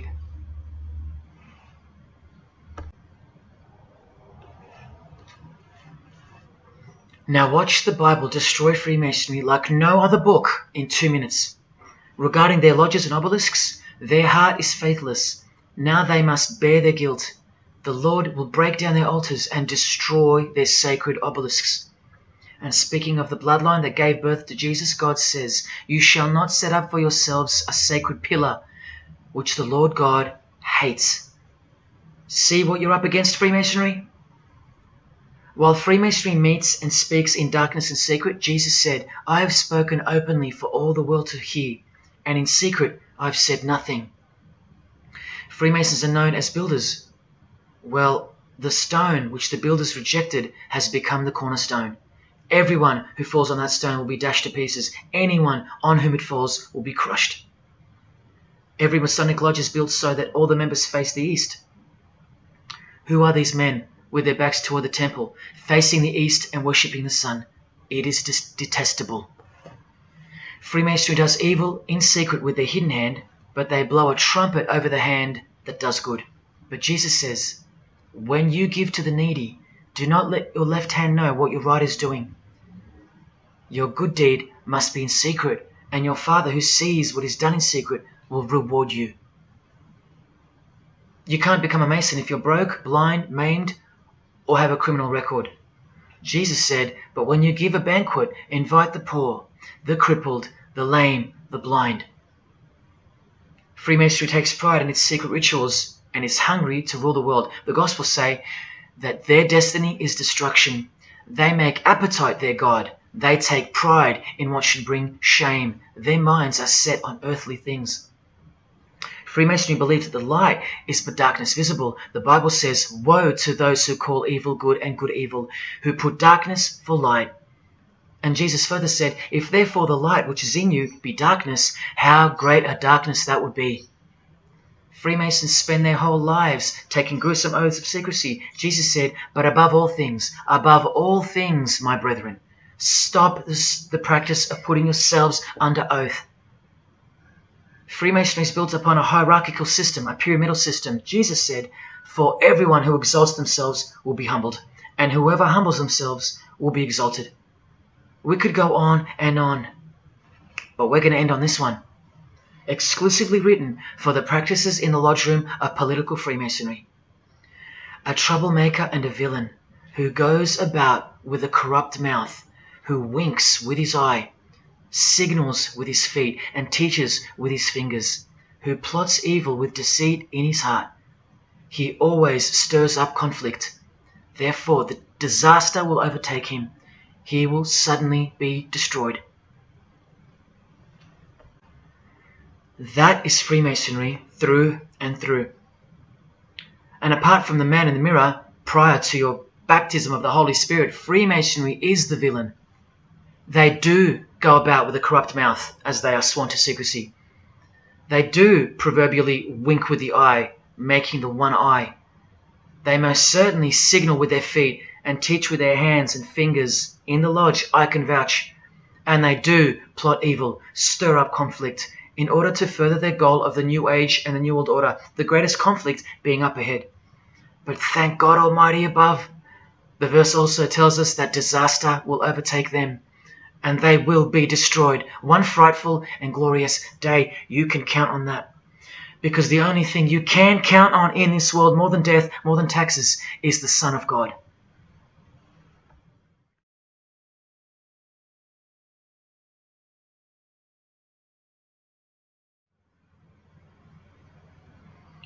This is it. This is the last shock, and by far the biggest. If you ever needed intellectual proof that Jesus Christ is real and living right now, this is it. If Jesus and the Gospels weren't true, then Luciferians wouldn't be running the world. Atheists would, or some other version of modern man. Anyone, but not Satanists, not the passionate enemies of Jesus. If Jesus wasn't real, then so-called Satanists would be scattered here and there over the world in little local covens by silly teenagers rebelling against society and living in their own la-la land with their own little make-believe devils, being make-believe rebels. But no, people who believe that Lucifer is God run the world from top to bottom. They are dedicated to the core. They're highly sophisticated. They make the movies, they star in the movies. They write the songs, they sing and dance. They are worshipped as idols. They set trends, they live large, and they practice witchcraft, complete with sex magic and blood sacrifices. Why? Why do they do that? Why would they bother? Because witchcraft is real and has been since before civilization began, hidden from the vile multitude who have been stupefied by propaganda to the point that they don't believe in anything anymore. And who waged a war on witchcraft on your behalf? God did, the God of the Bible. If Jesus wasn't real, Luciferians wouldn't be building their paradise on earth. Atheists would. If Jesus wasn't real, Luciferians wouldn't be passionately hating him to the point of keeping their existence hidden under penalties of torture and death. Lo and behold, in the 21st century. Yes, if Jesus was a myth, Luciferians wouldn't be working overtime to inadvertently fulfill every prophecy that Jesus gave us. Can anybody read me? What part of Jesus foretold a worldwide cashless system, a worldwide government, and a worldwide religion do you not get? If Jesus wasn't real, why do former Satanists freely admit that only the true Christians are immune to witchcraft? They have no power over the disciples of Jesus. How is that possible? And what about this one that's been going around? If the Gospels were written by the Catholic Church in order to control people, then why didn't they include a Pope in the Scriptures? There's no Pope here. Why didn't they include instructions to obey the priests? There's no priests in the New Testament, except for God himself and all his disciples. We're all priests. If the Gospels were an invention of the Catholic Church, why does Jesus say to call no man Father except your Father in heaven? Yet every priest holds the title of Father. If the Gospels were an invention of the Catholic Church to control people, why were only priests allowed to own a Bible and not the common people? Why did they burn William Tyndale at the stake, a Christian scholar who translated the Bible into English? Are you with me? Please help me understand how you don't believe in Jesus when even your enemies, the high-ranking Freemasons, think that you're stupid for not believing in Satan.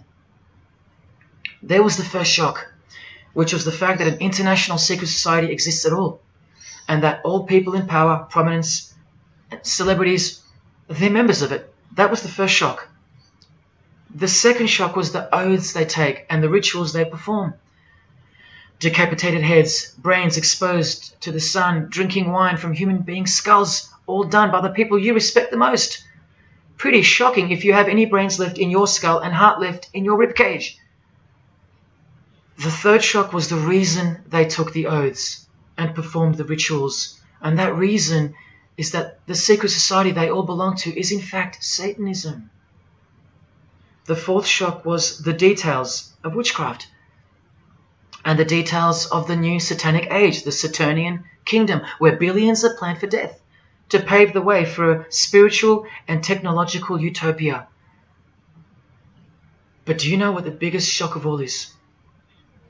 The shock that surpasses all of them combined. It's Jesus. Jesus is the shock. He's the shockwave, the reality and truth of him. Because that changes everything. He changes everything. The greatest news you could never think up, that God left his abode to come here, a form of hell, manifest on earth, to be ridiculed and executed, to save our sorry asses by taking a bullet for us. Don't worry, his second coming won't be so sacrificial. Better start fearing like you fear a cop and like you fear a judge. Oh, I know you tremble in front of them. But you don't fear God? Oh, how we love the darkness and sin.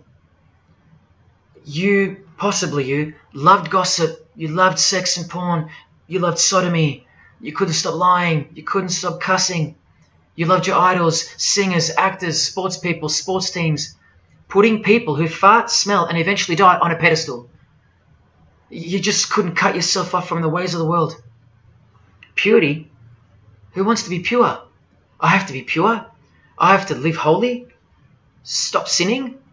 That's so boring. What kind of God is this? To hell with that God.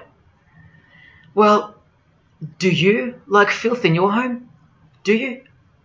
Do you like filth on your carpet, on your clothes, on your face? Do you invite filthy guests over and give them a share in all your belongings and all your power? Do you give them the keys to your house and car? No, you don't. But the Creator, who has the greatest house of all, he should. We can barely earn $1,000 a week, and we don't give that away to anyone. But now God should share his wealth with you, the unclean, the unrepentant. Is it too much to ask your filthy guests to clean up before they enter? To watch their mouths, to control their willy? Is that too much to ask? Oh, but if God was real, what about all the children that die? What about them? What are you doing about them? Are you still stuck on which phone you're going to upgrade to or what's for dinner? Why don't you leave your abode, your luxuries and your loved ones and risk it all to go save some children yourself? Oh, but what about all those who've never heard of Jesus? Let me ask you, what's your excuse? I know they have one, but what's yours? You've heard of him.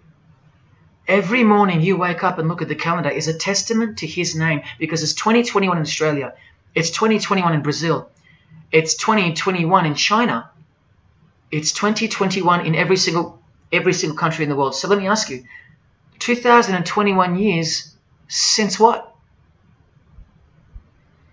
Like I said, just waking up in the morning and knowing what day it is a testament to him. But if God was real, why wouldn't he just show himself? Show himself to who? To you? You can't even get on your knees and repent. You can't even hate sin and scream out to him. So why would he? How do I get the girl if I don't ask her out?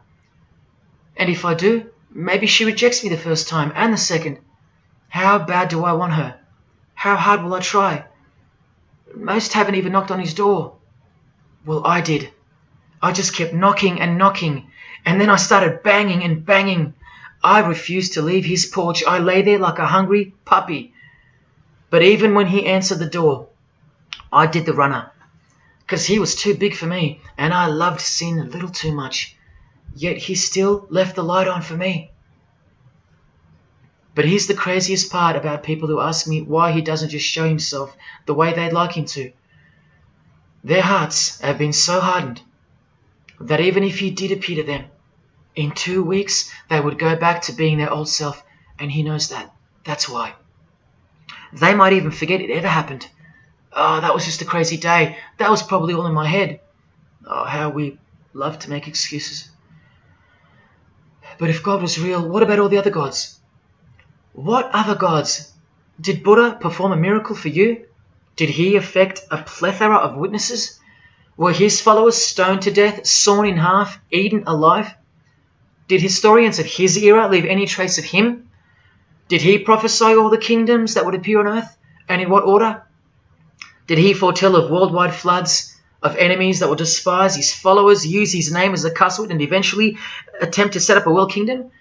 Did his appearance change the calendar from one end of the world to the other, and predict that his appearance would in fact change the calendar? What did the Prophet Muhammad do for you? Apart from stealing Jesus from billions of people and corrupting the Gospels, did he dedicate his entire life to sinlessness? Did he remain celibate so that his blood could make a difference in the hidden realm? By the science of sacrifice, which is practiced in secret every day, in order to shield your very soul? No, he didn't. Instead, he had 11 wives. One of them was 9 years old, and he lived like a king, while the real king lived like a slave, and died like one too, and washed the feet of his disciples, while demons trembled at his name and presence, and still do. And let's not even bother with the other pagan gods, Osiris, Odin, Vishnu, all inventions of fertility cults that worship the sun, sex, genitals, death, destruction, agricultural religions.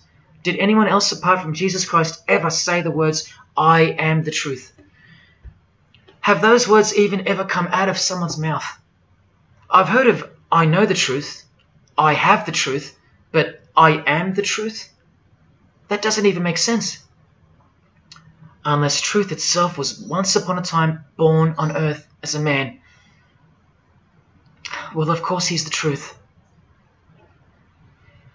Where are all the heart-wrenching, knee-buckling testimonies about the indescribable power of this Holy Spirit, which comes in to sweep you off your feet and drown you in its tides, changing you forever? Where are all those testimonies? I'll tell you where they are.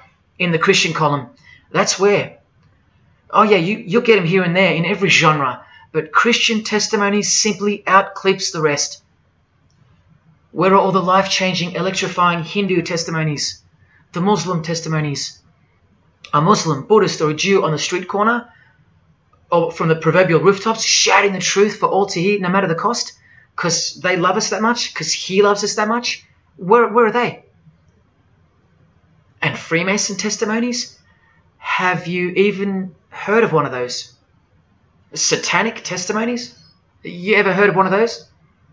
A Freemason on his knees, sobbing from joy because of the overwhelming knowledge that Lucifer loves him? No Mason or Satanist has ever done or heard of such a thing. But the biggest cult in size is the cult of society. Where do you think the word culture comes from? And the TV, the doctors, the idols, the PhDs, the scientists, they are the priests of the cult of society. You atheists think you don't live in a religious world of your own, filled with daily rituals and daily worship? Even your beliefs require faith in what your priests teach you. Evolution, no proof. Age of the earth, no proof. Distance of the sun, all faith-based on what you are told by strangers. You can see the rings of Saturn with your telescopes, but you can't see the buggy on the moon that was left behind in 1969, yet you still believe, because you have faith. Don't you worry, no matter who you are, you live in a religious world, because life is religion. And if you're still in the I'm not religious category, think again. You all worship something or someone, and your religion is futile. But for you, for the one, whoever you are, remember the advantage that evil has over good. A little good doesn't destroy evil, but a little bit of evil destroys all good. See this glass of water? One single drop of poison is enough to render the whole lot useless or deadly. That means that 99% of the goodness and purity of that water amounts to nothing, all because of one single drop. The whole glass is evil. And so it is with the human soul. You better believe it. Does anyone go out with a stain on their face or on their shirt? You think the soul can't be stained? Think about it. Just one lie makes you a liar. So you can't go where life is, stained with death? Now, in case someone thinks I'm playing the high and mighty role, I tell you this. I used to be a liar. I used to be a pervert. I used to be a drunkard. I used to smoke all kinds of poison. I used to have angry outbursts, use a filthy mouth, indulge in filthy humour. I used to. Past tense. But no more. He finally summoned me. He called my name for the last time. He took my dog, then my music. He took my band, broke it all, and broke me, flooded me clean. He sent for me. He woke me up from a deep sleep. on a high-speed midnight highway with a whisper, an actual whisper in my ear, and only meters between me and a concrete wall with my name on it, because he knew I had it in me. I had it in me to lay it all down, risk everything, so I can take a stand for him, for the Gospels, and for you. Well, this is me taking a stand. Brothers and sisters, I did all this for just one person, and I'll be hated and mocked and worse maybe, so that that one, whoever you may be, will wage war on sin and believe. Don't let even one drop in. No matter what the distractions this evil world may place in your path, in order to bury itself and its poison in your heart, where it will take root and overpower the 99% goodness in you. Just like only a few find success in this world, even fewer will find the kingdom. It's far more difficult than winning X Factor, or making $1 billion, or reaching a 33rd degree of a secret society. It's as difficult as loving your greatest enemy. And that's just about impossible. But if you can figure out how to do that, then you've found the road to life. And I hope to see you soon. God love. Jesus wins.